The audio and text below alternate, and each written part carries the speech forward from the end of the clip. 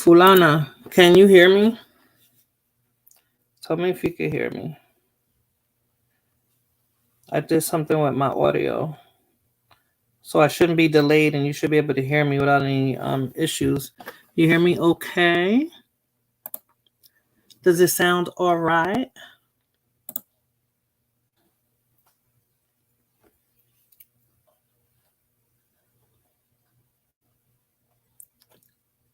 Yes, no, maybe.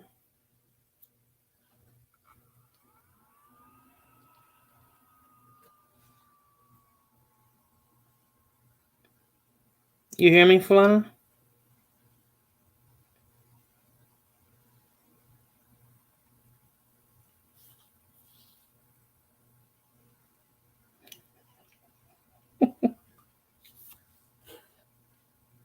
Okay, because you didn't say nothing. I've been asking like 5 times. Did you hear me?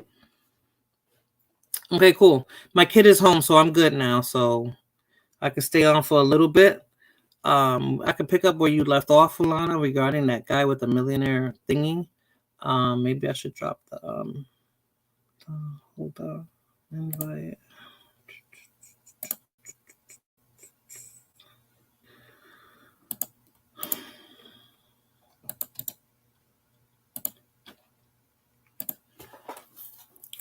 Because we can pick up where you left off. I'm finishing my first one, probably going to get on the second one, and then in about 15-20 minutes, I can log this off. But I'm good now because my kid is home. So I don't have to worry about it. I don't have to stay up all late either. Apurate Fulana. I guess the same people that were watching you are on here now too. I only see 5 people watching. Hit the like button.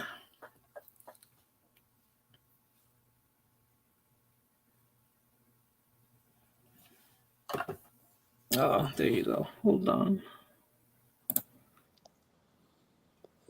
Hello, all right. Hello. Yeah, you hear me? Yes, ma'am. Is it okay though? Because I had to reset my audio. Yeah, I hear It's you. not delayed or nothing? Nope, Okay, I cool. have no issues here. Okay, cool. So, continuing from that gentleman who was talking about paying the women's bills while they're dating, right? Mm-hmm. And not necessarily married. See, I don't think that the guy, if you're not living together, I don't think that he's in any obligation to pay any of your bills. If No, you guys go out, sure. If he wants to give you money just to give it to you, so like let's say, the the surface stuff like your hair, your nails, mani pedi, whatever. right. That's okay. But like paying your bills, like I Put a little wouldn't. gas in your tank if you're meeting him there and he's not picking you up, send you an Uber, things like that he should pay Mhm, for. mhm. I don't think that he needs to pay your bills if the relationship is not being solidified in any permanent way to me. Definitely So no household bills. If we don't live together, there's no need. yeah, because he didn't elaborate on what bills specifically, but he's saying that if he does that, that's a way for him to kind of like take control. That's a way for him to solidify his position in the relationship, which is fine. But it's like you're buying the horse before the cart. Hold on, Solana. Exactly.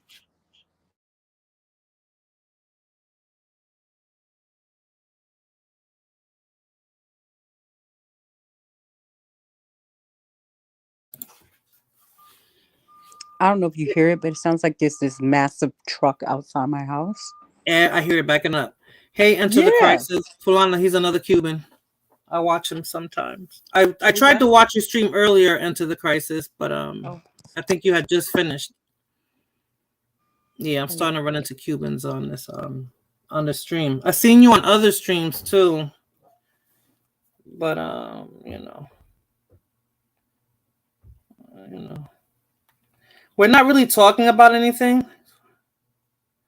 I played a video Into the Crisis on my I played a video, and it's about a gentleman talking about he should pay the women's bills, blah blah blah, and that's what we were discussing. Now we were on Fulana's page, and then we came back here. Yeah, no worries. I subscribe to you and everything. I know you from Radical Latinos channel. I think you was on his channel one time or something. So I remember you from there. He interviewed you, I believe. But yeah, we were talking about that particular video and whether or not men should be obligated. I say obligated because he mentioned it. He's saying men should pay women's bills even if they're dating. And I was telling Fulana that I don't think they should, based on the fact that there's no correcto. There's no they're not married. They're not, hey, cutthroat, que lo que pasa aquí? What's up? I was telling Fulana about your stream, cutthroat, and I saw your bowling video. How are you? Okay, I'll start over. Cutthroat, I have a video that shows a gentleman saying that a man should pay a woman's bills even if they're dating, and I'm thinking that they shouldn't because you don't know if she's going to be your wife or or your fiance, anything that's going to become permanent, in other words, right? Hey, Daniel Berry, how are you? Thank you for stopping by. Everyone hit that like button if you haven't hit it already. Thank you guys for stopping by. I thought it was really going to just be me and Fulana and somebody else who was trolling Fulana on her channel. So I'm glad that you guys stopped by and that you guys are awake now and listening to us talk our little rant. Did you get to see my video? Any of you guys? The one that the gentleman was saying that a man should pay a woman's bills even if they're dating. Did you guys get to see that video? I think I'll try to play it. I'm horrible at sharing, but I'm going to try to play it so you guys can see it really quick. Give me a second. Then you guys can tell me your opinion. Since I have men in the chat, which is good, you guys can tell me your opinion on whether or not you think men should do that. We were saying it from our point of view, but maybe you can tell me how you guys feel about that. And let me know if it comes in choppy, Fulana, because the last time I tried to share something, it came in choppy. Okay, so far you're good. Okay, but the video, let me know if the video sounds all right, bad. Let me see. Videos. Oh, okay. I think I can do it the same way.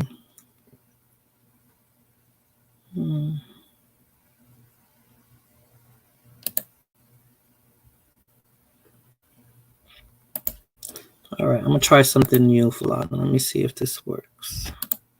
This might be easier. Nope, that's not gonna work that way. All right, that's not gonna work. Let me try it this way. Sorry, guys. I'm a little when it comes to this, I'm a little not too good. Hold on.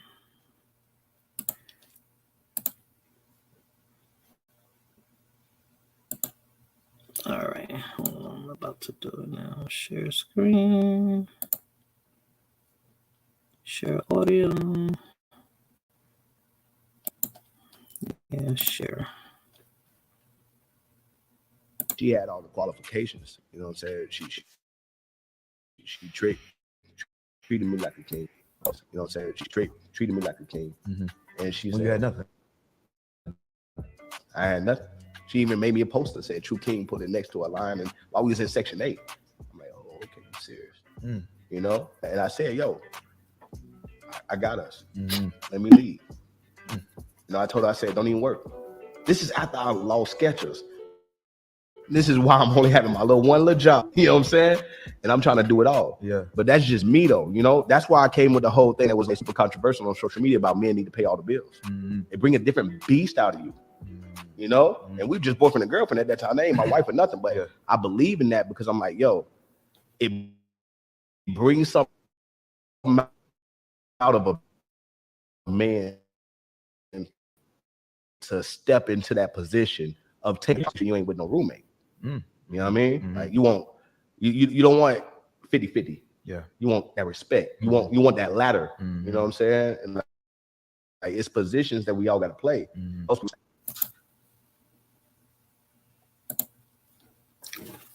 Okay, so I see that Enter the Crisis said, in my opinion, it's a decision if he chooses to. Would I? No. However, if they aren't married but are in a serious relationship and or living together, I think he should help her out and vice versa. So if she lives with him. So Cutthroat said, it's 2023. We got to split all the bills. Now, Cutthroat, I think you said the other day that you pay the rent. So tú estás diciendo mentira ahí. You said that you pay the rent, buddy. Hey, Empress Goddess, how are you? How you doing? And thank you for stopping by, Mama. Cutthroat. I never got lucky and find a woman with Section 8. What's up with you guys in Section 8 and the... They don't have to pay rent. Yeah, I know. But somebody else was mentioning that the other day as well.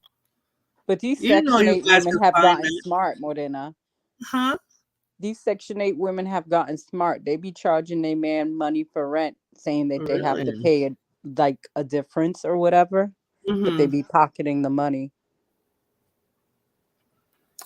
Hey, Strange Love, we're talking about should men pay a woman's bill that he's dating? Should he pay her bills if he's just dating her? That's what we're talking about. Hey, Rakim.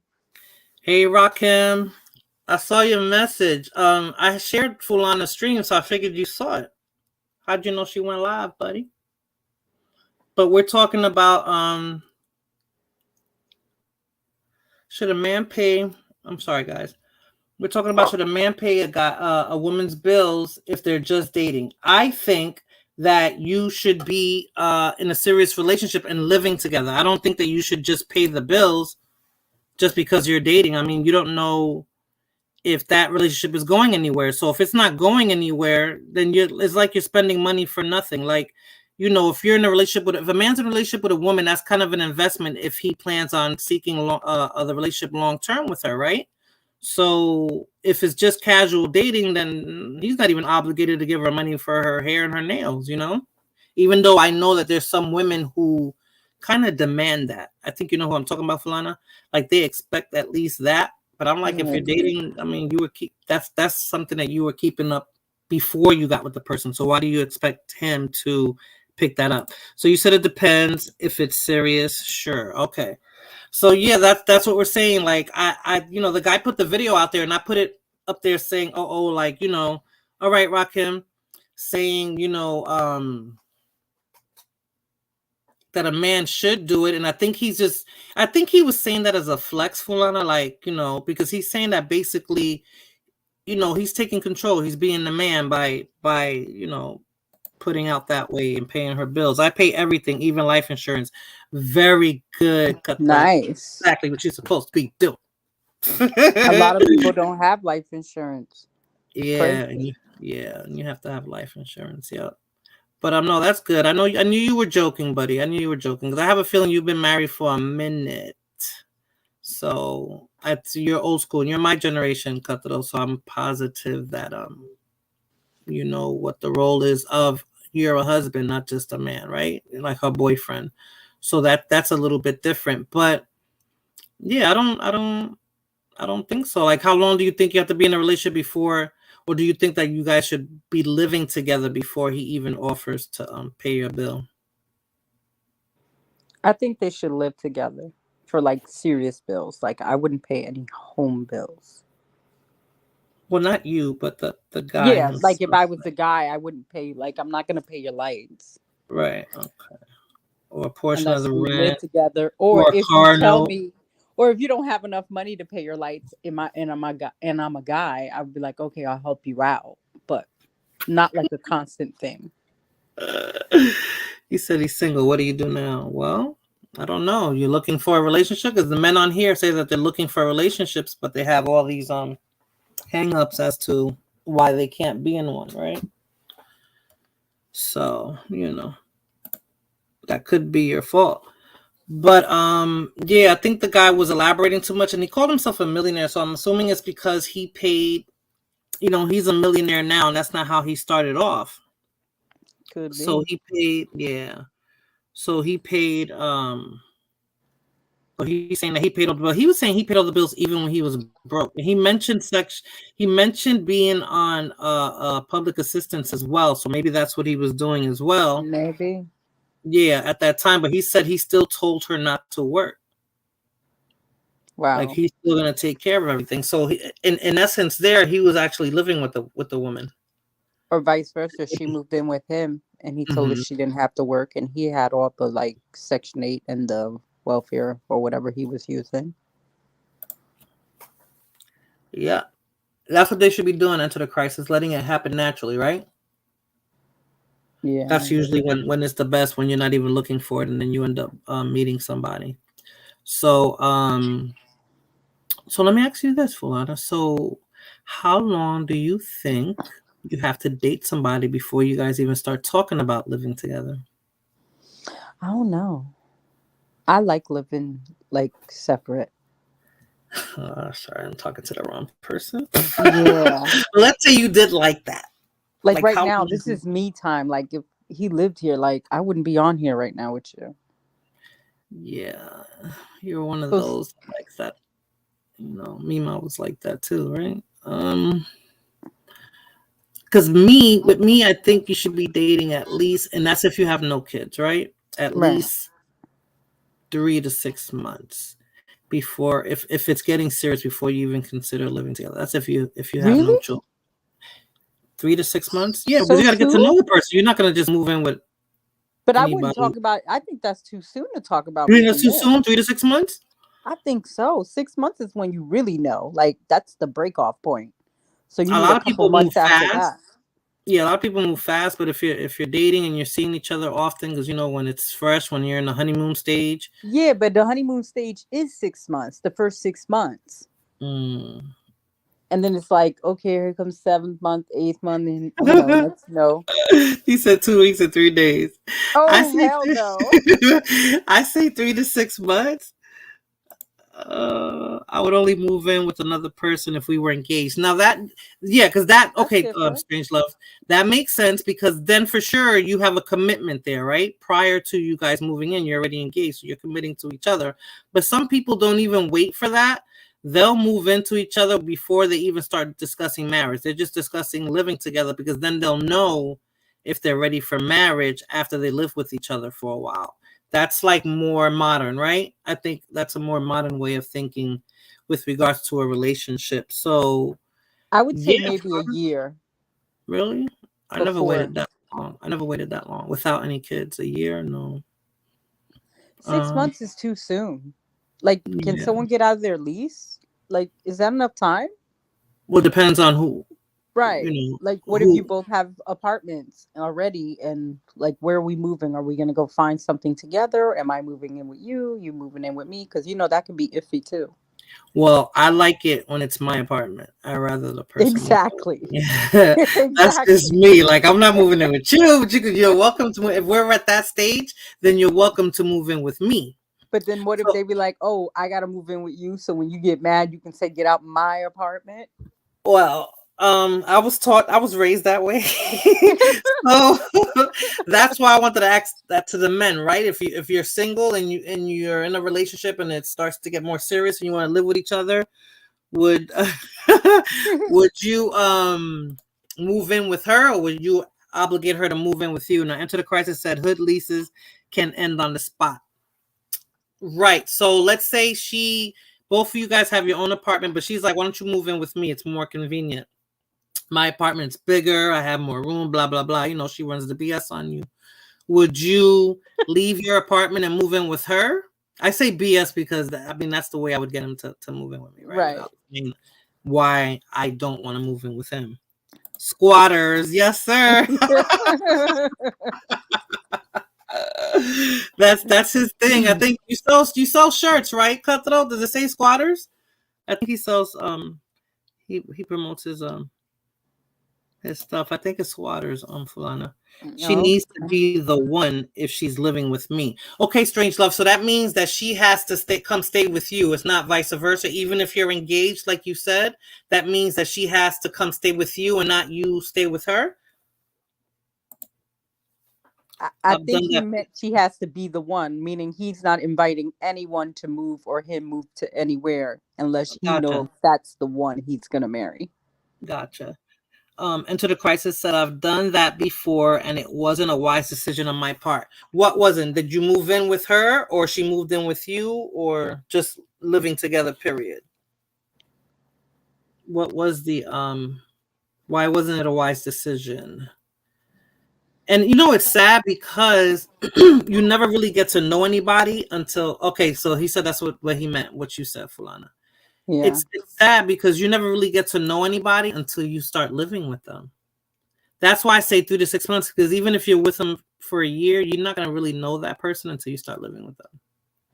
Yeah, but at least spend the night or something. I don't know, man. That's a But hard even one for spending the me. night is easy because you know you're gonna go. I don't know. I think things always end up being different once you start living together. Like that's when you start I get knowing the that person part, that you're but doing. see, like I said before, he probably won't be feeling comfortable moving in with me because it's not secure. Because I can say get out, and then I would feel the same way if I moved in with him. I'm like, well, what if he tells me get out? You know what I mean? So I So would you guys say, will want to get your if own we're gonna apartment. live together, let's go find a place.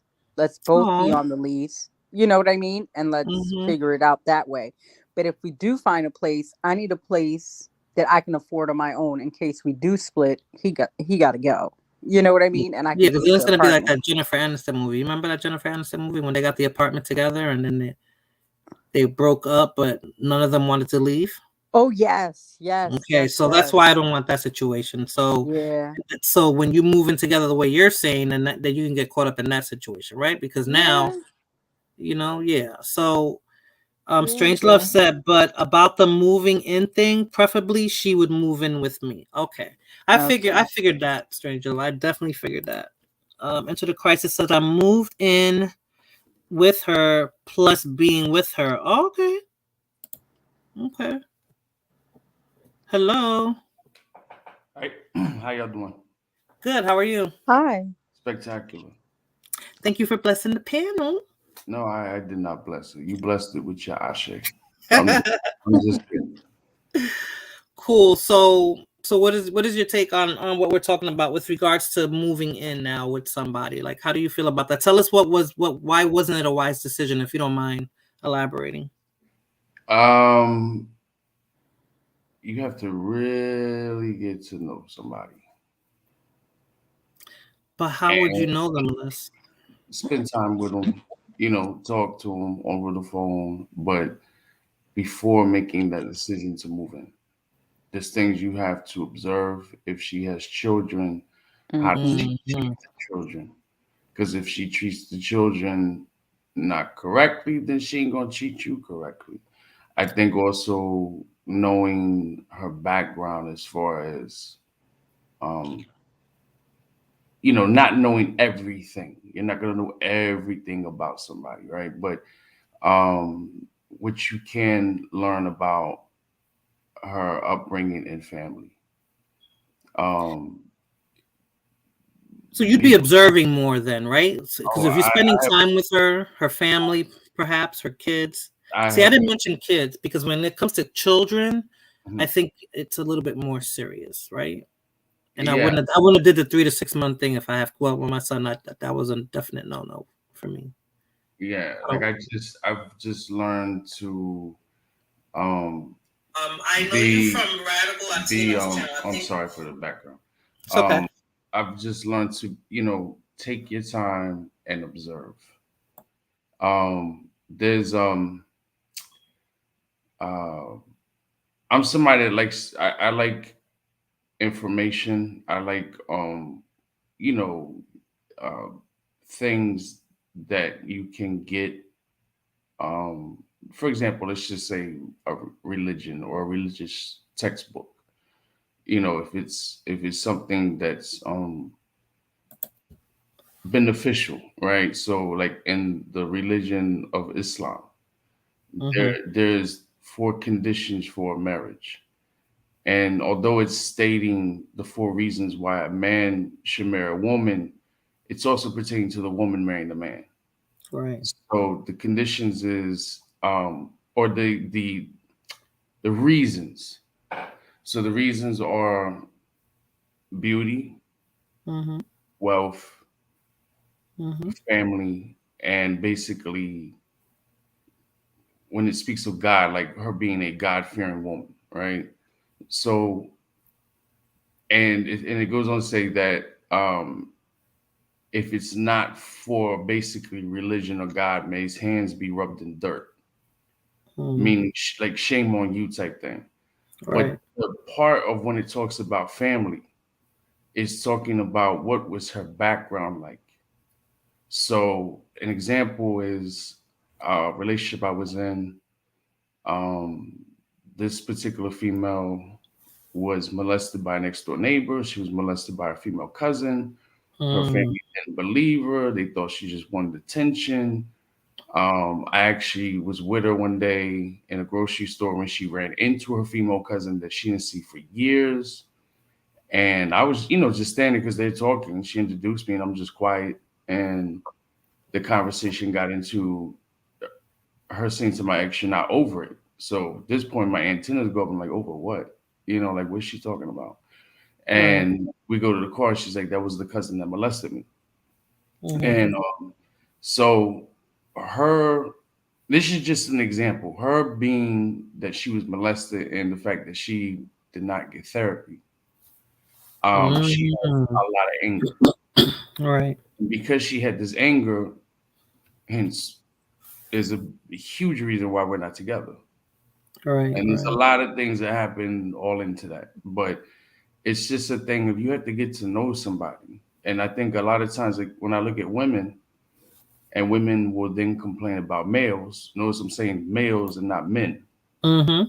They will complain about males because in all reality, they didn't take time to observe the male. Right. He sounded good. He may have looked good, but what was his character like? And Right. and I think that character goes a long way. And it's very important to know because the thing is like people get together, like, oh man, she looks so good. Okay, so what are you gonna do if she got in a tragic car accident the next day? She lost her limbs. She just has a torso on her head. You know what I mean? Like, would you still be with her? If she went blind, would you still be with her, or vice versa? Would you still be with this person? If you found out this woman you love so much, or you found out you love this man so much, and they couldn't have children, would you be with her? So I think that that's why it's important to really get to know somebody, and even control your lust and not be so quick to be intimate with people because that adds more problems. Get to know it's what I mean, like nobody's going no place. And if one of the people in the party decides to say like we're done, I guess I'll just be moving too slow. Because I would rather you look at a chameleon. Not that the chameleon changes the colors, but when you look at a chameleon, it puts one leg up and the other legs are down, and it's like hesitant to move. The chameleon is observing its next move. It's observing its surrounding. It's looking all over the place. We live in a world today where you got to be careful. There's people who have mental health issues, and you don't know what you're getting yourself into. Trust me, I'm with you. And my last treatment, they were looking at me like I was crazy because I was talking about how people want to hook up with people they meet on social media. So imagine you meet somebody in real time and you're worrying about mental issues. You don't even know when you're dealing with somebody on social media. So you see what the guy what Streets in Scotland says. He says sometimes it could be the little things that create issues. You can move in with someone and realize that they have certain habits or ways that you don't like. That's what I'm talking about. Exactly. I know you found it funny, but that's what I'm talking about. And you never know that Streets in Scotland, right? Until you move in with that person. You won't notice that from spending the night. You won't notice that from going out with each other for like 6 months or so. You don't realize all of that until you actually live with that person. And like, oh my God, he really snores, or he doesn't put the toilet seat down, or oh God, he leaves his underwear. Depending on how like if he's moving into my place, and I'm gonna be picky, right? Because now it's my space. You gotta let him stay there a couple of nights. But he'll be on his best behavior until he's living there. Once he's living That's there, then true. he's like, man, I don't know. Men tend to be like, men tend to do that. Hey, Rakim, what's up? Hi, Rakim. Oh, he's Hey, on the hey. road. Rakim's always on the road. What's up with y'all? How y'all doing tonight? We good. I know Yeah, I'm that out here. we're talking about how long is it? I mean, like, should you move in with anybody? Like, how long should it be before you move in with somebody? Like, how long you should be in a relationship?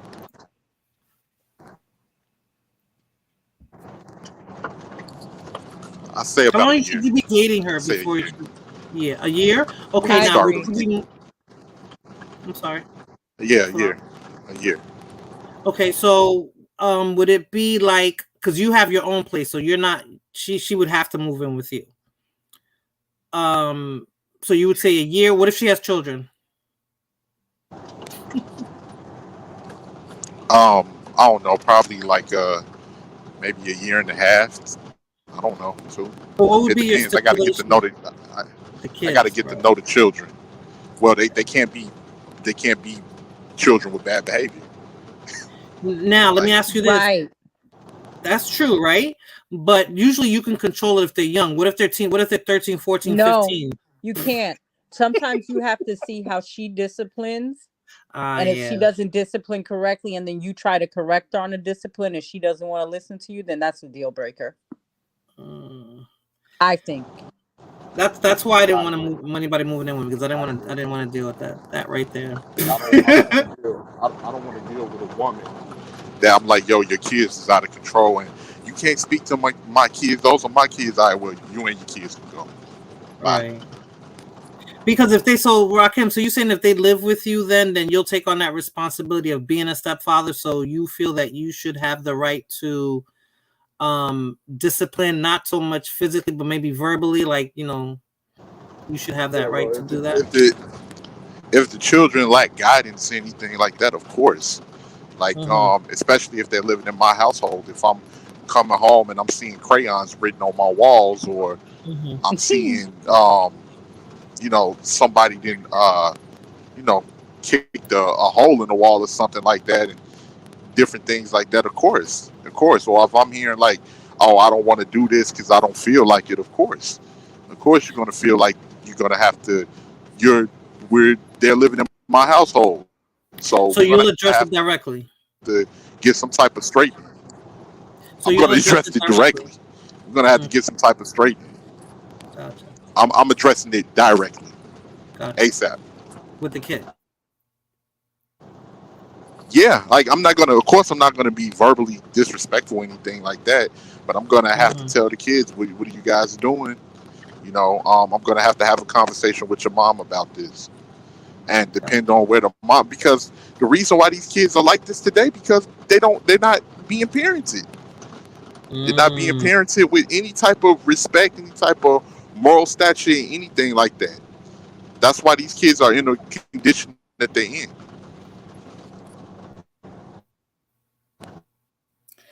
True. So, thank you for that, Rakim. So, Cutthroat just said, nowadays women don't need no man financially, just love and attention. Man, that's still messed up. Now, who told you that women don't need no man financially? Who told you that? Who says they don't need no man financially? Because I would say yes. Like, why wouldn't I? If somebody's gonna help me make my life a little easier, along with the love and attention, I would want that as well. So I don't know. If you love each other, then that doesn't matter. Okay, that's true. Hey Nate, thank you for stopping by. If you don't love each other, what does it matter? What? Say it again. If you don't love each other, what does it matter? Oh no, he was saying, Cutthroat was saying that nowadays women don't need no man financially, just love and attention. And he said, man, that still messes it up. No, the next comment, what am I? Oh, it's right here. Which one? Yeah, it says Strange Love says if you love each other, that doesn't matter. Oh, what did he mean by that? Is that what you're asking? It matters. It matters. Yeah, once upon a time, I used to believe. 50% of divorces are over Yeah, financial issues. it's It matters. it's primarily divorces end up usually about the bedroom Finances. or the bank. Right. And I used to really believe, I really believe, like, oh, you love somebody, it doesn't matter. But the saying, love don't pay the bill. You could love somebody all day long, but if them bills ain't getting paid and you now are about to be evicted, lights off, water ain't running, no food in the refrigerator, damn near you can't even get no deodorant or any other type of thing you need. Love ain't going to provide that. Exactly. Now you decide to be like, oh, we're gonna stick this through thick and thin. That's when I can do bad by myself, cooking. Yeah, Well, I mean, and it'll be easier because now you got somebody else that's an extra responsibility. Exactly. So you shouldn't even be at that point. You shouldn't be at the point of eviction. You shouldn't be at the point where there's nothing in the fridge or, you can't make your bills, because before that person moved in with you, you were handling your business, right? So if you guys are coming together, then that means it's easing up. It's getting a little easier because you both are working together in commune with each other, Oh, Stranger said they were talking about pet peeves. I think even that. Oh, okay. I think even that depends. Because there's some pet peeves that's like, I mean, I was in a relationship one time. She was 4 or 6 years older than me, but equal. Mm-hmm. We had zero in common. What we had in common was we were attracted to one another and sex. But if it came to a current, like just to have a conversation about something going on locally or something, I mean, just a conversation, there was nothing. And for me, that's a pet peeve because we can't build, we can't have no conversation, I can't learn from you, you can't learn from me, we can't have no type of intellectual experience or spiritual experience or like nothing. That's for all that, you just be single and have sex with who you want to have sex with, call it a day. Ain't nothing there. So that's what you kind of lose nowadays, instead of going the traditional route, marriage before you guys, like get married before you guys do all of that, because at least once you're married, you have that commitment. Can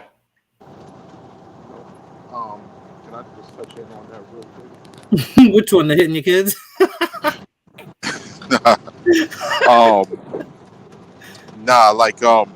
The thing is, the reason why relationships are at where they are right now, because a lot of people are not paying any attention to the environment. Right now, with the way America's economy is, we're on the verge of collapse. The dollar doesn't go as far as it once did. The value of the dollar is way down, and inflation and different things is up.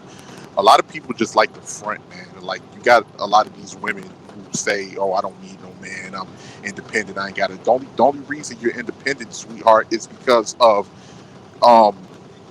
like usually either the government or you have a little bit of a job where the company is providing you the necessary resources that you need to say that. The second that company goes under, the second that you lose your independence.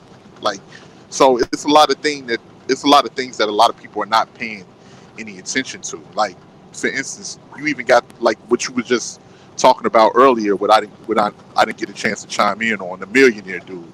It's a lot of these guys, man, that get up here that once they make a little bit of money, they try to do that to try to flex on other dudes and pander to a lot of these women online. Do I think men should pay certain bills? Absolutely. If you're together with somebody, yeah. But if you're not living with that person, no. If you're dating somebody, certain things, yeah, you should pay. But I'm not about to be paying everything to prove to you how much I'm a man I am. It's all it is. People's definition of a man is just, don't get me wrong, it's you are supposed to protect and provide, but you're not supposed to protect and provide with no type of incentive on your behalf. People just think a man is a robot. You just protect, provide. You don't have no feelings. You don't have You don't have any type of say so in things, just protect and provide. Like you just some type of, I don't know what people be thinking these days, but like it's like almost like a shaming tactic as well. The second that you question anything that's going on, oh, you're not a real man. Real men are supposed to do this and do that and all of this other crap.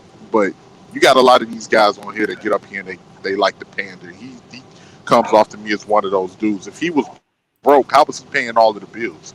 Nobody's asking that. True. That's true.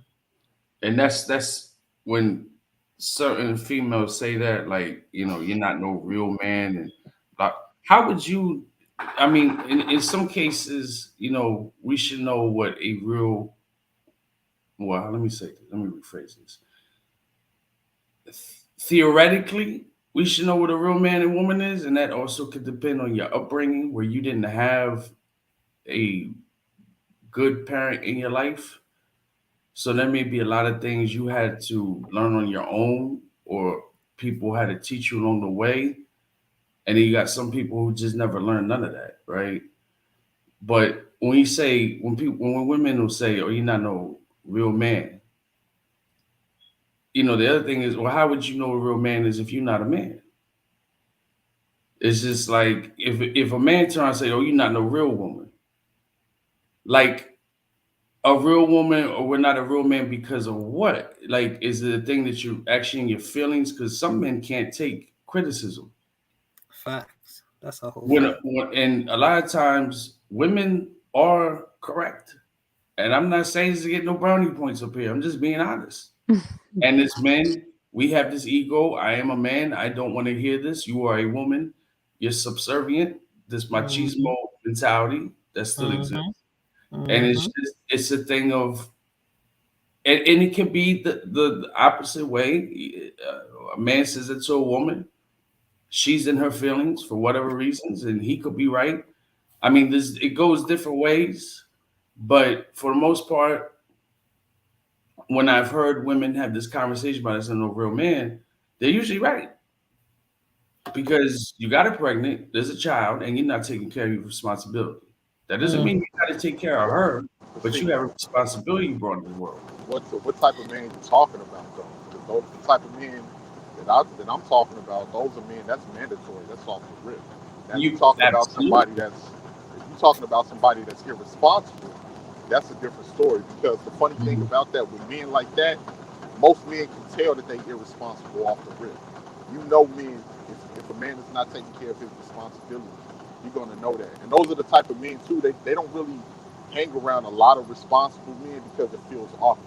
I've seen dudes like that. Dudes not handling their responsibility, not really doing what they're supposed to do by their families, and they get around a group of other men that are, and they become very quiet. They're not as boisterous and braggadocious or bravado when they get around somebody that's actually doing it, because they know they glass, they see through. They know a lot of other men can see through it. But the thing is, I hate that the argument really has been put on the irresponsible men to kind of create this narrative that most men are irresponsible, or most men are childlike. It depends on if they're dealing with that person. And a lot of the times, a lot of the women can see those red flags before they deal with that particular individual. It wasn't like he put on the front like he was this and that before that. It was something that woman was attracted to by that man, and she was willing to accept everything that came with it. So Jose said when two people decide to live together, they should have a clear understanding about everything. So Jose's trying to basically state that he would know going in beforehand. Like, I guess everything would be clear. Like, all the expectations would be clear as to who's going to do what, who's going to take on the bills or whatever bills that they do have separate and together, and how the dynamic is going to work in the house. I'm thinking that's how Jose is trying to put it. When two people come living together, so that way it's a mature understanding, and it's not so much that you took in somebody who you're just going to end up taking care of, I guess, like, a loser type dude. I guess I would call him that. Let me see. Dusty said, just pay his phone bill. He put that on my one of my comments. I think he's serious. Pay his phone bill, and he'll pay the rest. Manny Petty and McDonald's. I think we talked about McDonald's. Dusty, McDonald's. Come on. Hold on. Yeah, you're sneaky. I'm sorry, I might cut you off. I move in and get with the Wi-Fi code. Ay, Dios mío. All right, let's see what Denise said. Men just have to learn that they gotta pay regardless. If they desire to deal with the woman, just like women need to get that they need to give sex if they want a man. It is a give and take, Denise, and I'm glad you put it that way, because a lot of people are disillusioned when you put it in that manner, when they say no, they don't have to pay for it, like they don't move with their wallets most of the time. It's not that you're paying for a hooker or a hoe, but we know at the end of the day, we know the man wants to box. At the end, before he even knows if he's going to get serious with you, that's what he wants. So it's like you're paying one way or the other. Maybe that's what that gentleman in that video was saying. I don't know if you got to see that video, Rakim. I put up a video about a dude that said men should be paying women's bills even if they're dating. I don't think they should, but that's what he was basically stating in the video. Yeah, I saw it, and the thing is, when people are not, understanding, of course you're gonna pay regardless. Just like if I go shopping for clothes, I'm gonna pay regardless, right? If I go shopping for jewelry, I'm gonna pay regardless. If I go shopping for cologne, I'm gonna pay regardless. But what am I gonna do? I'm gonna look for the best deal to get the best bang for my buck. It's just that simple. I'm not about to pay if there's nothing coming my way that I'm getting any type of incentive on what I'm paying. It's not if it's not worth it to pay for it, it's not worth it to pay for it. I'll go shop somewhere else. See, Denise said our grandparents understood that and had zero issues getting women. And that's kind of the way that my grandmother schooled me on it, Rakim. And at first I used to look at her like she was being pretty, because she was very upfront and she didn't straight no chaser. Like she told you how it was. And to me, the way, when I was younger, the way she put it, I was like, oh God, like why you got to put like a monetary thing on that? You know, she always said, you know, love comes later.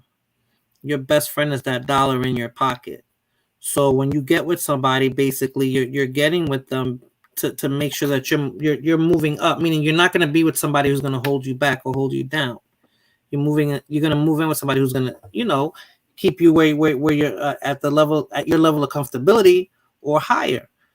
But the way she put, I was like, you know, what's wrong with, you know, just meeting somebody and, you know, we go 50-50. And she used to be like, I don't believe in that 50-50. The man, she was very clear about what role the man played and what role the woman played, even if they both worked. Like, you know, she was very black and white about it. There was no gray areas with that. I agree to a certain extent, but that's it is thing. Into the crisis. I agree to a certain extent, but that's another thing we're forgetting. We always go back to the time of our grandparents. It is a different time. It's a different day and age. At that time, men made most of the money where they could provide for a family. That was a completely different time period at that particular time. Now, the environment has changed to the point where you had a lot of women who wanted to work and different things like that. And the way that the economy is now is going to take people having joint incomes to make sure that they're running a stable household. So it's a little bit different than those times back then. We always resort back because we see the simpler times and the way our family had more structure, but we fail to forget what was going on at that time that made that environment more stable to encourage that type of family dynamic. Economically, so things are a lot different these days. Economically, it was different, but the premises is still the same. It depends on your level of comfortability, right? Because let's say right now you're able to self-sustain, right? Where you live at, how you're living. So if you met somebody and moved her in, let's say she moved in with her 2 kids, technically the only thing that she's probably going to have to contribute more to, because now you have more mouths to feed, is food. So let's say you are still taking care of everything else, but she's just handling the food bill. So she doesn't technically still have to, let's say, work per se, because she can handle that smaller portion. So yeah, she might have a little part-time job and she can handle that part. So you could still take on that role and your finances are only being adjusted slightly. No, those kids cost money. Yeah, you still Falana, got to but entertain the kids. You still got to clothe the kids. Yeah, but Falana, you didn't let me finish. She can handle the entertainment. If he's handling everything, if they're moving in with you, Rakim, you already settled. Yeah, the kids want Jordans and Coogee sweaters, man. They want Jordans. How you what? No. My kid didn't want Jordans and Coogee sweaters. So no, that's not every kid. It depends on your level of comfortability. That's what I was trying to say. It depends on your level of comfortability. You can make it work. If you're just gonna focus on that dollar for everything, then it won't work. To me, it won't work. But I don't know. That's just me. I just move in and pay the cable bill and that's it. That's right. You said that the other day. You're still a man. If you abandon a pregnant woman, you're just not the father. That happens. See, old Dusty agreed. Okay. If you want a woman, open your wallet. Women cost. Okay. I get close. I already raised my family. Now it's my time. But you already raised them, right, Dusty? So that's the whole point. So now you can sit back and relax a little bit. You don't have those straight obligations. Look, I'm submissive to when the EBT. That sounds like somebody's husband I know. He carries her card around like it's an Amex. Why? He said he pushes the card and everything when it goes when they go food shopping. Modern men have it easier than men of the past. Men of the past needed to offer a whole dowry if they wanted the kitty. Not only have to pay for dinner, not only to just have to pay for dinner to keep and just to pay and keep it moving. Yeah, I mean, I understand what Rakim is saying, Denise. I understand what he's saying, that the economic times are harder, and depending on how you want to live, you might need two incomes. But then that depends on the woman, the man that the woman decides to be with, and vice versa. You know, like if Rakim met a woman who had two kids, would it be economically feasible for, even though he likes her, for him to take her seriously, because he would know his way of living is going to decline if he takes on 3 more people? And Fulana saying kids cost money.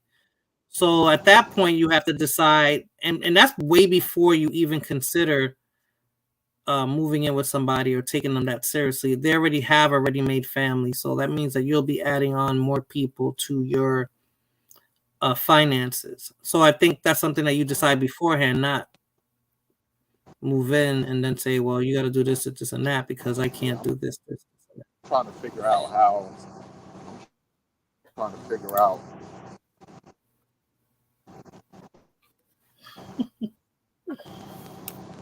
What'd you say, Rakim? Purchasing homes back then was a lot more cheaper than what they are now.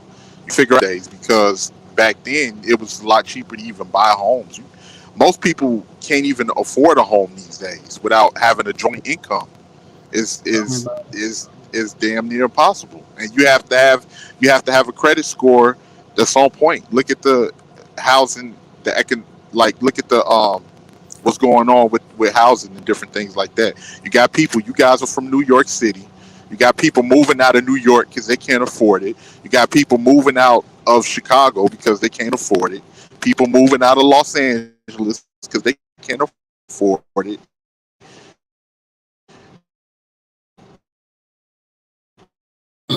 You broke up a little bit if you were still talking, Rakim. I didn't hear you. Able to feed a whole family. Yeah, you're breaking up, Rakim. That's no longer there anymore. Those you broke up. Jobs Rakim. have all gone or outsourced. You know, most. You're breaking up, Rakim. So you didn't get to finish one statement that we understood. You're breaking up. I think you're responding to Denise's comments when she said, nope, men of the past used to get cheap land and bad hoods and build whatever their hands could build. And the women they could get was the woman that they could get. I think you were responding to her comment, Rakim, but you broke up several times, so I didn't get to hear. I don't think all of us didn't get to hear what you were saying.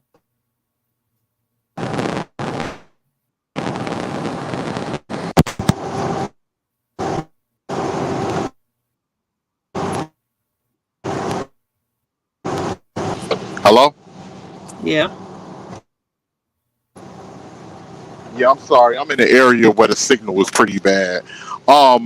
Back then it wasn't. People didn't buy just houses on cheap. Yeah, the land at that particular time was cheap. Look at the homes people purchased from down south in L.A. and South Central, and those homes are worth $1 million now. You can't get a home like that no more in South Central Los Angeles. You can't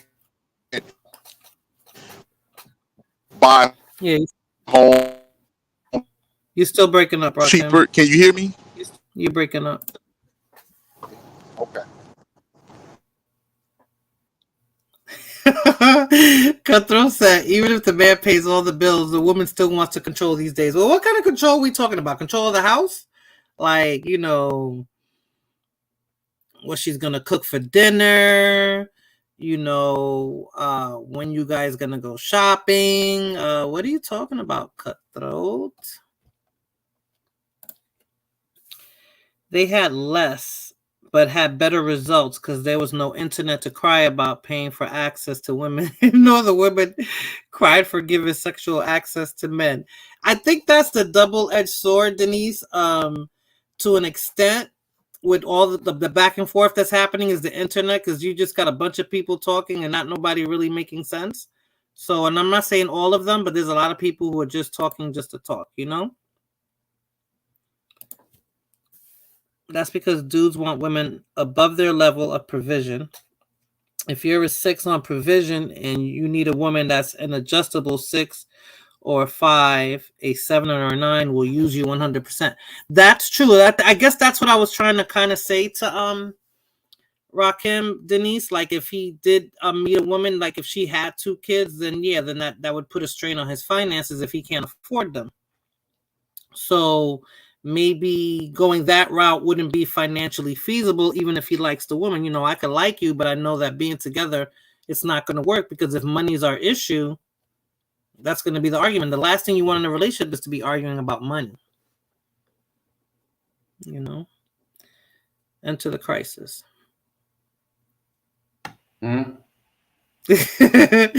You were quiet because when you mentioned I'm just listening and reading, and this is my first time on your channel, and I'm just if I'm seeing things I disagree with, I'm kind of learning life to learn when to talk, when not to talk, and all that type of stuff. So I'm just reading and listening.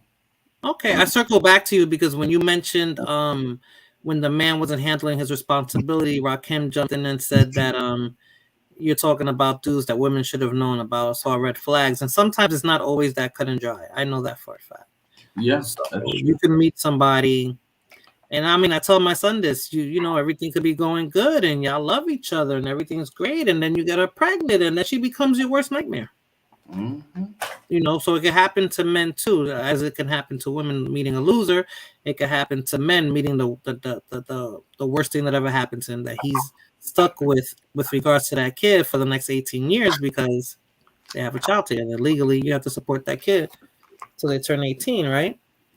So sometimes you're supposed to look for those red flags, but it's not. Oh, we don't always do that. Sometimes we're just disillusioned with the person that we care about, and the stuff we're supposed to pay attention to, we don't. Mm-hmm. That's why I'm very big now on I'm in a relationship, but if I wasn't in a relationship and I met a female, sex is not even something I'm going to be thinking about. Right. Because that just can cause more problems. Mm-hmm.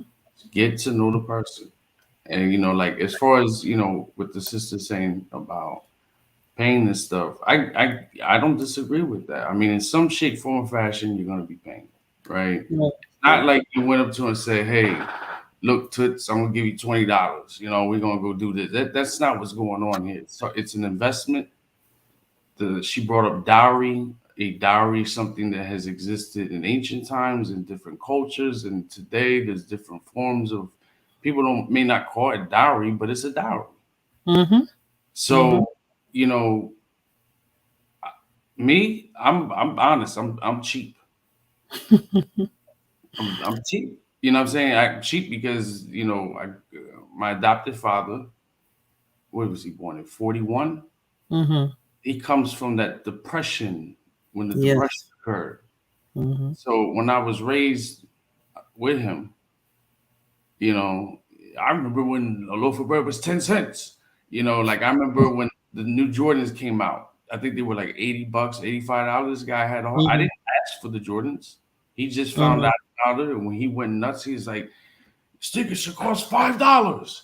Like that's what he thought, and it's just like for some reason, he didn't comprehend inflation. Right. Like Right. it's just not gonna cost the same. It doesn't mean you have to walk around wearing all designer clothes and have everything top notch designer. But yeah, I'm cheap though. Like what I would be called cheap, but my thing is What, cheap with where you live, cheap with your clothes, cheap with what kind no, of no, no, food no. you I'm eat? cheap. I'm cheap with money.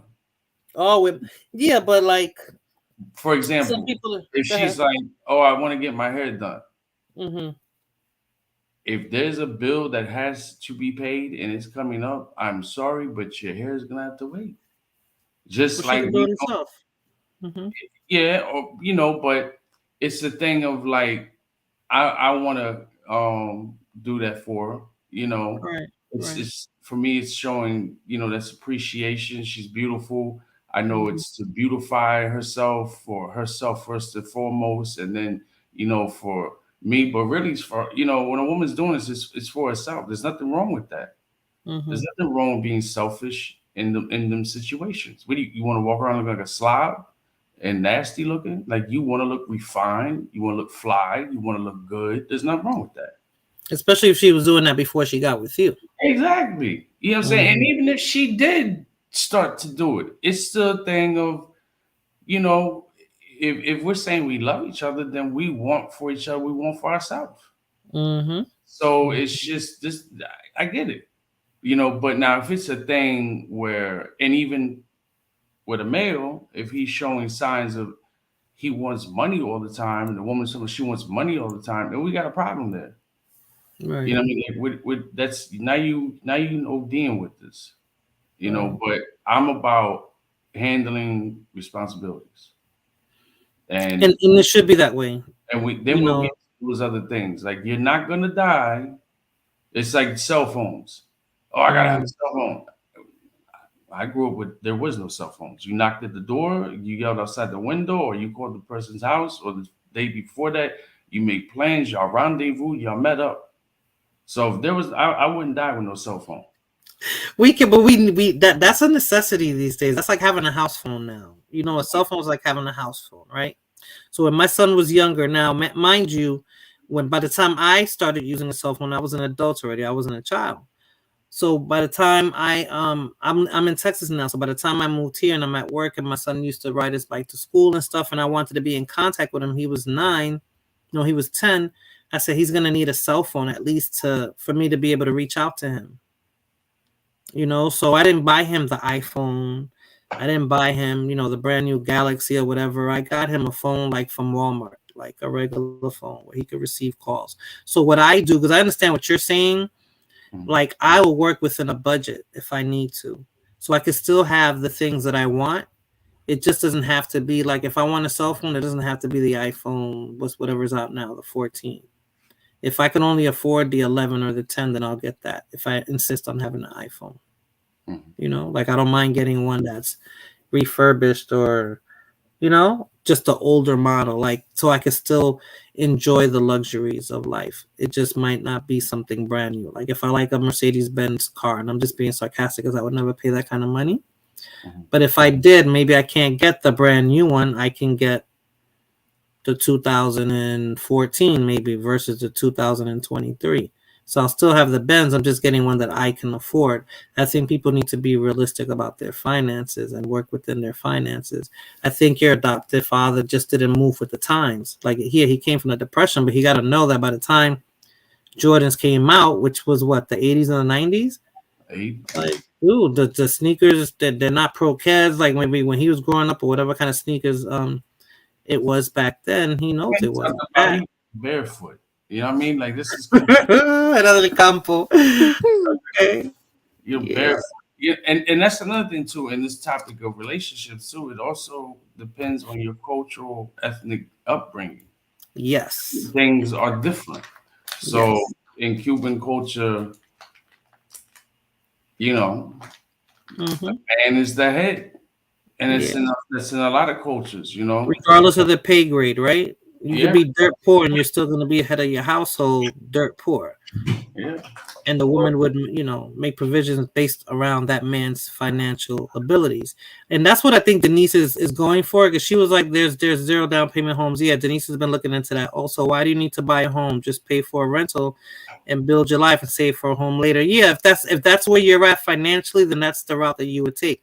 I mean, you got to be realistic with things like that. And when you're dealing with the opposite sex, somebody that you're dating, you're going to be looking for all those things. So that doesn't have to be a conversation after the fact, right? You're asking yourself all those questions or bringing it to the table before you guys start living together and make it a serious. But you're right. Enter that culturally, yeah, we were brought up different. So the roles are pretty. The lines are and so. And I got a quick question on that, because that's true. Culture does play a part. But the funny thing is, like, for instance, let's take people from the islands. Let's say, the Cuban man on the island. Of course, it's in the culture that he's the head of the household, or the man in the Dominican Republic is the head of the household. What do you do when that culture is 3-4 generations removed, living in New York City? That culture is now kind of altered based off of the environment. You get what I'm saying? Like, it won't be the it environment. It'll be if they marry outside their culture. That's when it'll change. Because if you stay within the culture, you're still being raised culturally within your culture in another country. You'll still have your culture. Asians do that too. No, he's saying though. You got a point. He was saying, but like, no, I know what he's saying. But if I'm Cuban, right, and I marry an American, then the culture is going to shift, especially when we have kids. And if those kids don't marry somebody within my culture and just American culture, then yeah, then my culture is going to be lost. My traditions will be lost. It'll be a more Americanized tradition. I believe like that's what. Yeah, I mean, because I like the reason why I say that is, what do you do if it's a situation? Okay, yeah, my abuelo, he was the head of the household. He ran things like this and that. But let's say you have girls in the family, they go off to college, because the whole point, people are gonna start advancing more and more. But let's say they go off to college and then they adapt to some of these feminist ideologies, and they come back home, start looking at, abuelo like he's some type of tyrant that was just running the household in a negative way. Because a lot of the times that happens. Huh? That's that machismo. Yeah, I mean, because it's starting to happen now. The more and more generations progress here in the United States from the islands or other place else, they're going to adapt to the mentality of whatever American media is pushing, and that happens a lot. It's easy to think a certain way when that culture has not been put to the test, when that culture has not been kind of tampered with. Then you can still think that way. But when they start thinking like, okay, well, like I say, young girl of Cuban American, Dominican American, Puerto Rican get on those college campuses, and these other women and telling them, well, the way the culture that you come from is so male dominated, and you shouldn't think you should be the one that's in, and start putting these ideas in their head. Then that starts altering the culture as well, because those type of women that are supposed to be looking for somebody that's like their abuelo to run things, they start trying to get away from that, and they start looking for more subservient men who they can run. And then before you know it, you give it 2-3 generations of that, and things then completely change. Then you just reminiscing about how it was, because it's like that in my culture too. In the 60s and the 70s, it was a little bit different than what it is now in the 2020s. Denise is funny. There are several types of investments when you're in a relationship. There are financial investments and investments of time and energy. Yeah, and that all ties in together, Jose. But you definitely, I mean, in my experience, I always wanted to get the finances out the way. If you know, made that mistake already. If you don't get those finances out the way, the last thing you want is to be arguing about money.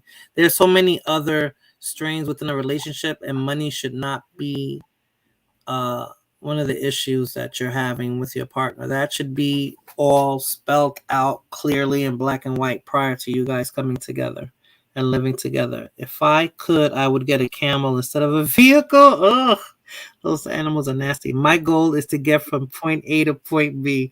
I hear you. You're practical, Denise. Practical. Folks desperately need humility and stop trying to keep up with the life they can't afford. Yeah, that's why I always say your level of comfortability. What are you comfortable with? Like, you know, if I'm with somebody who if I'm used to living a certain way and then I end up with somebody who can't take care of me financially at that level, then I have to decide, am I willing to lower my way of living or my comfortability to be with that person. If I'm comfortable with that and I do it, then that's fine, right? I can't complain later. You know, Fulana, you've been really quiet. I'm sorry, you haven't said nothing. Sorry, I was eating something. Oh, okay. You want me to come back to you, Fulana? Yes, give me 2 minutes. All right. And the thing is, like, and I agree 100%. You have to know when to, you know, live below your means. But I think that's easier said than done because it all depends too on, like, influence is a very strong thing. I don't know why people think that that's the whole point of being influential, or you see on YouTube influencers, because also you want to make sure you live below your means, but you don't want to, like, people don't want to pinch pennies for the rest of their life, or, you know, live like in survival mode for the rest of their life.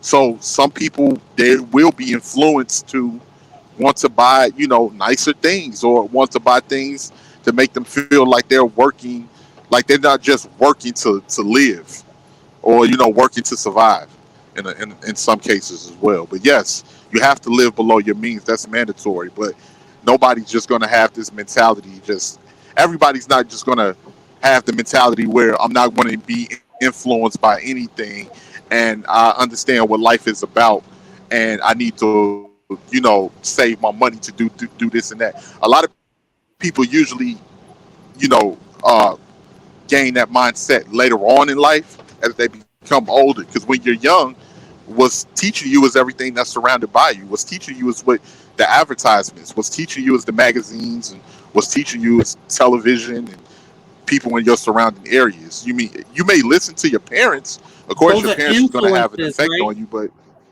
Those are influences. yes, those are That doesn't influences. necessarily mean that you're going to. That's where your culture comes in. Because even though TV's saying all that, you're not technically living that. You're watching it, but you're not living that, right?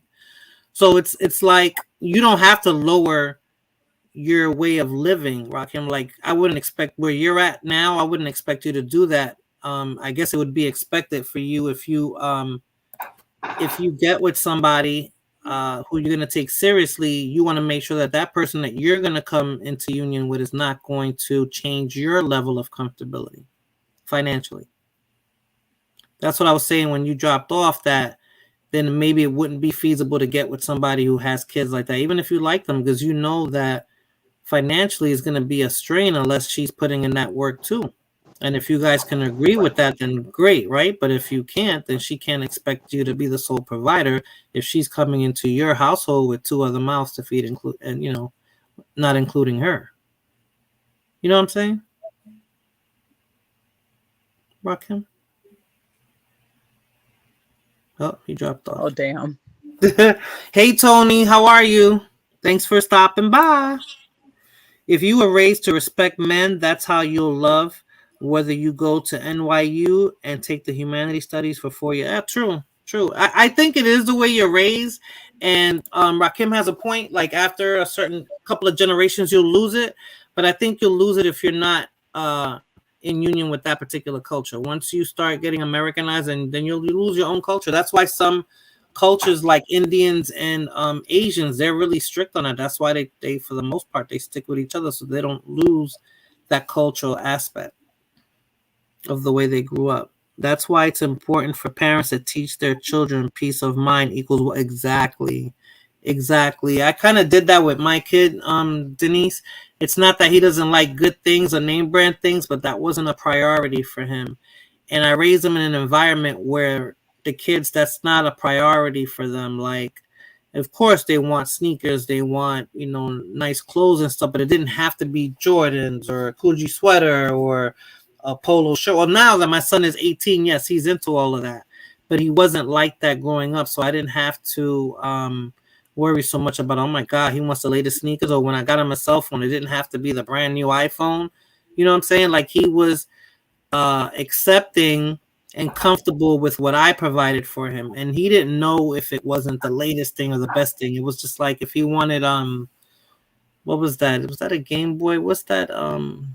Me and my son were talking about that yesterday. It's the little game that PlayStation? like, the handheld one. The Nintendo one? Yes. Like when he first wanted it, and he was like, that was before we moved here, Fulana. So he was like 8. So I wasn't spending $300 on a brand new one. I didn't know how he could take care of it. So I went and I got him a refurbished one. Yeah, that's smart. For like $100. So he didn't know no better. He didn't know to say, "Oh, I don't want that one. That's not the one everybody got." Blah, blah, blah, blah. I didn't raise him to think that way. He just knew that he got the toy that he wanted. Right. And that's why I agree with Denise what she said right there. Peace of mind equals wealth. Like he got what he wanted. He liked it, but it didn't have to be something that was going to break my pockets either. I was realistic. And his father, we were realistic with what we can afford and what we can do, to make sure that we still all have what we wanted. At some point, you get smart when you don't come from parents that had a good relationship with money. Yeah, life is the best school. Tell me about it. Tell me about it, Denise. Life experiences, I always say that everything can't be in the book. If you have no kids, only deal with people that have no kids. It's unfair to have to pay for another person's kids. At some point, Denise, that's cool. But once you start getting in your mid to late 30s, meeting somebody with no kids in this, I would say anywhere, it's not really that realistic. So I don't know. When you're young, I remember before I turned 30, I was like, I don't want to deal with anybody that had any kids, and I didn't have to. And then as soon as I started approaching 30, I was like, realistically, the men I'm going to start meeting are going to have children. So I have to decide whether or not, who I want to deal with, because they're going to have kids. I mean, it's not fair, but you're going to have to decide, how you want to do. That's what I'm saying. So it depends on the person, maybe the mother that you're dealing with. If you're a man and she has children, because like Rakim said, like, they're going to both have to work. Like he's taking on more people, and that's going to put a strain on the finances, and nobody wants to lose their level of comfortability. I always say that, Rakim, I don't want to lose my level of comfortability to be with somebody. I mean, all right. So I'm in a relationship, and she has 4 sons. One of them doesn't live at home no more, right? So it's 3. So my thing is this, that if a man, and I don't have no children of my own. In a way, I'm at this point, if it happens, it happens. If it don't. But in ways, I'm glad that I don't, based on people I was with. When I look back, I'm like, I wouldn't want a child with that person. But the only thing that I personally do not think is fair is when a woman wants the man to then play the father figure, right? And then there's like, you can't discipline my child. You want me to do everything else, but I can't discipline the child. No, that's a part of the package here, buddy. If we're gonna be together, and I'm agreeing to be a father figure, and you want this father figure, and the children love me and respect me, then discipline is going to be a part of it. That's what I had a problem with. So when you say discipline, you mean physical discipline? Because I have a problem with that. And I'll tell you why, but I'll let you finish. I'll tell you why I have a problem with that. But discipline doesn't mean hitting. Right. One thing I've learned is with children, they're humans and they're gonna be individually different. So what I've noticed, like, for example, with the two youngest ones, they're not children that had to be hit.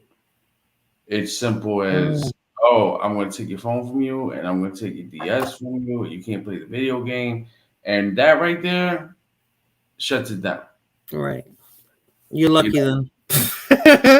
You're lucky. Now every kid is like that. See, my kid is like that, but I still didn't want to bring in that another dynamic where, let's say the man that I got with felt that he would need to discipline my kid. Let's say he grew up in a house that if he did something that wasn't acceptable in his household, they smacked the kid, like not so much in the face or gave him a spanking or, just physically discipline him.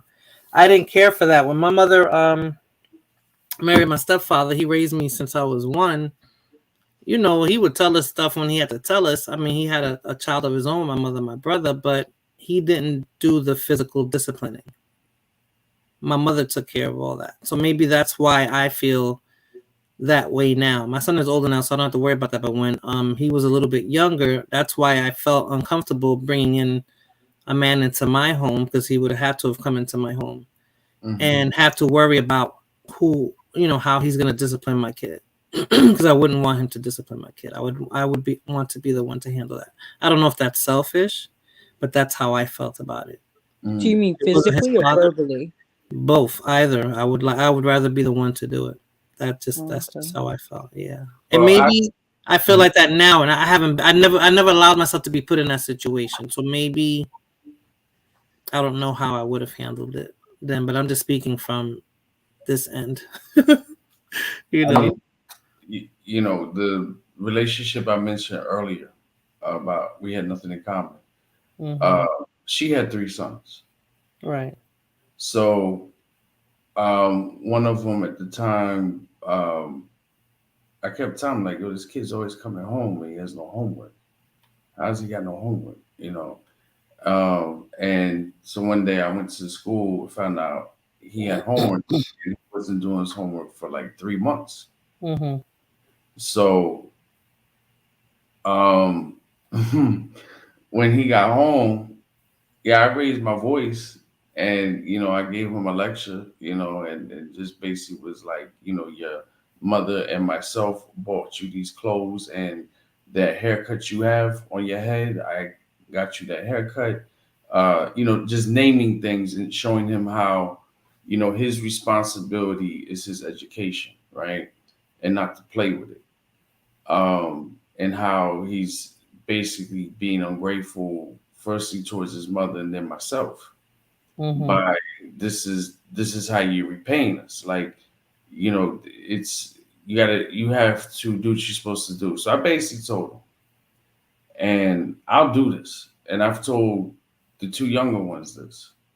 Like when we've had, like, I pick them up and I'll drive them around. We'll have conversations about life and, decisions and things like this. And I told him he can leave the house and take the clothes off that you got. You got it figured out. You don't want to do your schoolwork. You don't do what you're supposed to do. Go take care of yourself. And I'm thinking that was just going to make him, chill out. But this kid ran out the place in his boxers. So I had to go run after him and get him. But I'll tell you this much. I will tell, like I told, the kids here, I'm like, these I'm taking you to places and I'm driving through neighborhoods and I'm showing you what's going on here. And what's going on here is what you're seeing is decisions that people made in their life. Right. And the wrong decisions. Either look, they're out there every day selling drugs. You got this person, they're using drugs every day. This person selling their body every day, just really to maintain a drug habit or whatever the case may be. I can drop you off right here, and you can live amongst these people. You can live amongst this type of setting. Mm-hmm. This is what's going to happen. You're going to end up here. I have taken them to a graveyard. This is what happens when we depart from here. You know, I've explained to them about jail because I've been locked up before. I've explained to them about that dynamic. Mm-hmm. A funeral home, a nursing home, and a psychiatric ward. The last three are places I've worked at: funeral homes, nursing homes, psychiatric ward. So these are the places that people end up when either they've made bad decisions or this was the cards that were set for them in life. Whether they were born with a mental disorder, so they end up in a psych ward or something. This is what happens when you don't take care of yourself. In some cases, you may end up in a nursing home. These are just all the scenarios that could play out. And you could do everything you're supposed to do, and you might end up in these places. But this is just the reality of life. Do what you're supposed to do.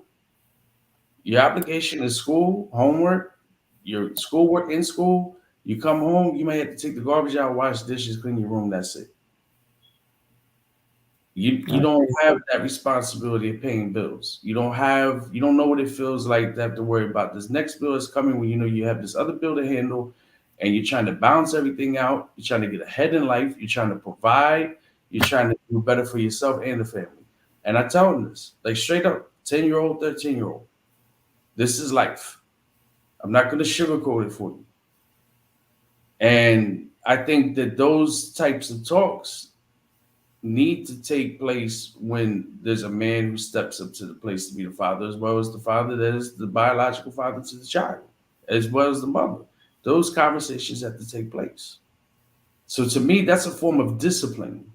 It doesn't necessarily have to mean being hit. Sometimes you can expose people to things and you can see it firsthand and say, the ball's in your court, you got to make the right decisions. All right. But there's some women that don't like that. There's some women who don't like that's too extreme. How's that extreme though? You drive through these neighborhoods, right, to go to Walmart. You may have to cut through here to go to the gas station or wherever you got to go. You're seeing it, so you don't think that child should learn about that, and you're teaching the child versus somebody in a place of education that's having this conversation with them. Like it should come from you first. These are the important conversations. Right. Makes sense. That makes sense. For sure. And they're lucky for that, right? Like and she has boys, right? You said she has boys? Yeah. Yeah. So yeah. Sometimes, and depending on what your environment is too, they need that kind of conversation, and they need to have some level of understanding so that they don't fall. They don't succumb to their environment, the negative aspects of their environment, because that can happen. So that makes sense. That definitely. And not, I don't want to be long with it, but even in particular, let's take for example, some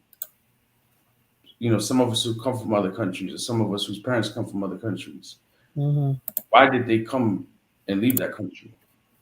And then there's also that conversation of like what they may have went through to get here. Mm-hmm. And this is ungrateful behavior. Right. The plan was for you to do better than them, and the plan is for you to do better than me and your mother. And then when you have children, for them to do better than you. Mm-hmm. And I think at times with this disciplining, especially today with kids, they're soft. And I think a lot of parents are soft with their kids. It's just like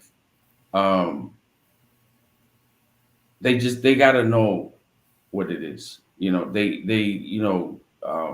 don't know what it's like to live off a certain amount of rice per month. Not having to wait in long lines to get a freaking piece of chicken, or you're limited to 2 eggs. Those type. You're talking Cuba now, right?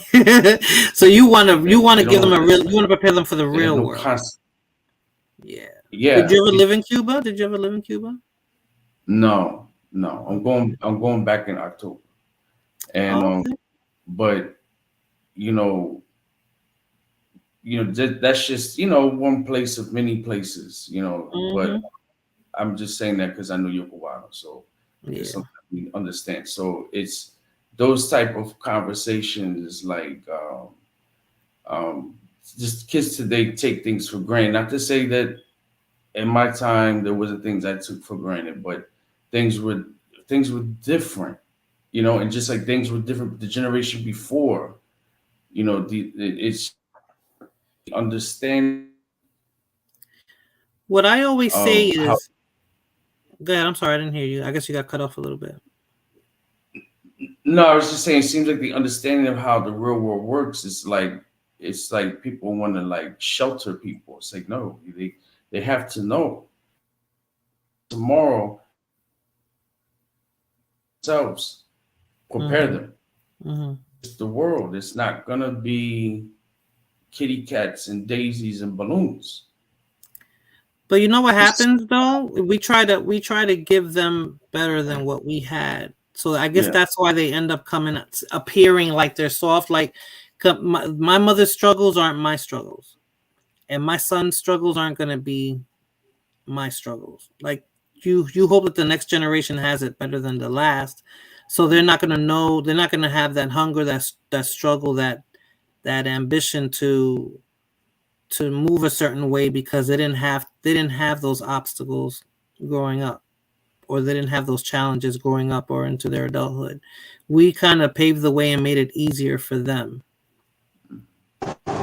Right. It's quite different. It's quite different from being in survival mode Mm-hmm.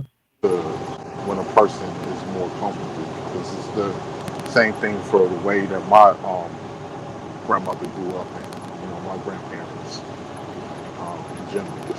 It's a lot different. But to touch on what that brother was saying, it's things like that definitely resonate with children and it stays in the back of their mind. Because I think I told you this story, Milena, when I ended up getting to, I was like about what, 17, 18, I got into a physical altercation with some dudes or whatever. And Mm-hmm. they went to go get a gun on me or whatever. Mm-hmm. Some people on the block, they like called the police like neighbors because they heard us fighting and all of that. And when the police officer came, he was like this, it was this white cop came and he was just like, so who would you fighting with? And all of this other, I was like, I don't know. And then he was just like, because I wouldn't tell him what was going on or anything. He was like, I don't want you to take this the wrong way, young man, anything like that. But I've seen plenty of young men your color end up in the morgue over Yeah, you foolishness. told me that story. Yeah. And that Yeah. was something that always stuck with me. Right. That was something. And that's good that it did, right? Some guys they'll just blow that off like, what the hell is he talking about? That was yeah, something that had stuck with me. And like I didn't never, I was like, yeah, all right, whatever. But like I was just like, damn, man, that's real.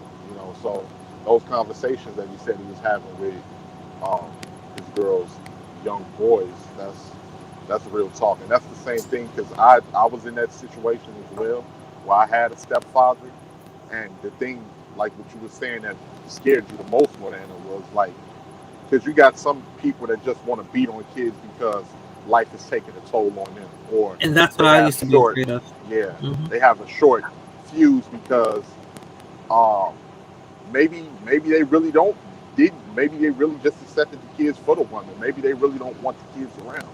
And Mm-hmm. sometimes you have certain women that are willing to look the other way because they really don't Mm-hmm. want their kids around either. They really wish they can get rid of those kids, and those kids end up suffering the most. See, like I said before, another thing too, us as adults, a lot of adults tend to forget how they thought when they was a child. I didn't. Exactly.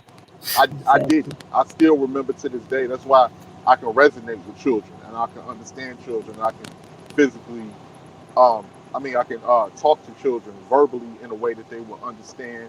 And I still got some, childlike ways of my own. Like as far as like when it comes to having fun and everything. Like Kanye West said in that song, and I still won't grow up. I'm a grown ass kid. That's like Right. me to a certain extent. So I never forgot that, and I never forgot how vulnerable I was when I was at that age, and I didn't have any type of support, or it felt like people didn't really understand you, or you was just a nuisance, and they felt that you was in the way.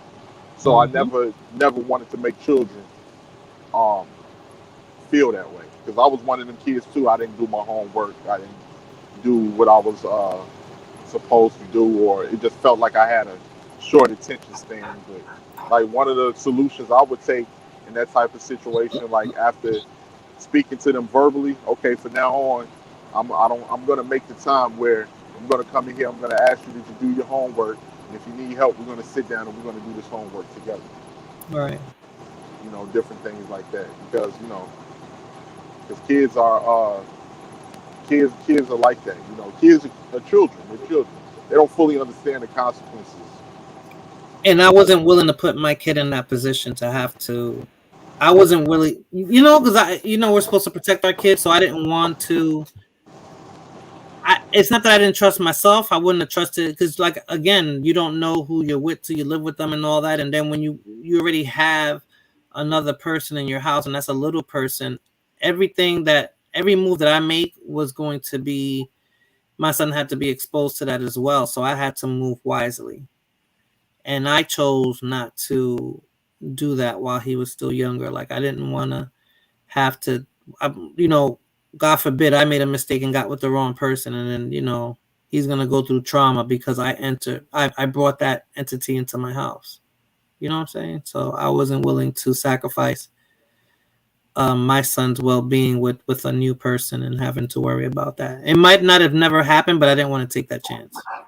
I wasn't willing to take that chance, and I was okay with that. I did. I mean, there's things that I lost along the way because of it, but I felt like my son was more important. So, Facts. And that's pretty much what it comes to. You have to find that fine line Mm-hmm. of balance, and you have to know what to look for, what you want and what you don't want.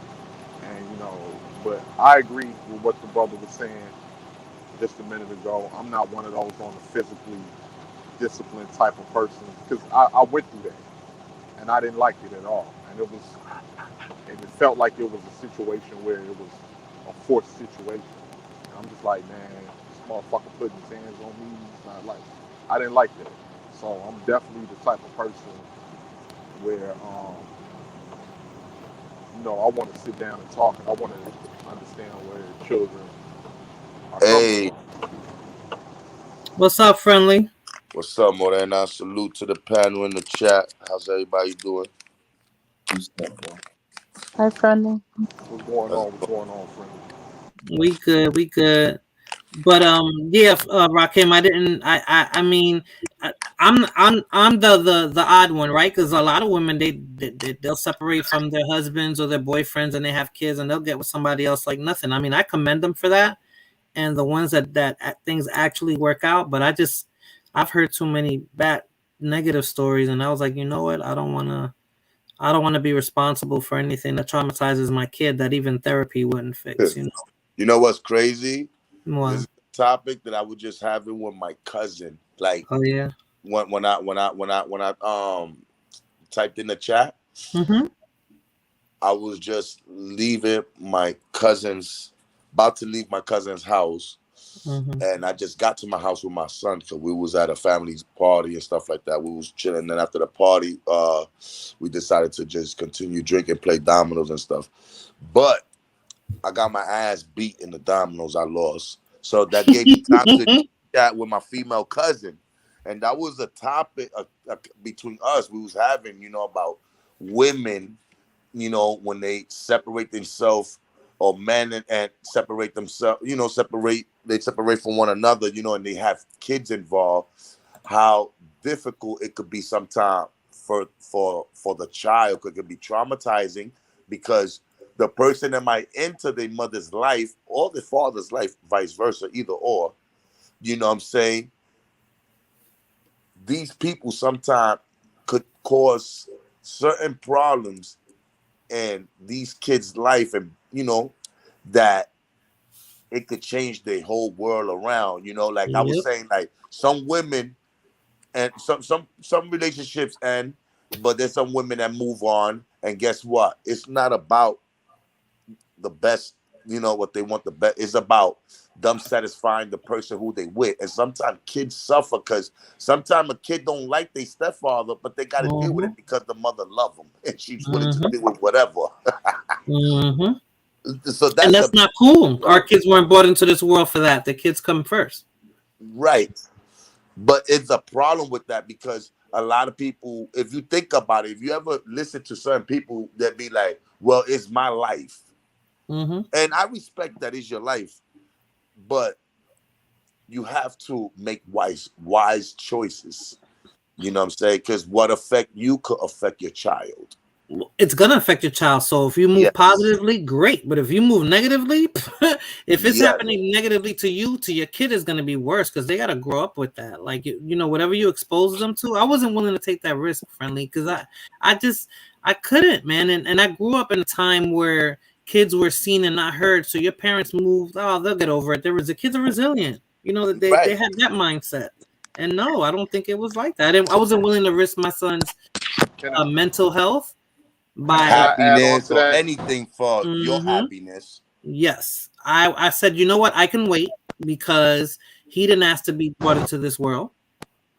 I didn't know how things were going to end up being, you know, so now I got to move accordingly. So that was my. But see, you know what? You know what it is, Morena? It's selfish. It's selfishness on both ends. Because I'm gonna tell you why. Because you have certain women. You have certain women. They have these children with no intent on investing in the child. You know, taking care of the child, and the child is kind of like a byproduct of a failed relationship. So then, once they get with this other person, then it gets to the like, if that child is having issues with whoever, if that child is like having issues with whoever, you know, they feel like it's not worth sacrificing my relationship over this child that I felt that I never really kind of wanted anyway. And then so let's say they completely dismiss the child, like they completely dismiss the child. They were selfish as that because they choose their own life over a child that they had. But then they turn around and they become even more selfish. Let's say later on in life, where let's say the child was like, okay, you didn't want me, you didn't do right by me. All right, cool, I'm gonna make it anyway. And then once they get older and they look back on their life, they realize that they messed over that child, but they still now they want to have a relationship with the child. Why? Because they've gotten older and they need the child to help them now. Yeah, and so like it's easier for them because they don't got to deal with the responsibility. Right. It's selfishness. It's selfishness all over. Like I can tell you the amount of people I ran into. Like, man, you doing this and you doing that. You know, hey man, you know, you think you can help me out? Yeah, help you out. Where was you at when I needed help? Yeah, that's a fact. And I think if more parents took that to not so much, they don't have to go to the extreme I did, but if they thought about their kids first, we would have less fucked up people in the world, you know, because they don't realize kids bring about fucked up adults. And then let's say I meet somebody who went through some trauma and he never got, you know, help for it or anything like that because his mother just was a piece of shit or his father or whatever, you know what I'm saying? Then I'm dealing with that. Like, and I want to bring that into my house or move in with him and deal with his baggage. Like, I don't want to, you know what I'm saying? That's assaultable. Assaultable. And you know, 99.9%. That's just me throwing numbers. I'm not 100% right. Just me throwing wild numbers. But I'm just saying, niggas don't give a fuck about another man's child. It's like, why don't you think lions, when they're taking over a pride, they destroy anything that belongs to the next male lion. Right. They kill the cubs. So and even though you might see a lot of people that might show that they care for some people, but a lot of people don't care about the next person's child or anything like that. A lot of people say they do, but they don't. They just say it because it's something nice to say. You understand? But in reality, a lot of people don't even care about their girlfriend's son or daughter. You know, like it's crazy. Yep. That's I why you have to agree be very 100%. careful who you bring into your life. That's going to be a part of your child's life, always.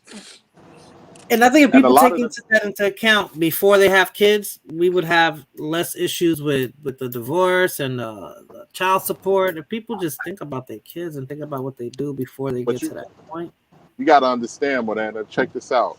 If a lot of the times, because people just don't get called out for they fuckery, and a lot of the times the moms be on fuckery when they're younger too. So Oh, if they think if she got a fucked up mentality and she meets another man with a fucked up mentality, well, they got a fucked up mentality together. They're not thinking about no children. Super toxic. They're not thinking about no children. She's attracted to bullshit. He is on bullshit, and there you go. Therefore, they are bullshit.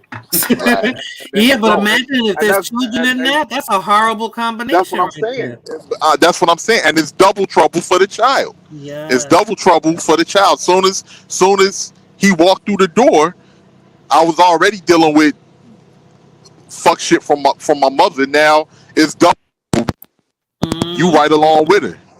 right. So and it gets to a point where the women that are supposed to protect the children, it's almost like the kid needs protection from his protectors, or so-called supposed to be protected, right. You know. And the crazy thing is, and he don't, and he don't even know. Even yeah, he don't even know what's going on. There's kids that never witnessed or ever experienced their father, like seeing domestic violence with their real parents, and it's sad when they got to witness it and experience that with someone that's not even their biological father or mother. That's when everything just goes like you just fucked up everything with that one. That's what I say, right? My ex wasn't perfect, right? But I was like, man, if I'm gonna deal with BS, I'd rather deal with it with my son's father, not some man who isn't his father. I mean, if he's gonna be traumatized, God forbid, let him go through the trauma with his own father. Not, you know what I'm saying? Like, that's his father, like, you know. Right. Understood. Yeah. It's worse when they gotta go through it with somebody that's not their father. Exactly. So because that motherfucker could leave at any moment. That too, and then my kid's still gonna, you know what I'm saying? Like he's still gonna suffer. So yeah, I said I'm gonna put my kid first, and then I guess my son, when he has children, hopefully he'll think the same way too. Like he'll be like, my mom always put me first, you know. So, you know, and you know, some people are lucky. Supposed to be. Some people are lucky to come across a good person that really genuine like that. But that's really a 1%, you know what I'm saying? Yes. Of the population, you know, that's just 1% of it. Even with my stepfather friendly, my stepfather got with my mother when I was like 1 year old. And I say my stepfather just to separate it because I knew my biological too, and I never loved my biological any less. But I realized as I grew up that my stepfather was the one that took on that role. He was my father. He's the one I called Papi. He's the one that did everything. He was there every day. And I always tell my mother, yeah, you did good. You got lucky that you did good, that he ended up being a really good man and a good father to me. Like, you know, not every girl gets that when their mother gets with somebody, you know? Yeah. Because some women just fall in love, no disrespect, with the penis, with the dick. You know, they just fall in love with the sex. But let's say my mother did fall in love with that. She still did good because he ended up being a good guy. That's what I'm saying. She got lucky. Like she did good. Right. Like, but there's some girls that just fall in love with that and know that it's not good for them or their children, but they wouldn't deal with it because it's good sex. Right. And you be like, yo, are you like, what is wrong with you? But some people just sexually active where they just deal with something because the sex is good. You know what I'm saying? Right. And I got a quick question. So what Brother Friendly was saying, like he said, not only that, but you got a lot of women too. What do you do, like as a child? What do you do when mom have insecurities about herself? That somebody can just whisper whatever in her ear, and she's already in love with the next man. And after dealing with that, what age do you get when you realize, damn, man, my parents was weak, They were just like, you know, weak people. Like, Wow. and that's what happened. That's what happens. Just hope that your with- trauma wasn't that extreme. with a- That if they were that weak, you know. Right. 'Cause that's messed up. Like, I don't know. No, I was I mean, old like, when I had my son, so I didn't have to go through. You know, when I had my son, I was ready to be a mom. I was ready to have a kid. So I didn't go through that. You know what I'm saying? Once things didn't work out, that wasn't. I didn't go through. I didn't live my life thing. I still want to do this. I wasn't 17, 18 when I gave birth to my kid. You know, so You was mature though mentally. You was yes, mature. yes, I was Some ready. I people was were ready. not mature. Yeah, You know, you what got I mean people by that weak, still haven't matured and they mentally got 5 kids. yeah, Yeah. true. Yeah. But if you start off Men- young, sometimes that's what happens. It just happens. It's a kid having a kid. Yeah, but that's what I meant, mentally weak. And Mm-hmm. you know, and it gets to a point, and that sucks too, because you have to be strong enough, or everybody's not that intelligent to realize what happens to them or Yes. what has I happened to agree. them. And the sad thing about it, you got to realize too at a younger age, like, damn, I'm on my own, and I gotta I realize now that I'm on my own, and it starts making you observe everybody that you come in contact with, like people, other adults that may be adult by age, but not you like, this motherfucker Maturity. can't teach me shit. They can't teach me nothing. I feel I gotta bad that figure a this child out has on to my think own. like that. A child that has to think like that, like, damn, I'm on my own. That's a child should not have to think that. 13, 14, 15, 16. You don't have to think like, yo, I'm on my own. I gotta do all this on my own. I gotta be like this. That's not cool. Like, I don't know. Like, we're not supposed to bring kids into the world for it to be that way. I know that circumstances doesn't always make it that way. I know where I grew up, that wasn't the reality that everybody had. But, you know, I don't know. I don't know. I tried to move differently. I'm not perfect, but I tried to move differently. And A it's lot of hard. decisions I made were conscious decisions. So, You know, and sometimes it's get even. Some kids have it rough because some children have to deal with seeing their moms already being with 3 different men, and they got 2 and they got 2 other siblings by a different dude that's not even their father, by different men that not even their father. They done experience and witnessed the fuckery that their moms had to go through. Now they got to deal with the new baby bullshit. You know what I'm saying? The mother and the person. That's a lot of pressure sometimes for the firstborn to handle. Because some women just move from man to man and just give them babies. Whoever they with, they're giving them babies. And that's crazy. Look, I'm gonna give you my brother's baby mother, and you I know hate what? to speak on that. Not to interrupt you real. Wanted to say this real quick. You know what they call those? When you know what my grandmother used to call those? Morena? What?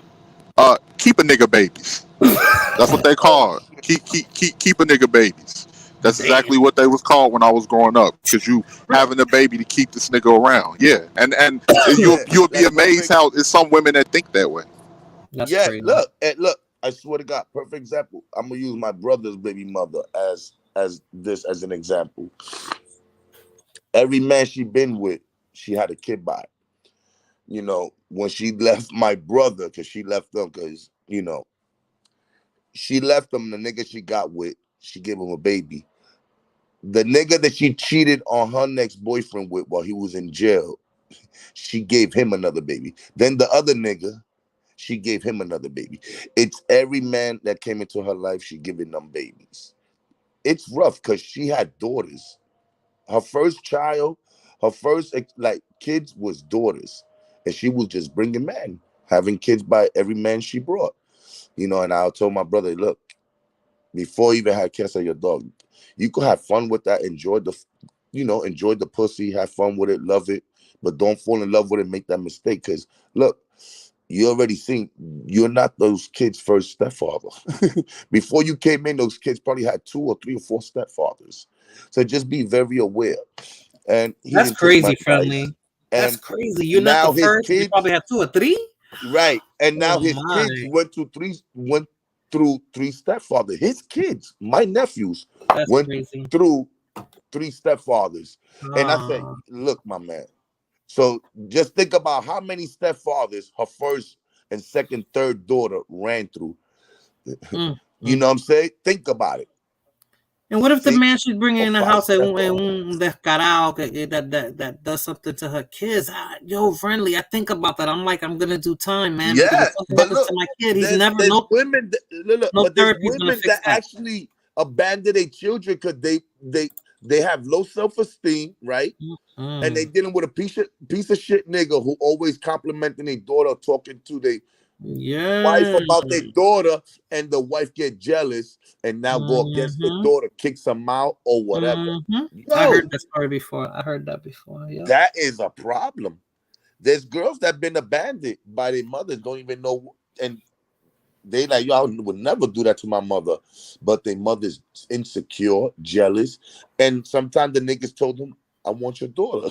There's niggas that's been bold like that, like, yo, I want your daughter. friendly, you know, if you tell me something like that, I would look at that. Pero mucho, yo. Like, I'm like, Yo, what? but there's disrespectful men. There's men that don't have no boundaries and no limits. And you know, and there's women that would accept that bullshit and get rid of their daughter. Instead of getting rid of that nigga for fixing his lips and saying some shit like that, they'll get rid of their child. Right. Looking at their daughters as nigga. competition. Right. And that's a problem because a lot of children lose themselves behind that. You know, the person that you felt comfortable and safe and feel secure with is going against you over a person that who just entered the home a couple of weeks ago, months ago. You know, like, that's rough. Yeah. You got parents, like you said, that wasn't ready to be parents, wasn't prepared, just became parents, and they don't want to deal with the responsibility. That's what it is. Because it happens. Things happen, friendly. Nobody's perfect. God forbid. My kid is 18. He can come knock on my door and say, oh, my, I got this girl pregnant. God forbid. I don't want to hear that. Right. Well, it can happen. That's just reality, right? That's just life. Right. But I would hope that, you know, the person you had it with was, even though they're young, that they got the same mindset I do, hopefully, and we can handle the situation properly and maturely and create a positive environment for this kid who was unexpected. You know, but if she's a piece of shit and her parents are a piece of shit too, then we're dealing with this problem. You know, like there will never be no co-parenting in situations. Exactly. I've been through that. Like I have a child with another person. Mm-hmm. But like I told people before she even went left, I said I spoke with certain people. I said, yo, dogs, I'm gonna be real. I don't even think I'm gonna be a father to this girl. I don't even think I'm gonna raise this kid. You know, and it's crazy when that shit goes through your mind because you can see the ignorance, not only from the baby mother, but you see the ignorance from the people where they come from, the mother, the father, and you see how petty and you be like that. I could only imagine her pettiness. You know what I'm saying? And yeah, there's kids out there that really believe that their father walked out. In reality, your mom fucked up. You get what I'm saying? Yeah. So, but they got a story to tell everybody else. I'm a single parent doing it myself. But and why unfortunately, don't you tell the world why you're a single parent? But then, unfortunately, then the kid's not gonna understand that, right? That you had to pick you first, right? Right. Because sometimes I know I've seen situations where the man might have to pick himself because he's not going to allow himself to go down that rabbit hole with this person who just doesn't give a fuck and is going to ruin his life. Listen, I went through court, right? Trying to do the right thing. You know how people say, you got to do things like a man, do things the right way, you know? Give it time, give it space, you know? Sometimes, listen, with some people, you could do everything in the world, you know what I'm saying, as you should. But guess what? Some people don't comprehend. So no matter how you try to go about it, you know what I'm saying? It's just some people are just difficult, ignorant, childish, and they will make things harder. You will be like, damn. And sometimes, God forgive me, you'll be like, damn, I regret this. Even though there's a child involved, God forgive, but you be like, damn, I made the wrong, I regret this because I have a child here I never got to be a father to. Really was never part of my life. And then when you bring them in my life, it's like I gotta walk in pins and needles. Then I not only I'm walking in pins and needles, but I also have fear. I'm afraid that I may be dealing with a kid who might make some false accusation, come up with any crazy shit. I don't know this child, you know. The child tells me a lot of negative things about me, about what was told. I don't know what this child, so it's so much fear that, you know, and then bullshit and rules. And I said, you know what? I don't want to deal with this. God forgive me. But I said, look, man, I can't deal with this shit. You know what I'm saying? Because I can't be a father. You know what I'm saying?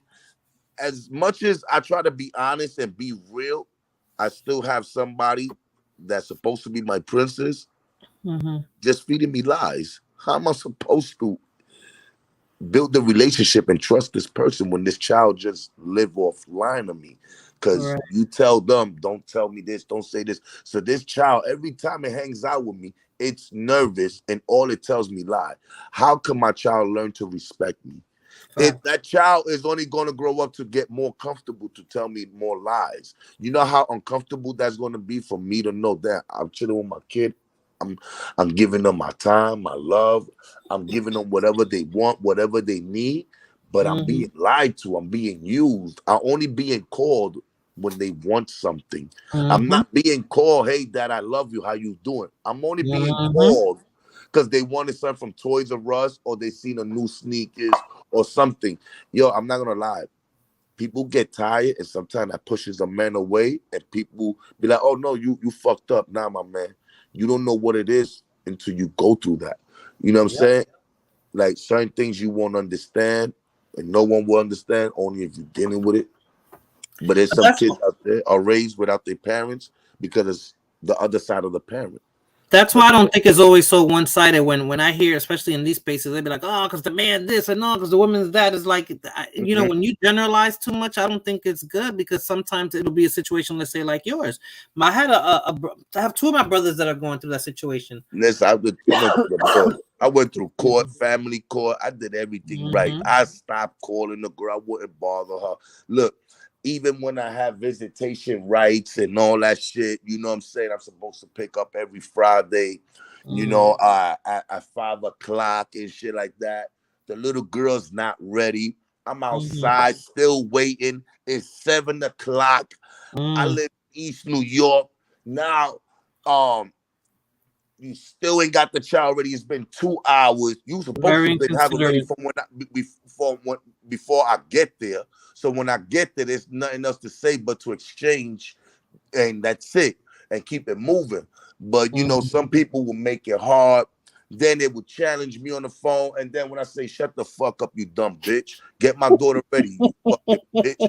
You know what I'm saying? They use that as now you're savage. They're like, "Oh yeah, your patience." Listen, honestly, people be like, "Oh no," but you look, my man. Sometimes you get tired of being nice to me. Like, listen, man, just get my daughter ready. You know, she's only a year and a half old. Like, how much of a hard time can you have dressing up a 1.5-year-old baby? That's not even that. Old. If you're coming at 3 o'clock, then have the baby ready by 3 o'clock. But it wasn't like that. So I will be out there like a dickhead, and it's 7 o'clock. So I get frustrated. The girl now gets disrespectful. She has family members, whoever in her house, showing off, trying to prove a point. But now I'm put on speaker when I snap and I spaz. Oh yeah. But nobody said nothing to the girl. Be like, listen, that man been waiting for 2 hours. You need to have some consideration. No one spoke up. But everybody heard when I say you fucking dumb bitch. Of course. Or you fucking stupid.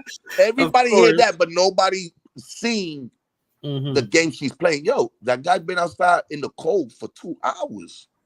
Crazy. And he got a long ride to go back. Like crazy. So some people get frustrated, get tired, and fed up. You know what I'm saying? So I was like, you know what? I could make more kids, man. You could keep it. God forgive me. But and then going through the courts, I didn't want to do that, friendly. Like I went through that to see maybe, but that shit still didn't work. So that's why I said, you know what? I leave it the way it is. And if it's meant to be, it'll come into my life. And if it's not, fuck it. It's just something I got to live with for the rest of my life. But I have experience and I witnessed fucked up shit. You know what I'm saying? So I know how fucked up certain things could be. So that's why I tell people, yo, just be patient, be easy, be careful where you stick your dick in. Because if that nut goes in the wrong chick, and she spaz, you might be like, damn, I didn't even know you for this, but you know what I'm saying? That's what I'm trying to tell my son. Because you never know somebody friendly until you caught up in a situation like that. That's what I'm trying to say. It's like you try to look for the red flags. You try to you may not see the red flags. You might not. No, you might not. Because some people are just they cool with it. They're good with it. Listen, like, how can I let me say, like, there's damn, it's something I really want to say in the way I would like to put it, but damn, I just like kind of lost that thought. But it was gonna make but it's just things that happen in life, man. Like, for instance, you know, sometimes you think you have a friend until you check that friend or put them in a place or tell them the truth. You know what I'm saying? Mm-hmm. And now you lost a friend. You know what I'm saying? From being, you know what I'm saying, a friend. Mm-hmm. Now you lost a friend. Sometimes, let's say you might have one of your homegirls who might be fucking around with a married man and doing dumb shit. You be like, yo, honestly, that's some fucked up shit. You got the nerve to say hi to that lady and you fucking her husband. Exactly. You know what I'm saying? Then you with me and you come, you know, like, you know, as friends, you know. Mm-hmm. She might be like, yeah, I ain't gonna lie, I feel you. She might act like she's jacking you. But hey, tomorrow, she may not call you. Exactly. The day after that, she may not fuck with you. The day after that, she might see you and act like she didn't see you. Now you lost a friend from trying to give her good advice. Exactly. You know, so sometimes you don't know what you got. You know what I'm saying? And that's why you always have to be aware and be careful and never give your all to anybody. Don't let nobody get close to you. Because listen, a motherfucker will tell you anything. They'll tell you lies. The day you put up, you pump the brakes and you're like, wait a minute. You know, you could be my friend, but you don't need to be lying on me. Why? Right. That person could switch on you because you was honest and you shattered their dreams, you know? Yeah, they didn't want to hear the truth. I don't like. I want friends that tell me the truth. I don't want friends that are going to tell me what I want to hear. If you're saying if it's coming from a good place, friendly, I'm not going to be upset. If you're not being malicious and you're just trying to say, look, what and you know, I don't think what you're doing is and you telling me as my friend, right? All right, friendly, I get it. I'll take what you're saying into consideration, but I'm still going to move the way I move. I'm not going to be mad at you for giving me your opinion. You're just giving me if you're my friend, you're just giving me the opinion. I don't have to be upset with you. Damn, Morena, you beat niggas up if they lie to you? No, I'm just saying, like, oh, you listening to Crazy Boy. No le haga caso a ese loco. Oh, I'm about to say, damn. I'm like, what? Crazy Boy is crazy. Trust me, see that name there. That shit kind of caught me off guard. I had to swallow my saliva. I didn't know what you were talking about. That's I'm like, what? Let me see este niño freco. He said I beat niggas up when they lied to her. She's from the hood. Yeah, I'm from the Bronx. I don't play that, but no, I don't beat them up. Nah, but you know, it happens though. It happens. You know what I'm saying? Like things happen. So you know, sometimes you don't even know who you having a kid with until you have a kid with the person. Yeah. You know what I'm saying? Yeah. The bitch can tell you she know how to cook, right? The girl could tell you, yo, I could cook my ass off. If you end up living with the bitch, you get a Snickers bar for breakfast. You be like, hold up, where my motherfucking egg and my food? I thought you know how to make all that shit. No. But you know that's a complaint of men today. I know Rocky was going to lighting up a blunt y dame di con chocolate candy. Pero esta desgracia no me dijo que ella cocina y me está dando ni con un... Pero yo no entiendo cómo las mujeres hoy en día no saben cocinar, yo. They can't even boil water. It's like that, man. I'm telling you. You know? A nigga will tell you he get money, right? Go ahead. You'll be able to tell. You'll be able to tell off rip. That's crazy. But one thing I was gonna say, what Friendly was saying earlier, like for instance, when he was saying about kids talking, like kids overhear things or they feel like they can't tell certain shit. You was kicking some real shit because I remember being in that situation before. I remember as a child, my mother, she was dealing with this dude or whatever, and this dude was one of the worst dudes or whatever. I remember this motherfucker was talking about like doing something to my uncle, like we gonna handle that nigga. We got something for that nigga or whatever. I was like, I remember like I went and told my uncle like, hey, this motherfucker talking about like I'm like 9 years old. I was like, this motherfucker talking about he gonna do something to you. They like my uncle wasn't one for none of that. He was like, yo, okay, we're gonna handle that ASAP. We're gonna handle that ASAP. And people, be put in that type of situation. You just like, and this is just based off of somebody that she's dealing with that is not a good person. That she's putting everybody in jeopardy, including me, including other family members and different things like that. So that happens quite a bit. Everything that you were saying, Friendly, It's is rough, spot man. on. It's rough. I It's done not seen easy. it. It's not easy. Sometimes you might be like, damn, I'm good, but just think about how many people right now that came into this world, whether a year or 2 or 3 or 4 or 5 years ago, they just came into this world. And just think about the shit they got to deal with, the beatings they got to take over petty shit. And you be like, damn, there's people suffering out there because there's parents out there with mental health. They ain't getting over this shit. You know what I'm saying? There's people that still haven't yet realized that they got to grow up to be responsible. They have, you got women out there right now fucking around, pushing a stroller, trying to find out who's trying to light up, who's trying to smoke. Believe me, there's That bitches is some right now. real shit. There's That bitches is right some now real buzzing shit. somebody bell or touching the elevator button to go up to somebody's crib with their baby in a stroller. You ain't never lied. I'm telling you, Bro. You ain't never lied. I ain't seen it, you say you from East New York. You from Brooklyn, right? yeah, I'm from East New York and I live in the Bronx. But for what I've seen in my life, I'm not gonna lie, I'm disgusted. And when I was young, I used to look at that shit like, yeah, that's like I didn't give a fuck. But then people like, remember when people be like, yo, one day when you have kids, you're gonna understand. I'm like, man, fuck that. I remember when I was young, I'm like, man, I'm gonna have my kids selling crack and dope with me. I just talk reckless. Yo, when I had my firstborn, I said, I ain't doing none of this shit. This shit is over. No, I grew up. I all seen a lot of the shit that you were saying, man. I seen that growing up, and there was a lot of shit that I thought was normal until I got older and I got in a better position. I was like, this shit is not normal. This shit is not normal at all. So, and I. But it happens, right? It It happens. happens. It happens. Look what I went through. Look what I had to And experience. I didn't think I was ever in life gonna experience some shit that other niggas went through life. But then What I'm saying? what's fucked up though, Friendly? Because you're an adult, right? Then your daughter grew up with daddy issues through no fault of your own. But she'll have daddy Of course. issues. Oh, that's a fact. That's a fact. And like I told my kids, I said, listen, one day, if y'all might unite or whatever, but listen, no matter what, she will never be that same person. You understand? She will never be the person you once saw when she was a baby. She's somebody's different.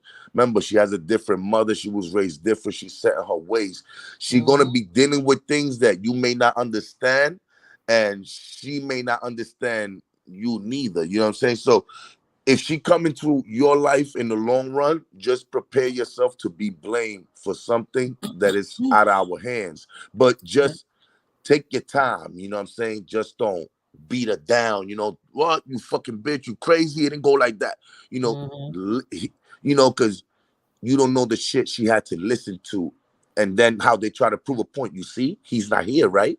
He was supposed to come get you. She don't know what happened. You know what I'm saying? That's why I ain't come and get her. I couldn't get her. I wasn't allowed, but they told the lies. So, I always tell them just be easy. And God forbid, and, God willing, anything goes right in the long run. Just go be easy with the little girl, whatever, Right. But don't ever expect for her to be the sister like you and your brother have a bond. Because remember, her bond is different. Is with somebody else, no longer with you. It's like you have a friend, and then you and your friend, like let's say you haven't been in touch for 20 years. That friend may not be the same friend that was 20 years ago. No, they're not. It's different. You're gonna have to be aware. Even though you tiene confianza, you always still have to be aware now because you don't know what has changed in his life, what he's gone through. You know what's crazy though, Friendly? I have from my father, my biological father, there's about 12 of us, right? 13 of us. And the ones that are here stateside, not the ones in DR, but the ones it's that are 11 here, of us. We grew up. Dominicans like to smash, though. You What? heard? My father was all over the place. So My father, damn. if you even resemble me a little bit, Freddie, I'd be like, "Who's your father?" Damn. Reyes? You're not a Reyes, right? Yo, you gotta make sure, and that's one thing my mother always said. I said I always wanted to make sure you knew all your, because I got majority brothers. God forbid you meet one. You know what I'm saying? Like, Yo, you know, I heard that before, and I was like, nah, that's not gonna. Yeah. You know, my mother one time was telling me, you know, what that girl has done is bad because these kids gonna grow, and you never know. There's people in this world that grew up and they brothers and sisters, but never Yep. knew.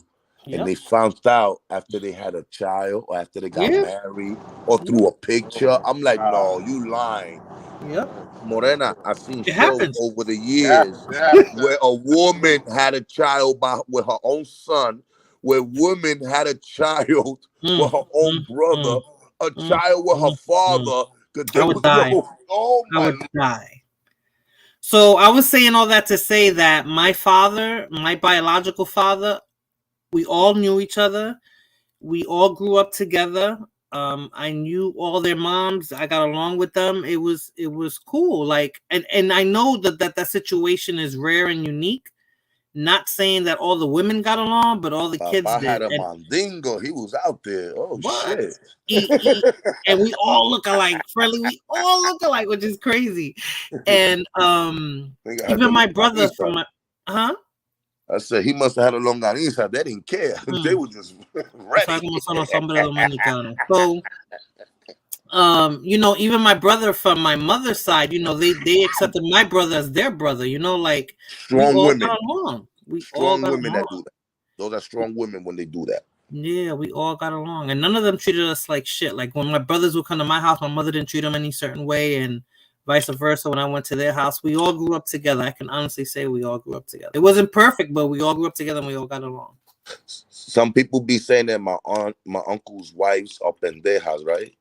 But they don't understand that even though he had different women and he had lived with them, lived like double, triple life, you know, how whatever he was, you know, and he had kids, multiple kids with these women, you know, they all know each other, and all these women take care of each other's kids like they was their kids with respect, love, and everything. You know what? They all appreciate it, even though, you know, things didn't go right, but I don't know. It's something there like they respect the children's. I don't know. It's strong women. Like there's other women that would treat your kid like shit. Fuck that nigga. You know what I'm saying? But no, my mother used to always say that that if how can I trust a woman who doesn't love my own kid? Like, you know, because if you know that the man that you with has other kids, you can't be fucked up like that with their kids. You can't, like, what you think about men what you think about men who forget about their children because they have another woman and started a family with them? The thing I liked about my father, though, and I'm not saying he was right, but he let you know you're not the only one. That's one thing. He was super duper honest. Like, I don't know how those women dealt with it, because I couldn't do that. He let you know I'll tell you, he had not the only one, and he had the finances to let you know, like, yo me busco otra, yo tengo otra aquí, otra acá. At one point, he had them both in the same apartment building. That nigga was walking with a coconut tree. Kids back to back. They was all climbing on that shit. They was all climbing. Wait a minute. Hey, Sundown. Hey, Sundown. A ese negro, man. He's my father, yo. And he's not alive. I remember him telling me, he was like, I want to have 20 kids and I want y'all all in a big house. And I was like, get the fuck out of here. And I was like 15, 16 already when he was telling me this. I was like, please, all of us in one house? You know what's crazy? You want 20 kids? my father, right? This nigga's, yo, my father's no good. I love the nigga though. That's my pops. But damn, he didn't give a fuck. This nigga in Dominican Republic, I don't know if you know Arte Yaque. My father used to own esa gallera, el Arte Yaque. He used to own that. You know what I'm saying? It's a coliseum for those that don't understand what I'm saying. It's a coliseum where they fight roosters. They have cockfight. What are they called again? It was called at the oh man, I just said it. El Arte Yaqui. El Arte Yaqui. Okay. Yeah, so you know what I'm saying? My father used to own that. It's a coliseum, an arena, you know, with a ring and everything, where they fight roosters. And in that coliseum, he had a club and he also had a restaurant. So my father sold the business. But in that place, this man used to have so many women. I used to leave with him to those places. But on the way back, he dropped me off wherever in Santiago or La Capital, anywhere. He like, cogete un concho or something to get back. And if they asked for me, said, you didn't even see me. Wow. Wow. They were like, yo, where your Telling father? I'm you. like, oh, I didn't even see that nigga. That's why I left. Oh man, and that's where I wonder if I still be I still be thinking that there's more of us out there somewhere, because I'm like, I know my father, because sometimes I see some guys and I'll be like, I ask my sister, like, That nigga look like they you. look like us. Yeah. And you know, none of our mothers look alike. None of us favor each other. My mother's dark, a couple of them are light, a couple of them are trigueña, but my father, we all look like we have the same mother and father. That nigga was always like, yo, hold up. Mm-hmm. I'm gonna leave you right here. Hold this, take this money with you, take a cab, do whatever. He If was the they type ask you for me, looked you at him don't and know you got nothing. pregnant. Yeah, you looked at him and you got pregnant. That's all. Like, Right. oh my god. But you know, he loved all his kids. My mother always said he acted like you guys were his trophies, his prize. You know, he loved all of us. I can honestly say that. Even though I have my stepfather in my life and all that, but my father, he loved all of us. You know. Yeah, but you know what's crazy? Mm-hmm. Why the niggas with the weird names got all the bitches in DR? Look, my father's name is Morito. Fuck, he got all Well, my father has a bitches. very He got the common ugliest name, and he's name. black as a motherfucker, ugly as a motherfucker. But he got all the hoes. I'm like, yo, how he got Oh, my father had a lot of money, Friendly. Money talks. Yeah, but le gustan el dinero. yeah, but still, of even over here in the States, I'm like, yo, how he does it? You know what I'm saying? And then he used money to talks. Money talks. and then he used to do this. He was, I don't know. They found him. He was cool for some reason. He used to do this.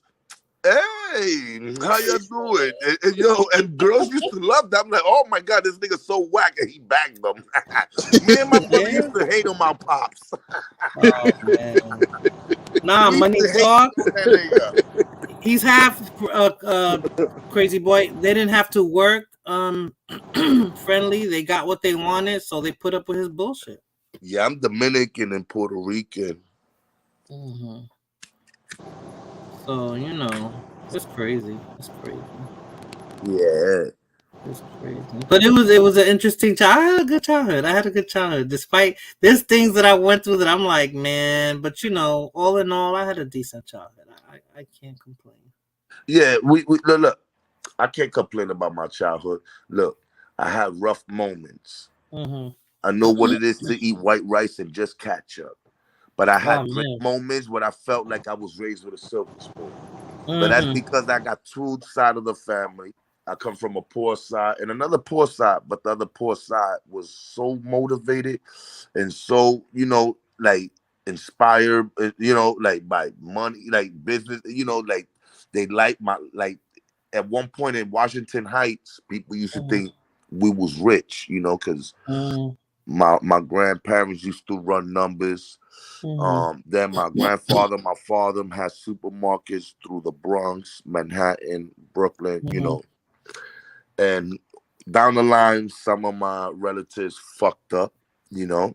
They ended up getting deported. They lost out on things, you know. So things catches up to people in life, you know. I don't come from a perfect background, but I come from a good background.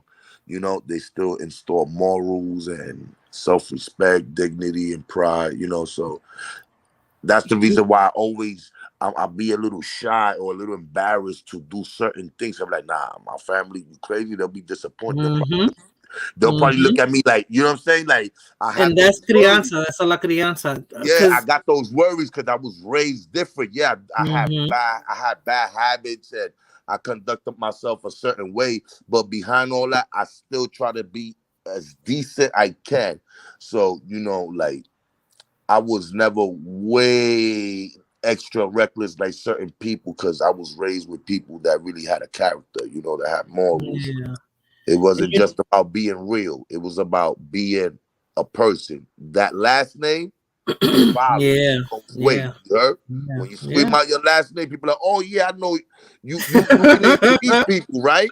And and that's crazy. It goes like that. Yes, So it them does. people that by their last name, they know them que esa gente, la familia, Yes. their whole history, they're Yep. low lives.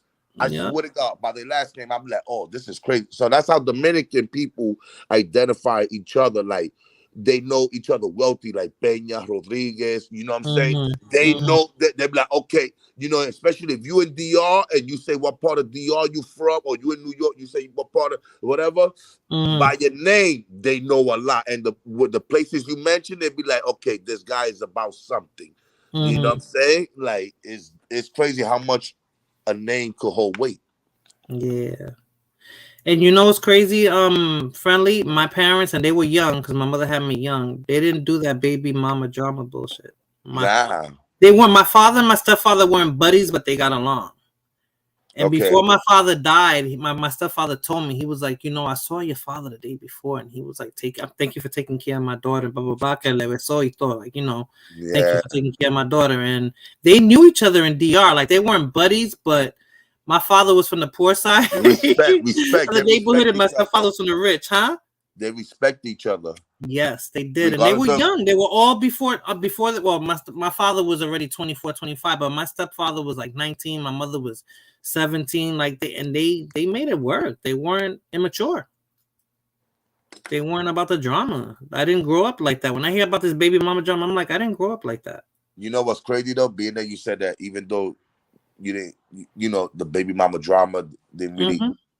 And you know what other thing is? Because that caught my attention, what you just mentioned, that your mother had you at a young age, right? She did. And the same thing with my mother. She had my brothers and I, at young age. My oldest brother, rest in peace, who passed. She had him at a very young age. But it's crazy how people use, like, some people are too young and they don't know better.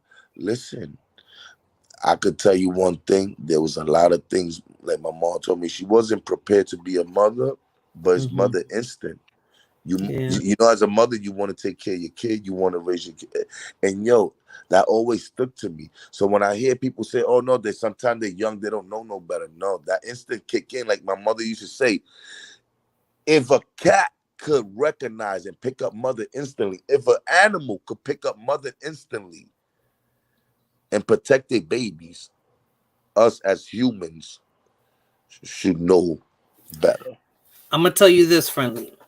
Yes, my mother was young, but me and my mother had our own mother. Mother-daughter relationships aren't perfect. And I want to do a stream on that too, because she was media narcissistic, toxic. Even though she had me young, don't get me wrong, she did the right thing, but I think mentally she wasn't ready to have to do. I think she resented having to do everything. She did it.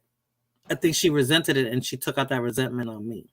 Morena, but one other thing, the era, the most, and the where our people come from, and the time they was having children, babies. Think about it. These countries, you had to pay for education. Do you know in DR, there's people that dropped out of school in the first grade when they just started? The first week they dropped out because they couldn't afford to pay for the next week or whatever. Like, like. You get what I'm saying? So just imagine, most of our parents wasn't even properly educated. These people learn how to manage money and do things like that because they lived off the land over there.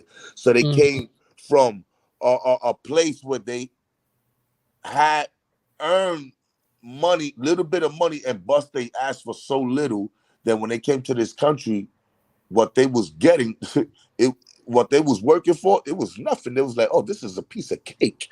You know what I'm saying? But they just didn't have the education, but they had the motivation. You understand what I'm saying? So sometimes a lot of things that my father did that wasn't right, I can't blame him. He come from a whole different time. You know what I'm saying? From the 50s, when education wasn't that important to a lot of people because it was all more based on working. Families had to work to bring home some bacon. Yeah. Yeah. El pan de cada día. Yep. Yep.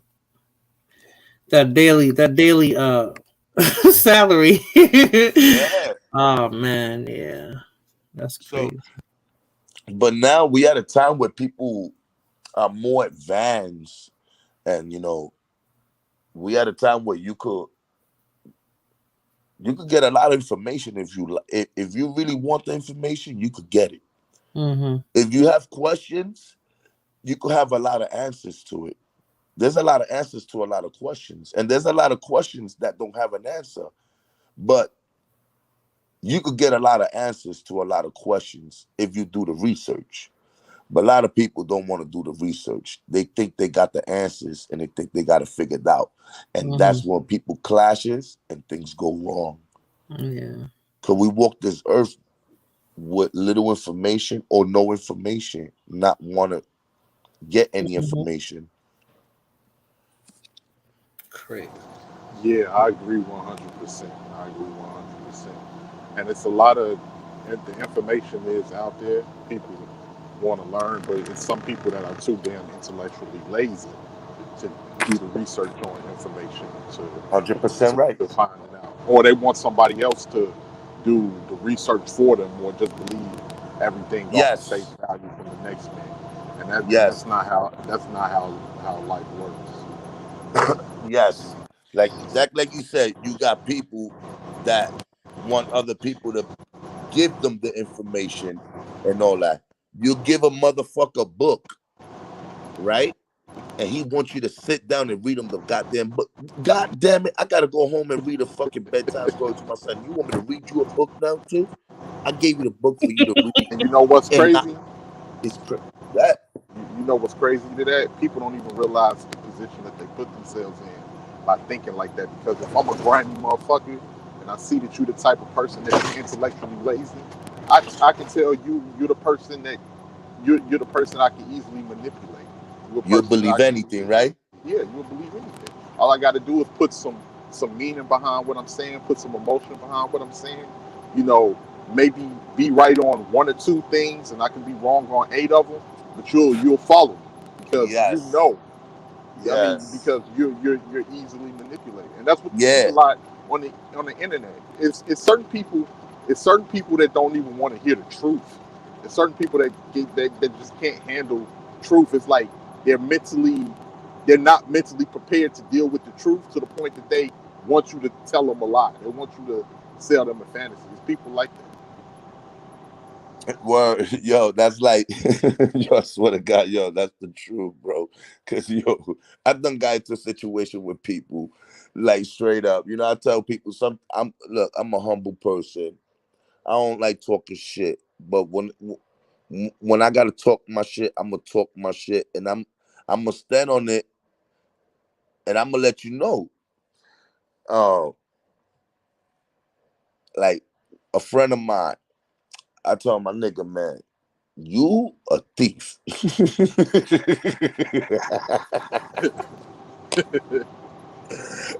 I kept it real with him. I said, nigga, you a thief, bro.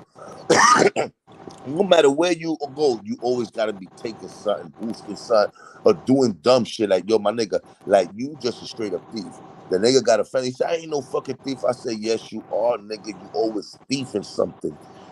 You a thief. Stop stealing. Every time you go with us somewhere, you always take us. And guess what?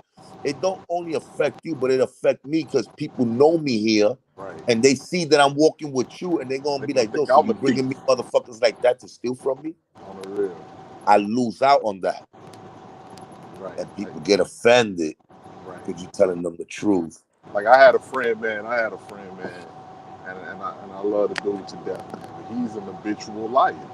He lies about every fucking thing. And every time he finds himself in a situation, he always trying to make himself out to be the victim. I'm like, bro, you've been doing this since we was in fucking high school, my dude. Stop. Like I know what you're doing. You're lying.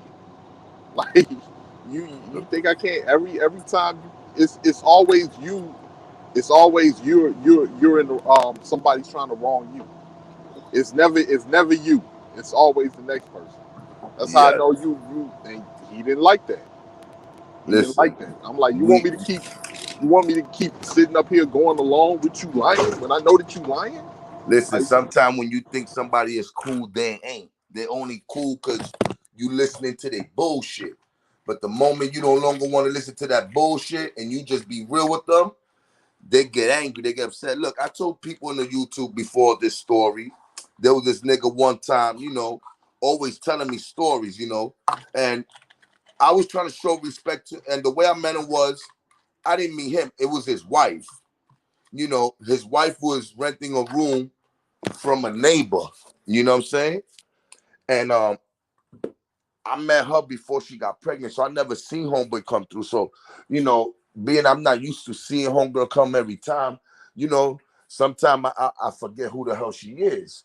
So one time I see the girl pregnant, I'm like, damn, I didn't recognize her because she came out like I don't know, I ain't see her for a while. Then I see her pregnant, I'm like, damn, she look familiar. I was like, oh yeah, she the girl from next door my house.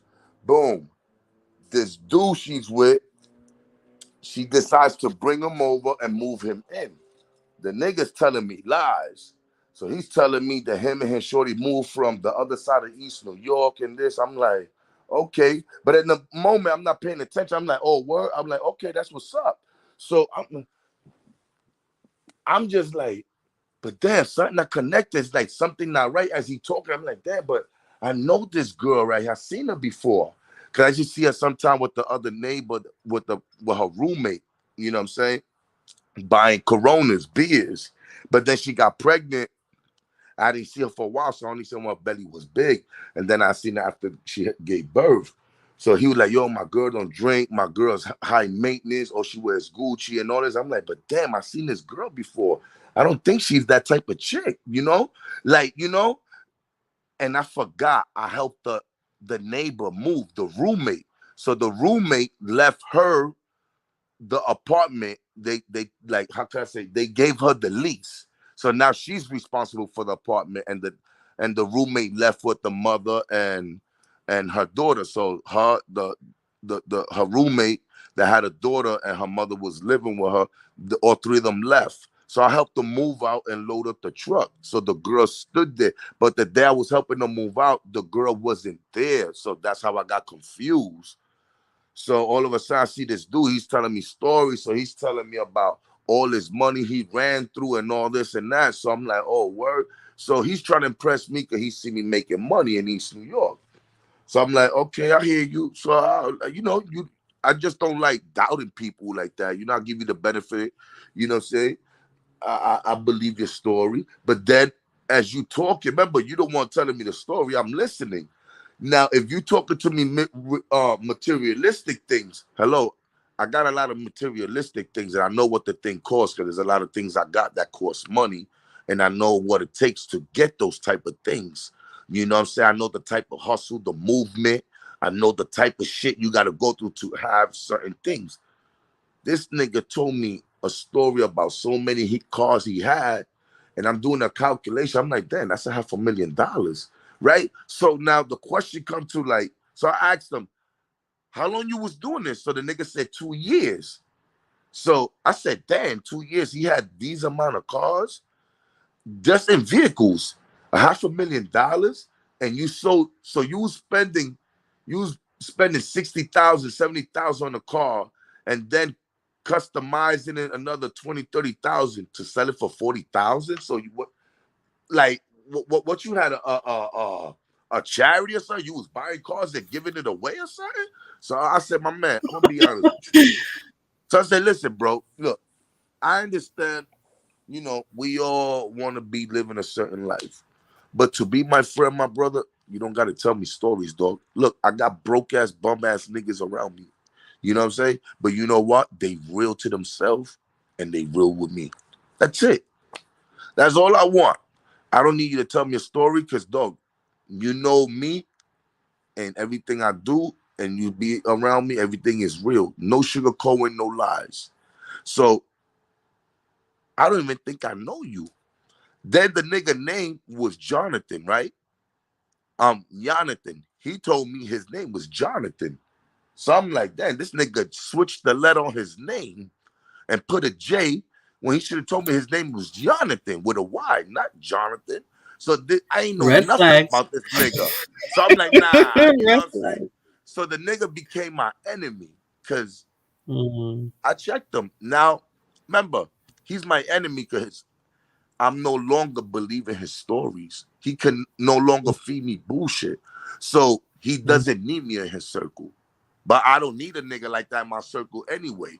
But I just realized like how crazy motherfuckers could sound like, damn, they brag all this and all that. And the moment you talk to them, yo, dog, you don't need to do all this, dog. Do you realize what you're telling me? But what are you talking about? Dog, in 2 years, you ran through $500,000 in vehicles. That's putting rims, system, and yo, my man, like, dog, niggas is grinding. Niggas still got a 2015 and it's 2018. And they still driving the same car. They might have another vehicle, but my nigga, ain't no nigga got a $500,000 in vehicles and still living in East New York with fucked up curtains. I had to tell him like that, yo, my nigga, you gotta fix your blinds. That's priorities are all messed up. There's You a know, I lot had of to talk people to him living like like that. I said, yo, that. my nigga, if you was $1 million man, you wouldn't have blinds looking like that. Exactly. And you wouldn't live right here. But See, you know, Friendly, that's people's level of comfortability, right? I'm not gonna right. spend 100 million. I mean, I'm not gonna spend $500,000 on cars, and I'm living in the hood. With I'd fucked up rather, blinds. Oh, you see yes, fucked up I'd rather blinds. live in Them a shits nice is missing neighborhood. parts.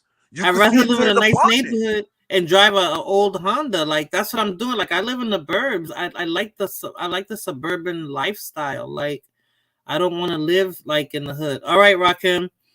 You know, so I don't drive. Like you know, I don't know. It just come on, man. Your lifestyle has to match your pockets, Well, then, and if you got right. kids, you gotta come on. Your lifestyle got to match the way you walk, the way you Mhm. move, the way people talk to you when you bring people around. It got to match all that.